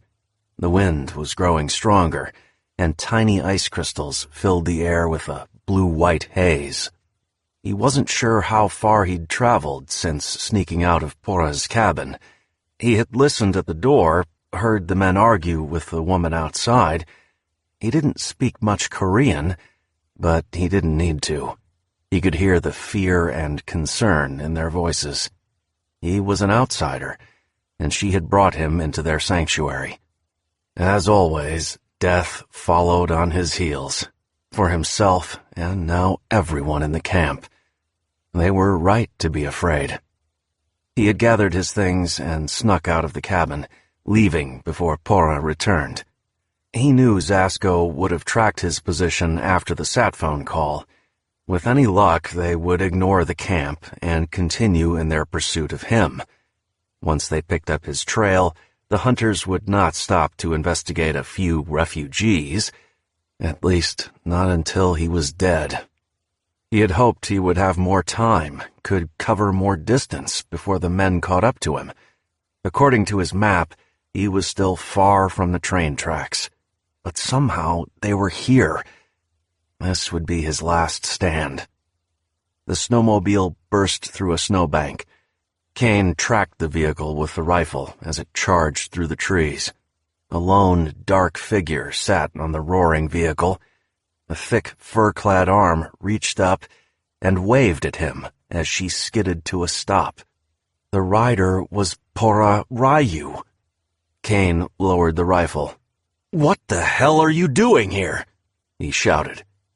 Pora dismounted and shuffled towards him in the snow. Her hunting rifle was slung over her back, and she was bundled in her thick fur parka and scarves. "Men in village scared. They want you to leave." "They're right. I told you, more men coming. They want to kill me, and they will hurt." Pora grunted and silenced him with a wave of her large arm. "Oh, that's all. Be quiet. I always know this day will come. We will have to fight again. We hide long enough." Caine shouldered his rifle. "No, Pora. These men, they're too dangerous. They're not prison guards or fur trappers. They're soldiers, assassins. They'll kill you without a second thought. Pora shrugged. If I die, I die. If these men kill you, they come for us next. Time for hiding is over. Caine said nothing. He could not deny the truth of her words. Suddenly, Pora looked up at the sky. She hurried over to Caine and pulled him to the ground, rolling them both under a mound of snow. "Hey, what the—" "Shh," she hissed, covering her lips with a finger. A second later, he heard it. The thumping of a helicopter swooping low overhead. The vehicle roared above them. Then the sound grew faint as it flew into the distance. After a few minutes of silence, Pora nodded. They stood up. Caine brushed the cold snow off his hair and skin. "A helicopter out here can only mean one thing," he said. Pora stared up at the sky, as if she could still see the distant aircraft on the horizon. "More men." "Yeah, more men. You still think hiding is a bad idea?" "Why these men after you?" she asked. "They tried to hurt someone I cared about. So I hurt them first. Now they want revenge." "Who they hurt? Girlfriend? Wife?" He shook his head. "A friend. Someone important to me. That's all that matters." Pora's eyes became wide and unfocused. She stared across the snow, a blinding white plain stretching into the misty horizon. "I had friend back home," she said, her voice a throaty whisper. "Someone I care for. Someone important." "The picture?" Caine asked, remembering the photo in the cabin. The woman jerked her head up as if pulled from a trance, her wide, dark eyes focused on his face. She nodded. "These men follow you now," she said, her voice louder. "Then they will come back for me and the others?" Caine exhaled a puff of mist and scanned the trees. Then he looked her in the eye. "That's probably true." She adjusted her scarf and checked her rifle, making sure a round was loaded in the chamber. They walked side by side towards her battered snowmobile. "Then we must kill them first. Bad idea, good idea. It does not matter." Caine couldn't help but laugh. He shook his head and smiled. "I admire your optimism, but if we're going to have a chance at surviving this, we can't fight them out here in the open." Caine looked up, keeping a wary eye on the horizon. "We need to choose our battleground. Familiar terrain. Someplace we know better than they do." Pora straddled the snowmobile. The engine sputtered to life. "I know place. 2 hours away. I take you there." Caine got on the back of the vehicle and wrapped his arms around the large woman. "Where are we going?" Pora glanced over her shoulder at him. Her dark eyes and wide nose peeked over the edge of a gray scarf that covered her mouth. "I take you to the place I escape. The sawmill." She turned away and revved the engine. "The killing place!" she shouted over the noise of the motor. The snowmobile leapt forward, and they plunged deeper into the forest. Chapter 17. The sawmill lay nestled in a mountain valley on the edge of a vast frozen lake. A bridge of rough timber logs straddled a frozen river that snaked down from the mountains and fed into the lake. The entrance to the mill stood at one end of the narrow platform. On the other side, the dirt road that led to the bridge was buried under a dense crust of snow. A rusted, gnarled fence of corrugated metal and barbed wire surrounded the mill's grounds. The metal was bent and crumpled in some areas, leaving gaps in the fence. Torn banners, emblazoned with Korean symbols, fluttered from poles mounted along the fence. Caine peered through the shattered windows of a building on the northern edge of the complex. He had a clear view of the fence and the other buildings, surrounding a field littered with trash and debris. An abandoned truck, its chassis stripped for parts, sat on blocks in the middle of the yard. Scattered piles of old timber lay near the rusted hulk. The arm of a loading crane loomed over the grounds. Its tattered cargo sling hung from a rusted cable that creaked and swayed in the wind. Caine kept a watchful eye on the field as he took inventory of their weapons and ammo. He had laid out what remained of their arsenal on an old, rotting conveyor belt. The circular track slanted down from the roof and ran through the crumbling building. Its worn, frayed rubber surface was pelted with bird droppings and debris carried in by the shifting winds. He began stripping down the rifle he had taken from the commando back in the woods. Using a rag and some graphite powder provided by Pora, he cleaned and lubricated the bolt and bolt carry at the top of the weapon. He was grateful that Pora had been able to scrounge up the fine powdered lubricant. Liquid oil was useless in the sub-zero temperatures outside. It could freeze, causing the gun to jam. As he worked, he glanced down at the other armaments on the belt. In addition to the AK-74, there was Pora's hunting rifle, a bolt-action Mosin Nagant. The old Russian workhorse was chambered in 7.62 rimmed rifle and was rugged as it was accurate. Other than that, Leonid's grenade launcher, with 2 remaining thermobaric rounds, was all they had left. A loud clatter rumbled through the building. Pora entered the room, rolling a dented metal barrel across the concrete floor. She grunted as she stood it up next to 2 identical barrels. Then she rested her hands on her knees and panted for breath. "This all the fuel that is left. I know where guards hid supplies. Everything else gone, other barrels empty. After workers fight and escape, Russians leave this place, never come back. Mill closed down. We make raids from forest. Take what we can, what we need to survive." Caine finished reassembling the AK, then slapped a full magazine into the receiver. He pulled back the charging handle. It moved with smooth, mechanical precision. He glanced over at the trio of fuel barrels. "Diesel?" he asked.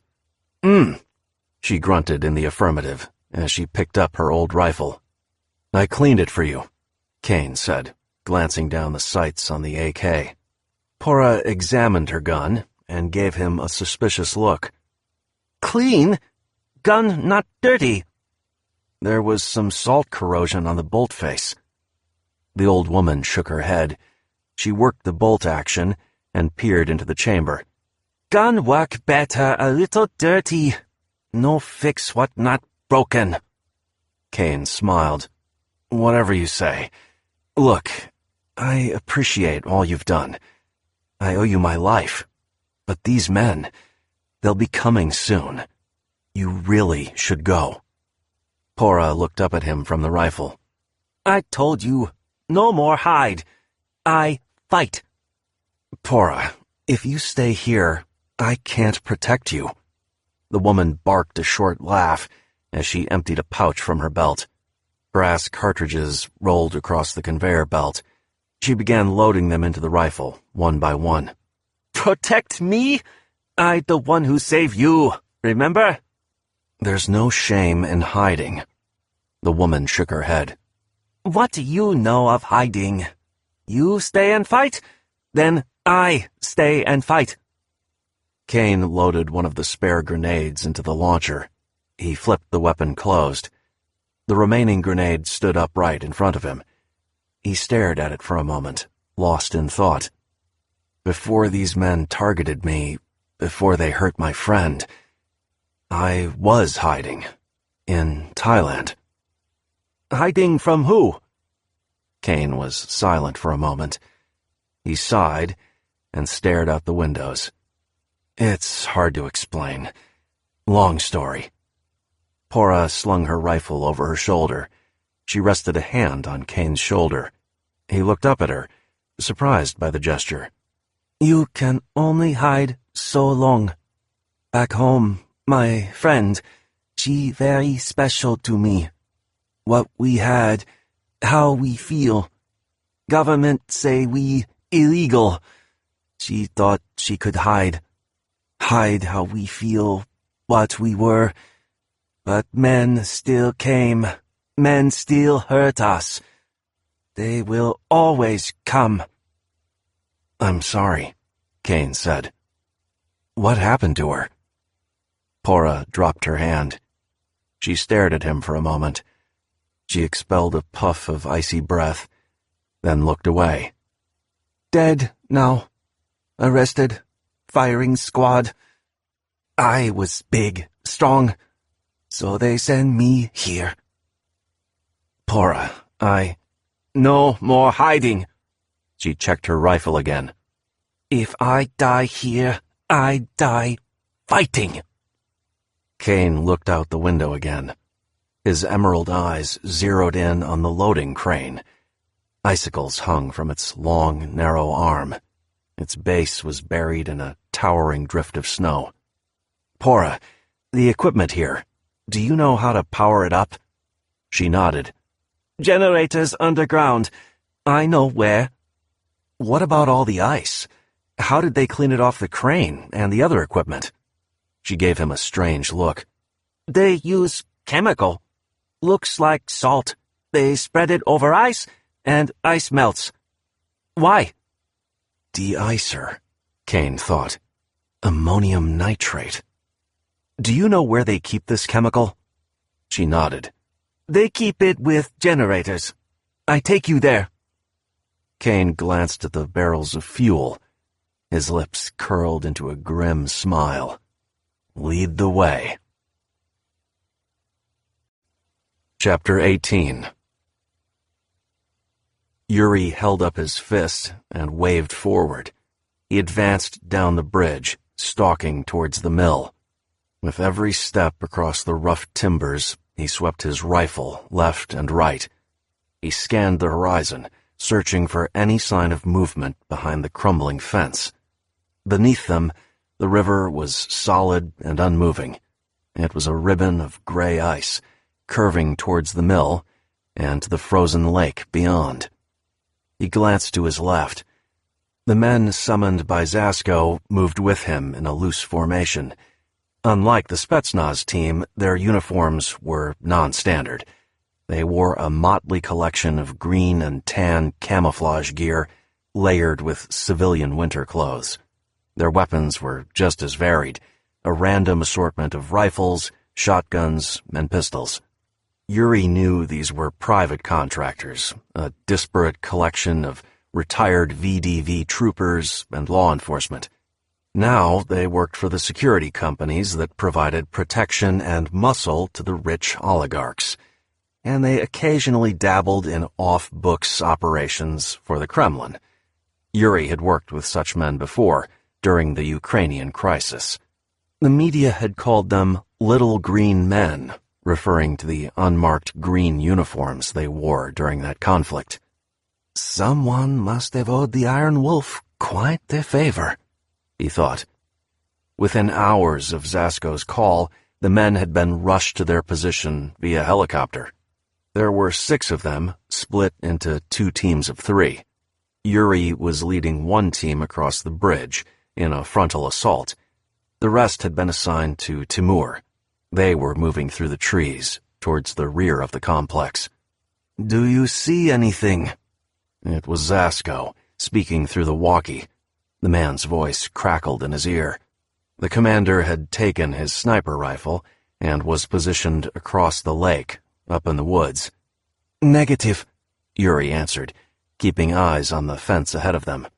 "No sign of target." "GPS signal is steady," Timur chimed in, "but there is no movement." A soft clanging noise drifted through the air. Yuri cocked his head, listening. It sounded like metal, scraping against the wood timbers of the bridge.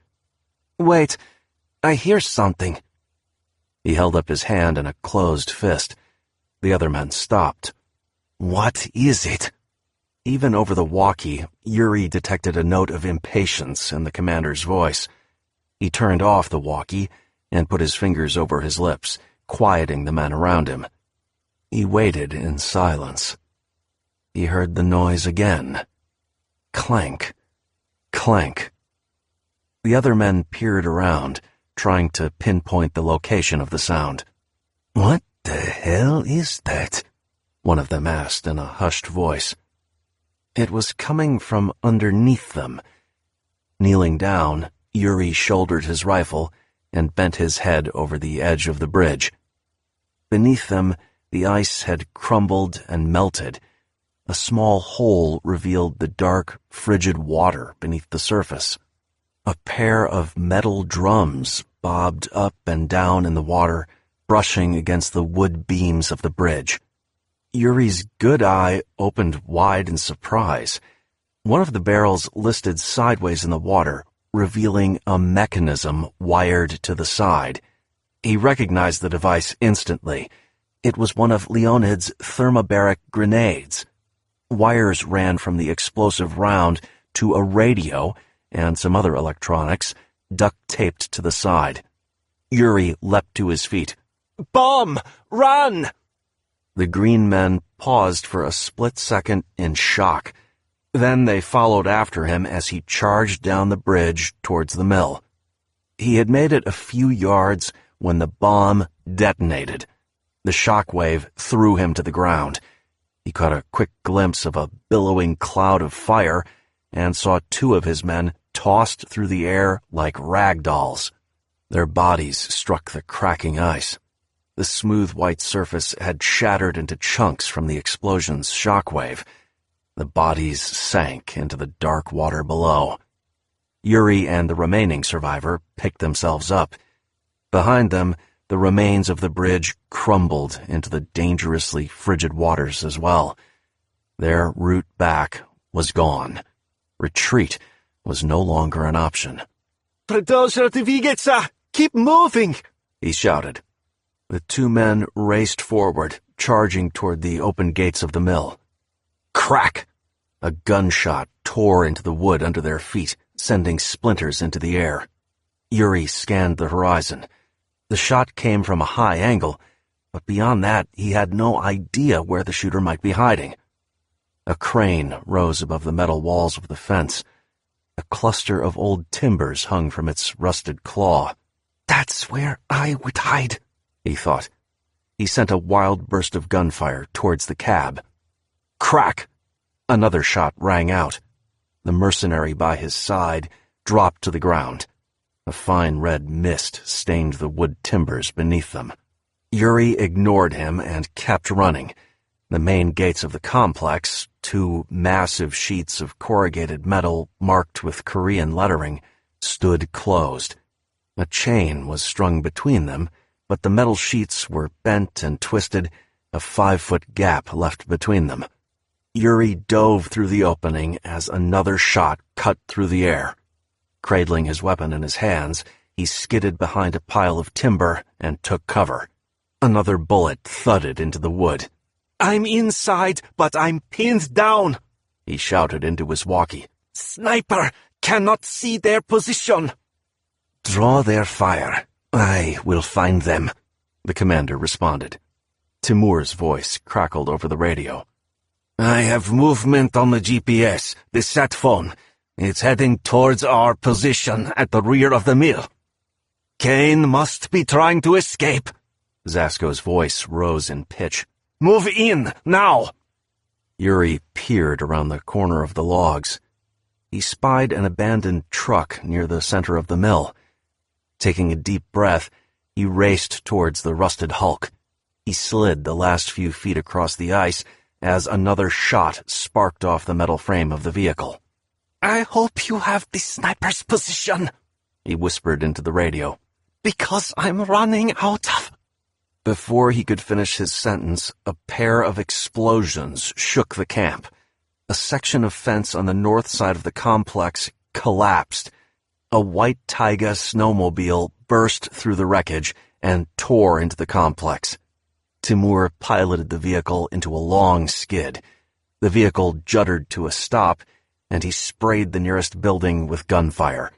His squad of green men took up position beside him. The remains of the building's glass windows shattered under the onslaught of their combined fire. Finally, Timur stopped shooting. Silence fell over the frozen yard. Timur dismounted and stalked towards the building in a low crouch. His men followed. One of the green men advanced and took up a position next to the battered door. The mercenary pumped his shotgun and fired, blasting a hole through the wood panel. Nothing happened. The man kicked open the door. Timur gestured to the other two men and pointed at the entrance. They stalked forward, disappearing into the building. Timur is moving in. Do you have the sniper? Yuri whispered. He heard a low, throaty chuckle in his ear. Duh. I have them in my sights. I can see the fat cow plain as day. Crack! Yuri heard the familiar retort of the T-5000 rifle echoing across the field. Peering around the corner of the truck, he saw a heavy-set body wrapped in thick winter clothes tumble from the crane. It struck the snow-covered ground and rolled to a stop. Yuri squinted, trying to get a clear look at the body. Zasko's voice crackled in his ear. Sniper down. Join Timur. Flush out Caine. Wait, Yuri whispered. something is wrong. He stepped out from his cover and advanced on the body. Chapter 19. Dark pools of shadow covered the floor of the abandoned building. A shaft of sunlight pierced the icy gloom, beaming through a hole in the rusted metal roof. The soft rumble of the conveyor belt was the only sound echoing through the cavernous interior. Timur crouched low behind some old machinery. Using hand gestures, he silently directed his men to flank him. Obeying his orders, they fanned out and moved along either side of the turning belt. Looking down, he stared at the tiny blip moving on the GPS tracker's screen. Whoever it was, they were right on top of his position. The conveyor belt chugged in a circle, moving around the room in a clockwise direction. The machinery was old and rusty. A thin haze of smoke belched from the motorized drive wheels, and the room stank of chemicals. Timur glanced at the nearest mercenary. The man rounded the corner of the circular belt and stood up. He looked over at Timur and shook his head. Nothing. Timur checked the GPS again. The signal was still moving through the room. It appeared to be coming up behind them, moving in to flank their position. He spun around and raised his rifle. There was no one there. One of the other men kicked over a stack of dented old fuel barrels. As they crashed and rolled across the floor, he fired his weapon into the shadows behind them. Bright orange muzzle flash glowed in the dim light. His bullets thudded into more empty barrels. Timur stared at the conveyor belt. The top of the belt was empty, save for some twigs and debris that had fallen in from the ceiling. A dead bird moved past his face. Frost glittered on its decayed feathers and lifeless eyes. Crouching lower, Timur peered under the metal track. He saw a tiny plastic object lashed to the underside of the conveyor belt. It slowly turned towards him, pulled along by the motion of the belt. A red light blinked on its surface. It was the satellite phone. Stand down. He is not here, Timur whispered. Ocham Tkavarich, the closest mercenary whispered back. He must be here. The GPS. Timur tore the phone from the tape and held it up. He knew we were tracking it. This was a diversion. He led us here on purpose." He heard metal scraping against the floor. Looking up, he saw the fuel drums the other man had kicked over, still rolling back and forth across the concrete. The drums were empty. The air reeked of chemicals. The distant crackle of gunfire erupted outside the building. "Move out, now!" he shouted. He spun around and charged toward the nearest window. Something whistled through the air towards them. He caught a fleeting glimpse of a small cylinder arching through the hole in the roof. It bounced on the ground and rolled across the stained concrete floor. Timur leapt towards the shattered window. Before he could clear the opening, he heard an explosion and felt the air ignite around him. Caine peered down at the tiny figures stalking across the snow. From his perch high above the icy ground, he heard the crackling of gunfire. He watched as one of the commandos and his men approached the abandoned building. He watched them ready their weapons, saw the puffs of mist their breath left in the cold air. Suddenly, a gunshot rang out. Above him, he heard the bullet ricochet off the metal of the crane. The chunky, heavy-set figure tipped over and plunged to the ground. He ignored the falling body. It had done its job. He kept his attention focused on the empty building. The men advanced inside. Won't be long before they find the sat phone, he thought. He rested the short barrel of the grenade launcher on the rough curve of a log and eyed the large hole in the roof. He only had one round remaining. Missing the shot was not an option. Caine hung suspended high above the camp, tucked in the bundle of logs hanging from the crane. He and Porra had hollowed out an opening in the middle of the timbers, and Caine had slipped inside. They had planted the dummy on the crane arm. It was a simple diversion, just an old parka and coveralls stuffed with twigs and debris. If the men below figured out where Caine's shots were coming from, he could only hope the dummy would draw their fire.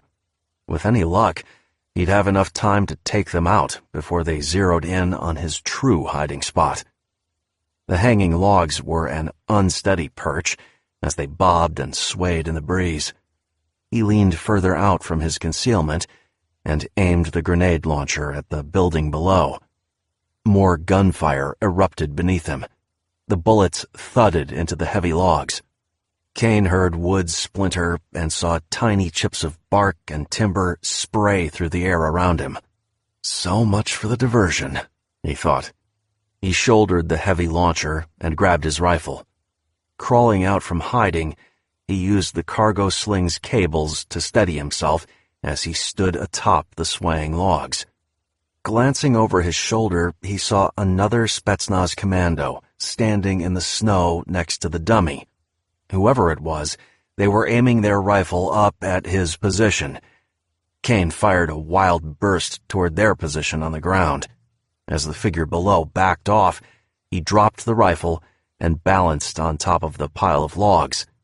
He aimed the grenade launcher again, squinting as the hole in the roof spun into view. He pulled the trigger. The weapon fired, sending its heavy projectile arcing through the air. The grenade struck the top of the building a few feet from the hole.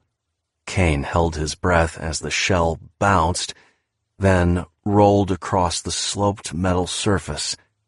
It dropped through the hole and plunged into the darkened interior. An explosion shook the metal walls of the building. Then the fuel he and Porra had spilled inside ignited. Even this high off the ground, Caine felt a blistering wave of heat as plumes of fire burst through the roof and windows. He saw a tiny burning figure dive out the front of the building and roll to a stop in the snow.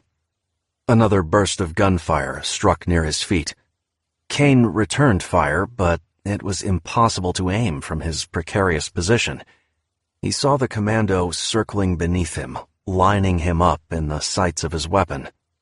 Climbing farther up the cargo harness, Caine grabbed at the main cable that hung from the crane. He shimmied up the taut steel line and reached for the metal bars of the crane arm. As he grabbed the bar, his feet slipped off the cable. More bullets ricocheted off the crane. The commando stalked forward, pointing his rifle up at the beams of the crane arm. Caine looked down, eyeing his attacker's position. "That's it. Just a little closer." The soldier took another step forward. Caine's flailing legs came to rest on a small red metal box. The rig release hung between the main cable and the sling that held the timbers. He kicked at a lever that protruded from the side of the box. The logs jerked slightly, but nothing happened. He stomped down again, but the release was frozen and stiff. The commando's rifle fired, and Caine felt a dagger of pain as a bullet grazed his leg. More gunfire sparked against the metal bar next to his numb fingers. He clenched his teeth and let go of the bar, letting his body slide down the cable. His foot slammed into the release lever, striking the metal rod with his full weight. With a loud clank, the release popped, and the sling cables screamed through the pulleys. As if in slow motion, the huge, heavy timbers rolled apart and tumbled through the air. He heard the man below scream. The sound was cut short by the crash of the massive logs slamming into the ground. Chapter 20. Caine descended the crane using a ladder mounted to the tower. He took cover behind the metal structure. Peering around the corner, he surveyed the smoking building and the pile of fallen timber. No one was moving. No other men entered the grounds. He clicked on his walkie. "Bora, do you copy? Are you there?" Static hissed through the speaker. Cursing, he checked his rifle and found the magazine was empty. He eyed the pile of timbers once more. He jogged towards the body of the soldier pinned beneath the heavy logs. Glancing left and right, he scanned the grounds of the mill, but he saw no one else. The abandoned building still crackled and burned. The blaze sent thick black clouds of smoke billowing into the cold air. The charred remains of the commando who dove through the window lay motionless in the snow. Caine returned his attention to the fallen soldier before him. The man's rifle was pinned under one of the enormous logs that lay across his torso. Both his legs and rib cage had been crushed by the heavy wood. His face was pale and still. Caine spotted a spare magazine clipped to the man's belt and yanked it free. He ejected the empty one from his rifle and tossed it into the snow. Then he slammed the fresh one into his weapon. He reached into the corpse's parka, searching for a pistol or secondary weapon. His grasping fingers found a wallet tucked into an inner pocket. He pulled it out and flipped through its contents. There was no identification inside, only some crumpled ruble notes and a black and white picture of a woman. Caine held up the picture and examined the woman in the photograph. She had light hair, dark eyes, and an inviting smile. He flipped over the scrap of glossy paper. The back was labeled Irina in scrawled black writing. The body beneath the logs shifted. The man began to spasm and cough. Caine stepped back and raised his rifle. The commando spat up blood and made a strange gurgling sound. Caine's finger froze on the trigger. There was something unsettling and familiar about the noise the man was making. It took him a second to recognize the sound. He was laughing. "What's so funny?" Caine grunted. The injured man coughed again. A fine red mist spattered the snow next to his face. That's the second time you dropped 3 on me." Caine was silent for a moment. He peered at the man over the barrel of his rifle. Last night, in the forest. You were the sniper." The man offered a weak nod as more blood trickled from his mouth. "Da, that was me. No more sniping for me now, eh? I half the man I used to be." He turned his head to look at Caine with his one good eye.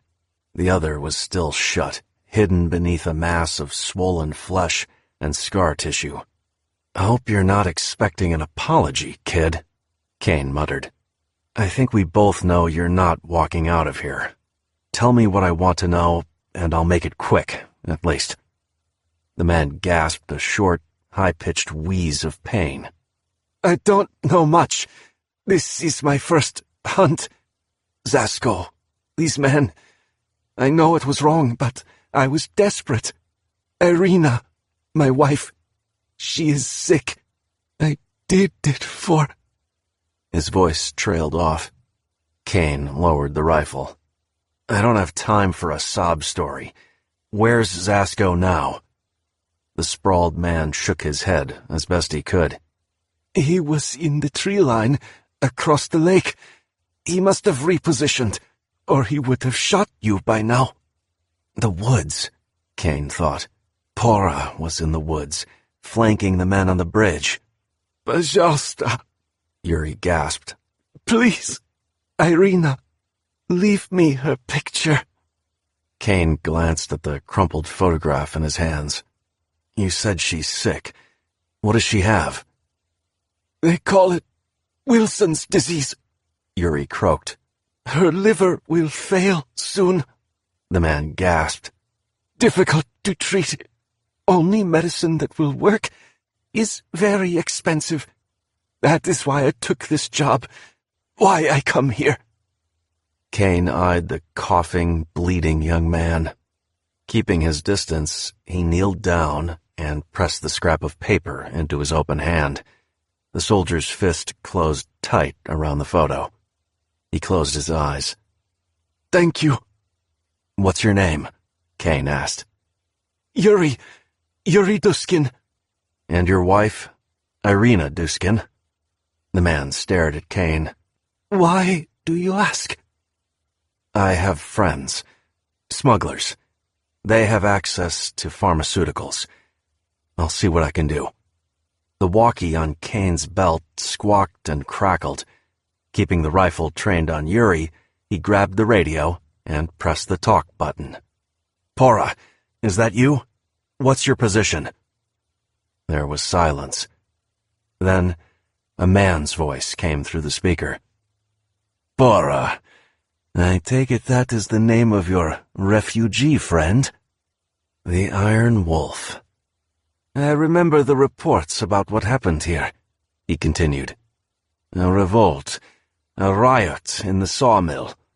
Now I know who those people in the forest really are."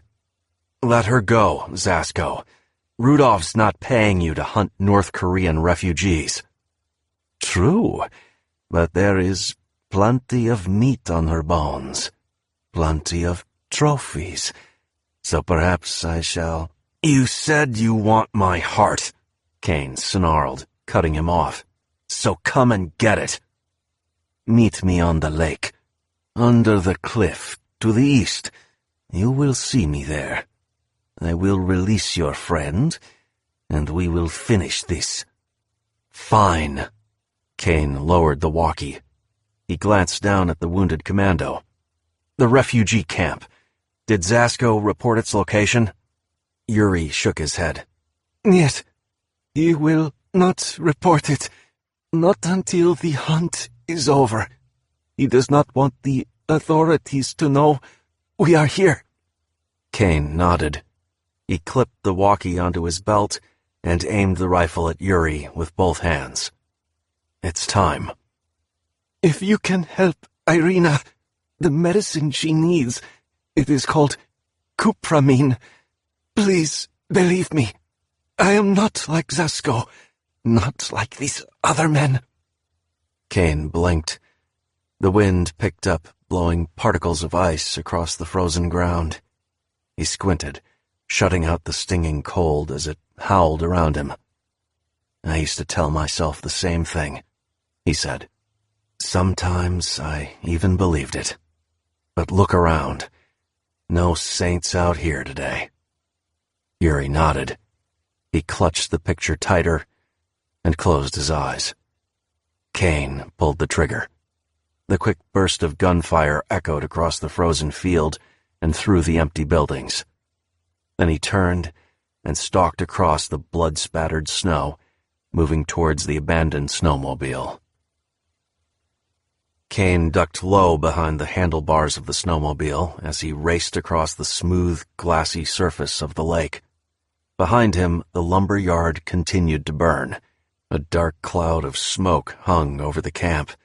Orange flames crawled up the fence and devoured the remains of the mill.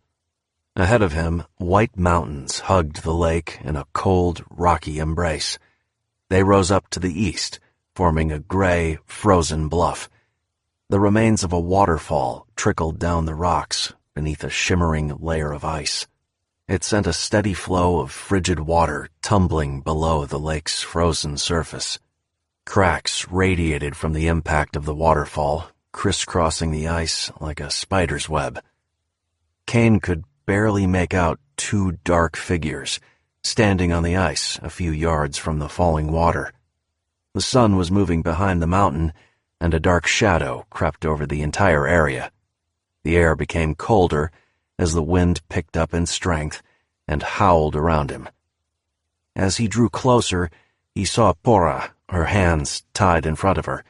The towering woman dwarfed Zasko, but Caine could see his shadowy form standing behind her. As he moved closer, he saw the glimmer of a blade pressed against the woman's throat. "You shouldn't be here." The whisper of experience slithered out from its lair, hidden between his nightmares and memories of death. "This is a trap. You should run. Leave while you can." Caine's instincts had saved his life on more than one occasion. He rarely ignored them. When the killer inside him spoke, he listened. "Not this time," he thought. "I need to finish this. For Pora, for Nyana and her brother. Even for Rebecca. It won't be over until Rudolph and the Iron Wolf are dead." He skidded to a stop a few yards away from them. He dismounted the snowmobile and stood up, holding the rifle at his side. For a few moments, there was silence. Then the mournful howl of the wind picked up, swirling around them. Pora squinted at him and shook her head. "You really come? You still can't see trap." Caine said nothing. "Your friend is right, Mr. Caine." Zasko's voice was muffled behind Pora's thick winter clothes. "A man with your reputation for survival? I was certain you would cut your losses and run, make your way to the railway tracks, and leave this place." "And I was sure you'd try to pick me off from high ground," Caine said. "Be an easy shot from up on that bluff." Zasko chuckled. "I must confess, that was indeed my plan. But your friend here flushed me out from my sniper hide. When I moved to another position, I found myself caught in one of her ridiculous snares." He shook his head. "Vines, ropes, and a shovel. You two are quite the pair. I cut myself free, of course, but my rifle fell into a crevice. Speaking of which, put your gun down on the ice. Now."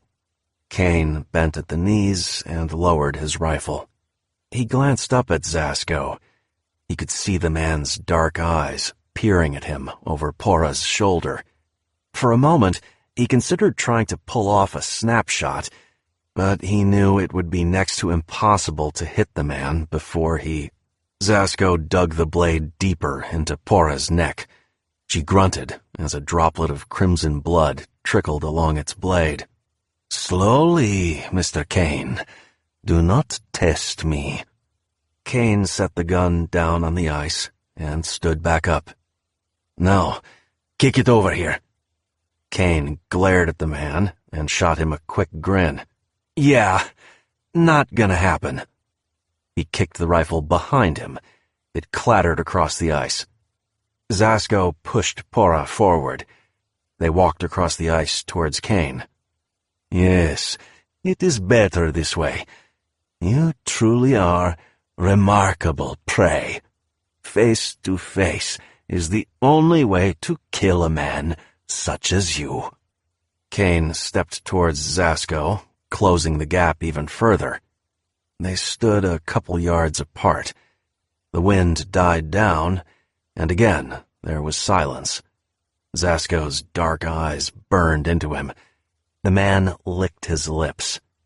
"When I consume you, your strength, your pain, all that you are, will become a part of me."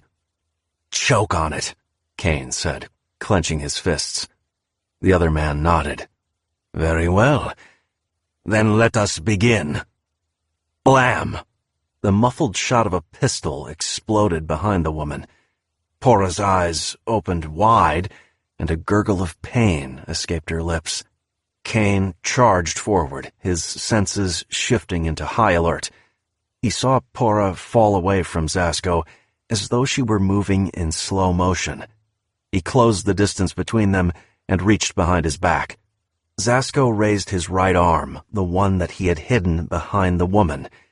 Caine spotted the lump of black metal clenched in his fist. A Makarov pistol. A savage grin spread across Zasko's face as he aimed the gun at Caine. Chapter 21. Caine's fingers grasped the weapon behind his back. He darted left as he swung his arms out in front of him. He continued charging towards Zasko, watching the pistol rise towards him. Too slow, he chided himself. Not gonna make it. Pora fell to the ground, but deftly rolled over onto her back. She lashed out with a kick, striking Zasko with one of her thick, powerful legs. His knee buckled, and he stumbled forward.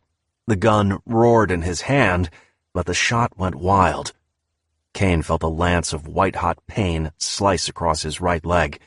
The bullet tore clean through the flesh of his thigh and buried itself in the ice below. A spiderweb of cracks spread beneath them. Caine fought through the pain and swung the shovel out in front of him. The sharp head slashed across Zasko's forearm, then struck the pistol. The weapon flew from his grasp and slid towards the crumbling ice beneath the waterfall. Off balance from the powerful swing, Caine struggled to recover. Zasko was faster. The man lunged forward, and Caine heard a loud crack pierce the air. A whip unfurled from his opponent's right hand. The black leather cord wrapped tight around Caine's throat. With an angry bellow, Zasko yanked on the whip, trying to draw Caine towards him. He spun his knife around his fingers, preparing to strike. Caine dug in his heels and leaned back. The muscles in his neck and throat bulged as he resisted his captor's strength. He spun his body sideways, throwing Zasko off balance and forcing him to take a step forward. Looping his left arm around the whip, Caine turned again, pulling Zasko closer. He raised the sharp head of the shovel, preparing to strike with an overhead stab. Zasko made a quick snap with his arm, and the whip dropped away from Caine's neck and arm. It flew back, and Zasko grasped it in a tight coil. Caine surged forward, jabbing with the pointed tip of the shovel, but Zasko sidestepped the blow. With a lightning-fast movement, he used the circle of leather cord to tangle Caine's weapon arm. Spinning his body around, he used his momentum to drag Caine down to the ice. Caine felt his feet skid beneath him, his weight now jerked off balance. He slammed into the frozen surface of the lake, and the wind exploded from his lungs in a pained gasp. He heard the ice crackle around them. More cracks appeared, a series of thin white lines branching out beneath him. Caine rolled to his right as the other man stamped down onto the ice. His foot sank a few inches as the ice gave way beneath him. Frigid water began pooling up through the cracks. Caine swung his legs out in a sweep. The blow knocked his opponent off balance.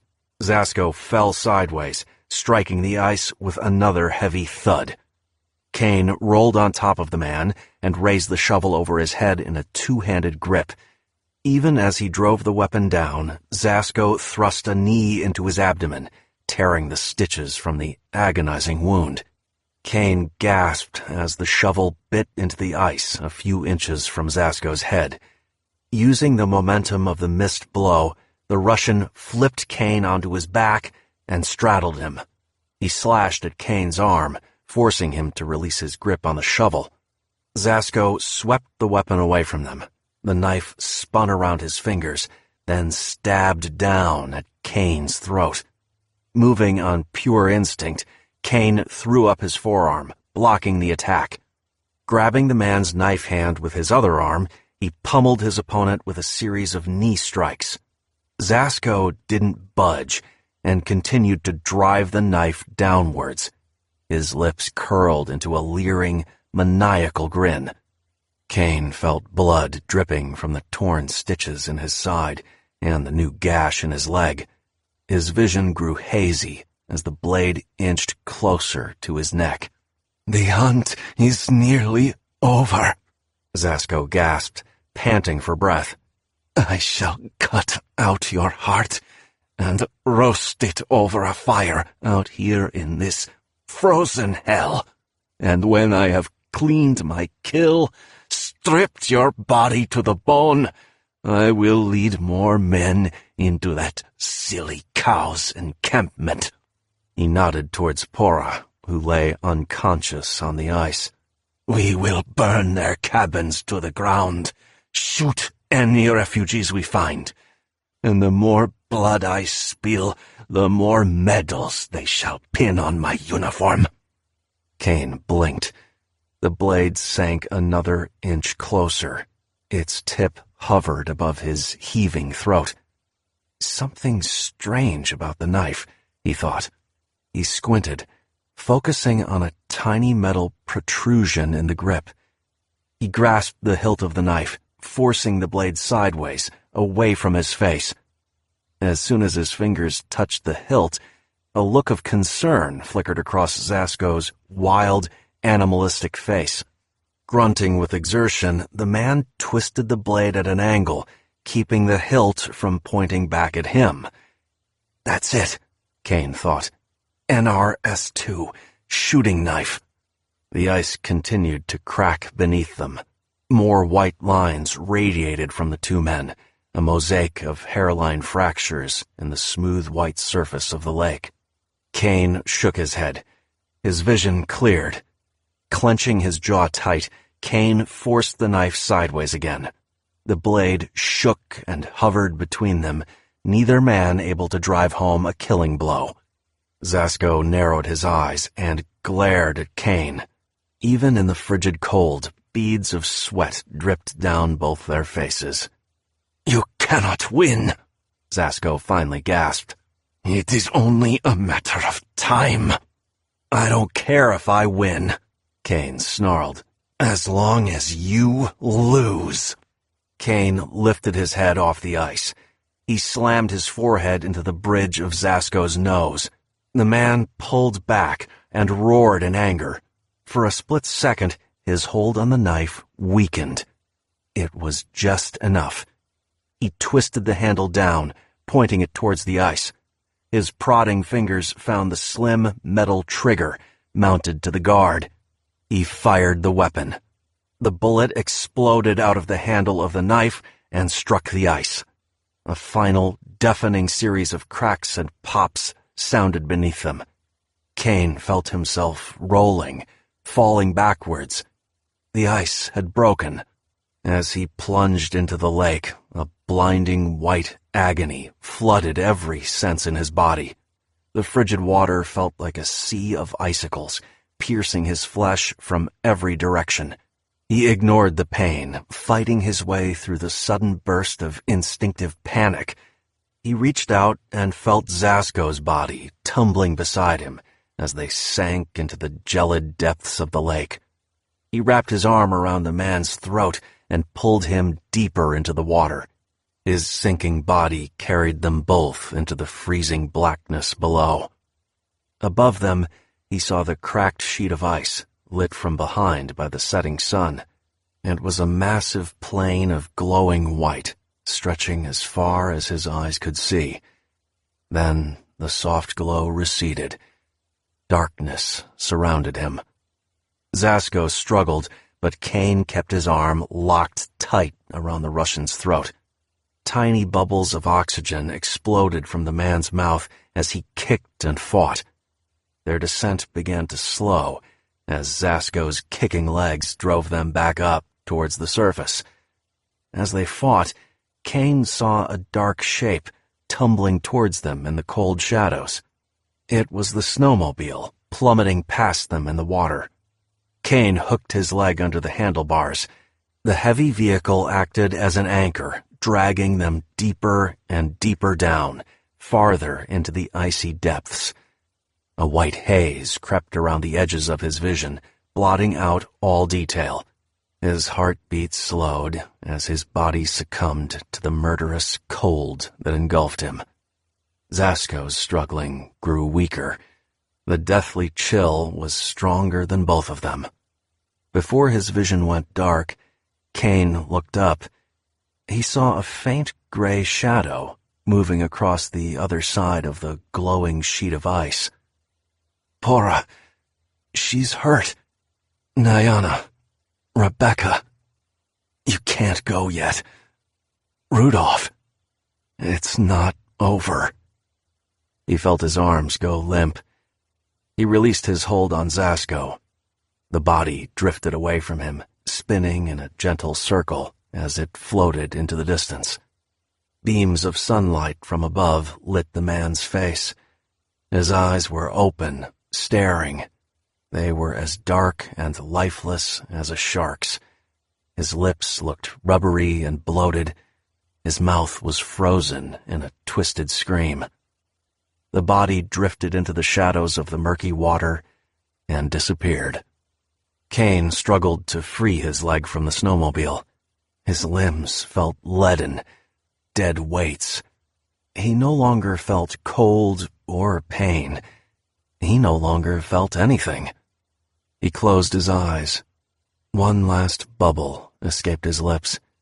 Then he opened his mouth and felt the icy water rush down his throat, filling his innards with a billion stabbing needles of cold. It was the last sensation he felt before the white blur faded to a pinpoint. He was gone. Free. Chapter 22. Caine gasped. The light was blinding. He blinked as the intense glow overhead faded to a dull, cloudy gray. He coughed, and his body shuddered as water exploded from his throat. The liquid trickled down his cheeks. The cold. He shivered as the cold hit him like a punch to the gut. He gasped again and clutched his body with his arms. He was laying on his back, looking up at the bleak, empty sky. He heard footsteps walking across the ice. A heavy parka was draped over his body. He turned and saw Pora kneeling beside him. His lips quivered as he struggled to speak. Shivers ran up and down his spine. You pulled me out?" The woman nodded. Her face looked pale and tired. Her lips were thin and drawn and had taken on a bluish tint. Caine sat up. "You're—" Caine paused, unable to speak from the cold. "Hurt," he finally sputtered. "Zasko shot." She reached out and put her hand on his chest. Her thick, powerful arm forced him onto his back again. "You rest," she demanded. Her voice was low and hoarse. "Very cold. Your body in shock." Caine realized it was her parka that she had draped over him. She wore only a thermal knit sweater and her winter coveralls. The sun was a thin orange sliver, hidden behind the mountains. Soon, the killing cold would return. She stood up, and Caine saw the puddle of red left behind where she had been sitting. It was a brilliant splash of crimson against the pale blue ice. He looked behind him. The dark pool of water lapped against the edges of the broken ice. "Zasko?" he asked. The woman stared at the water. "I watch you fight. Even match. You both almost die. Then you both fall in. I pull you out. Fight over." Caine shook his head. "Not an even match. I had an advantage." Pora squinted at him. "He almost kill you. What advantage you have?" Caine grinned as another shiver ran through his body. "I had backup." Pora smiled. A booming laugh exploded from her mouth. Suddenly, she gasped in pain and dropped to her knees. She grabbed her side. More blood pumped from her wounds. Caine threw off the parka and forced himself to stand up. Pora had tied a bandage around the wounds in his leg, but each step still shot a spasm of pain through his muscles.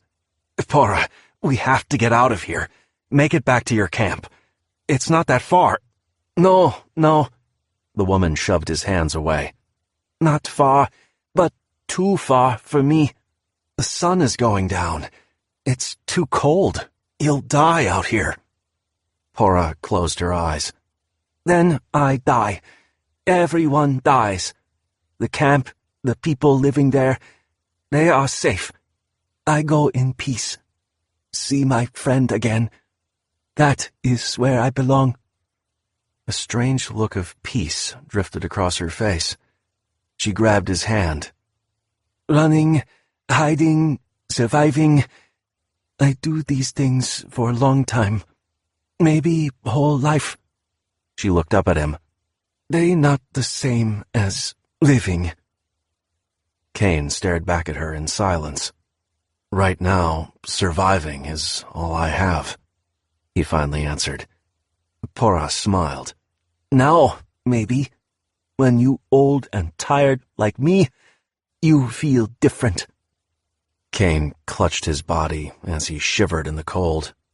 The woman had done her best to dry him off, but his clothes were soaked by the icy water. Frost crystals began to form in his hair and nipped at his skin. She nodded towards the smoking ruins of the mill in the distance. "You go now. Back to mill. Back to fire. Get dry, warm. Then follow the lake, around mountains. Train tracks. Not far." Her hand fell away from him as she slumped down on the ice. She looked up at the sky. "Stars come soon. Beautiful sky. I watch them one last time before I sleep." Her words were slurred, barely a whisper. Her eyes closed. Caine took a step backwards. He felt lost, uncertain. Zasko was gone, his men defeated. Caine had won. He had survived. Now what? "You know what," the killer inside him answered. "This isn't over." He stood over her, clutching her tattered, worn parka in his hands. "Thank you, Pora," he said. She did not answer. Caine shrugged on the heavy coat. He shoved his hands into the pockets, lowered his head, and turned around. He trudged forward, leaving her body and the shattered, blood-stained ice behind him. He did not look back. Her body was soon lost in the shadows of the setting sun and the shroud of icy mist that filled the air. Sergei Rudov paced across the cold concrete floor of his vodka cellar. He pressed his ear to the sat phone, and listened as it rang. No one answered. "Shit!" he shouted, and hurled the phone towards the nearest shelf. It struck the row of frosted bottles with a loud crash. The glass vessels shattered, spilling their precious clear liquid across the shelf. "Where the hell is he?" Two of his men followed in his footsteps. They exchanged nervous glances, then one of them kneeled down and took off his suit jacket. Using the jacket, he began to dab at the growing puddle of liquid. The other man slipped a cell phone from his pocket. "Sorry, boss. I get someone to clean this up right away." Sergei spun around and pulled his thick fur robe tighter. "Нет. Find Antonovich. Tell him I must speak with the Iron Wolf immediately. No more excuses." "Da, yes, sir."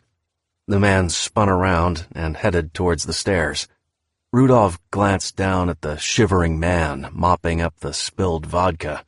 "What the hell are you doing? Go with him. I want Antonovich on the phone, now."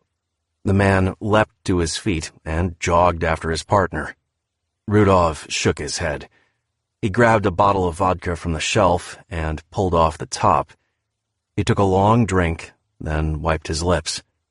Only a few lights were on, angular shadows cloaking the cold, cavernous basement. The club upstairs was closed for the evening, leaving the storeroom dark and silent. He walked to the back of the room and slid aside the painting. Entering the code, he watched the fake shelf slide away. He stepped through the door into his private sanctuary. He took another sip of vodka and picked the remote up from the glass table. The glass panel at the far end of the room slid up, revealing his trophies. Rudolph sighed and slumped in his chair. The chill in the air cooled his rage. He stared at the frozen grimaces of fear and terror before him. As always, his trophies soothed him. It had been days since he had heard from the Spetsnaz commander. The hunt should have been over by now. Caine should be dead. Perhaps he was just impatient. These things took time. Rudolph glared at the empty space in his trophy cabinet. He took another swig from his bottle and grunted. "Next time I come here, I will have a new trophy." The intercom on the table crackled to life. "Careful what you wish for, Rudolph." The voice held a sharp, cool edge, like frost on the blade of a knife. The muscular old man leaned forward. His icy blue eyes narrowed, and his jaw clenched. "Who the hell is this?" "I'm disappointed, Sergei. You spent all that time and money to hunt me down, and you don't even recognize my voice." "Caine!" He spat the name as if it left a bitter taste in his mouth. "I take it you have beaten the Iron Wolf?" I saw his face, Sergei. After he died, I looked into his eyes. Do you want to know what I saw? Rudolph said nothing. He slammed the bottle on the table, stood up, and paced towards the door. "Fear, Sergei," Caine continued. "Zasko died with fear in his eyes. The same way you will." Rudolph barked a short, angry laugh. "Do not be so sure. So you have bested the wolf, survived the hunt. Congratulations. I have other men in my employ, men who make Zasko look like a saint. And I will send them all. For you, for the boy, and for that Thai whore hiding in her Dermovoy village." He punched a code into the keypad next to the door. Nothing happened. His eyes narrowed. "Kakogacherta?" he muttered. "What the hell?" "I had a little conversation with your second-in-command. What was his name? Antonovich?" Rudolph shook his head and punched in the code again. The door remained closed. Caine's voice continued to echo through the room.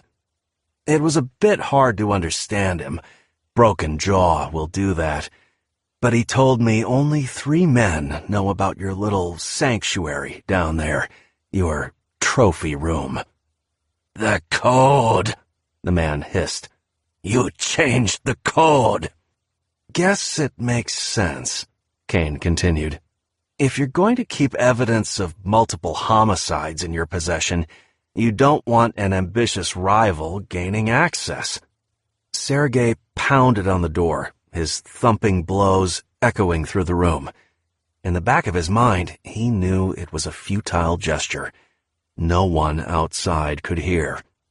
Solid concrete walls, soundproof, no cell signals in or out. Everything hardwired, right?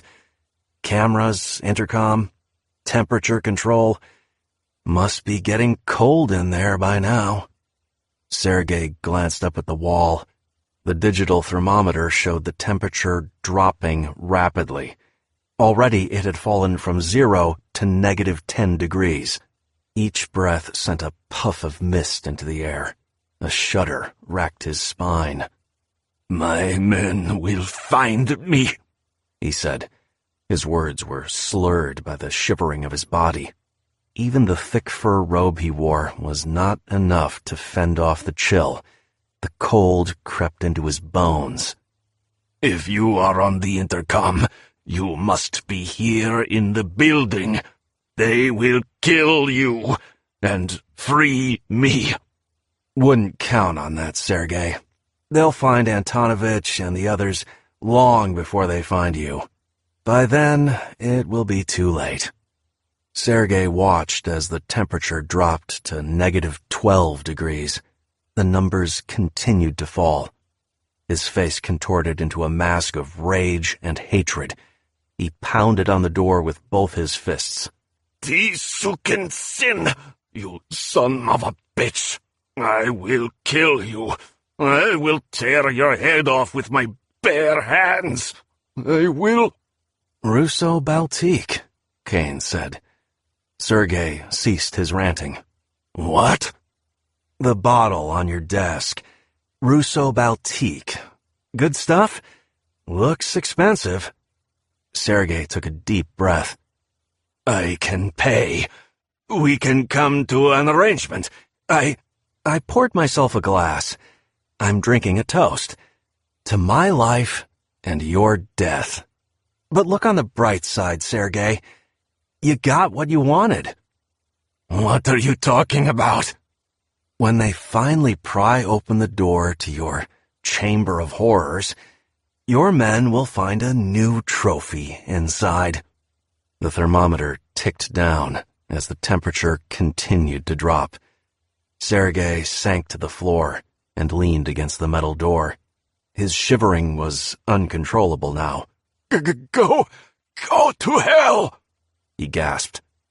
Going after Nyana and her brother was a mistake. But this is for Pora. "Keki? Who is—" "Goodbye, Sergei." The intercom went silent. "Caine, wait!" The old man's pitiful wail bounced off the walls and echoed through the room. He clutched himself tighter, desperate for warmth. "Please, we can make a deal!" There was no response. The digits on the thermometer kept falling, lower and lower, colder and colder. The frozen faces in the trophy cabinet stared down at Rudolph, welcoming him into their ranks. Chapter 23. Caine pulled the parka's hood over his head and turned away from the snow-covered street. To his left, sheets of ice floated across the dark, glossy water of the Fontanka River. Ahead of him, in the distance, spotlights blazed off the azure domes and golden spires of the Trinity Cathedral. A siren howled in the darkness. Across the river, a pair of white and blue police cars wove through traffic, screaming past the quaint riverside buildings. Caine turned left and ducked down an alleyway. He knew the police were not looking for him, but he felt uncomfortable in the open streets of St. Petersburg. Rudolph and the Russian mafia's reach went deep into the local government. He knew it would be wise to leave the city before the old gangster's body was discovered. As his boots crunched across the snow, he removed the sat phone from his coat pocket. He dialed a number from memory. It was the second time that day he had called her. A sing-song voice answered the phone in Thai. Chai? "It's me," Caine grunted. "Put her on." She busy. You tell me what you want. I let her know. "Tell her to pause her damn Korean dramas and pick up the phone." The voice muttered an unintelligible curse. Kangwei, hold on.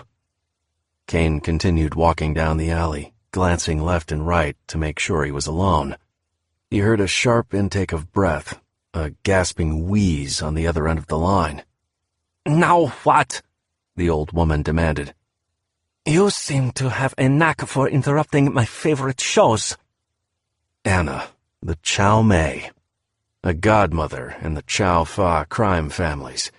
His partner Lau worked for her, and as much as he hated to admit it, Caine owed her some allegiance as well. "Sorry," Caine replied. "You okay? You don't sound good."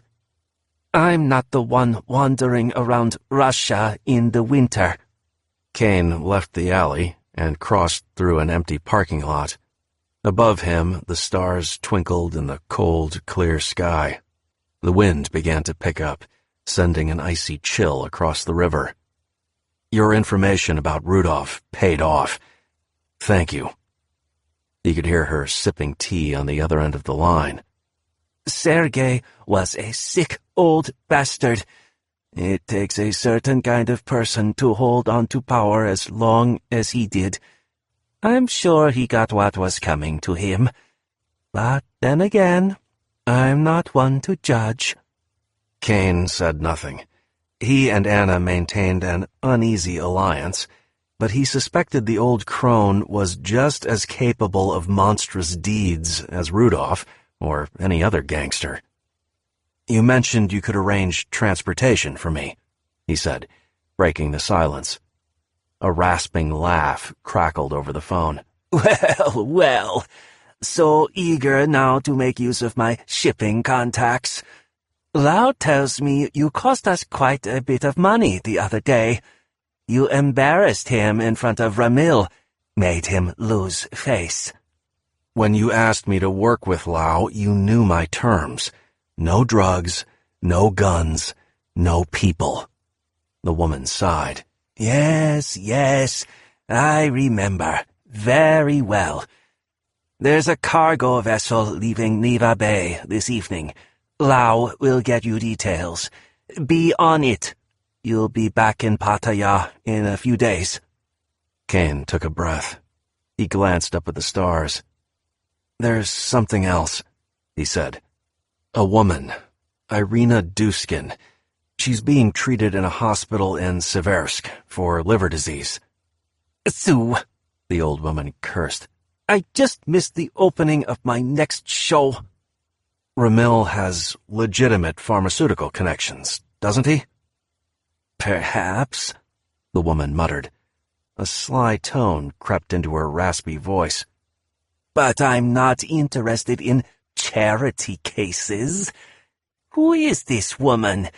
What's so special about her? That doesn't matter. He heard her inhale a cigarette. She coughed and wheezed on the other end of the line. And what is it you want? I need a drug called cupramine, as much as Ramil can get. I'll text you the hospital details.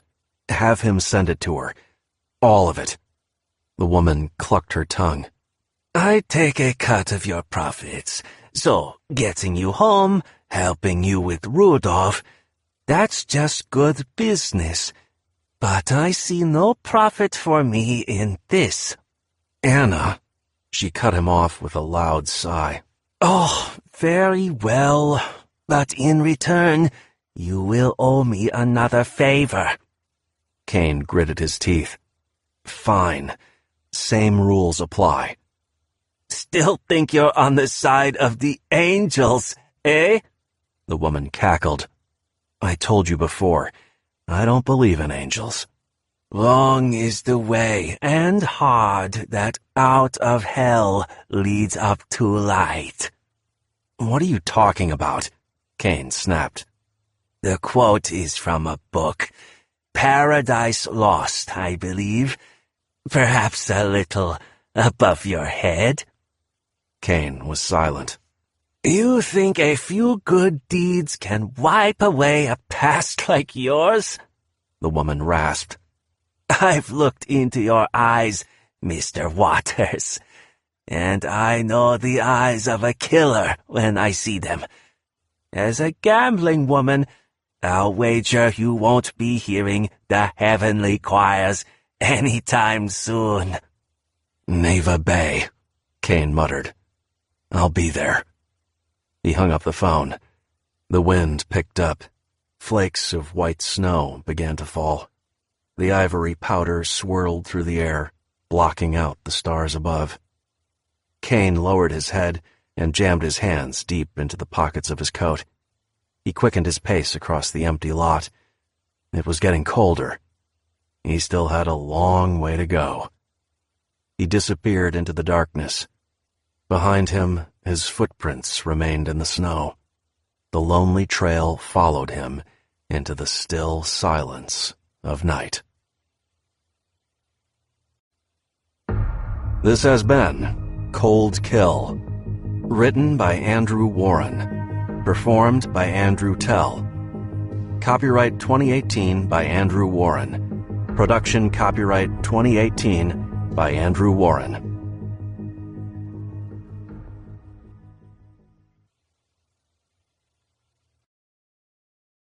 Audible hopes you have enjoyed this program.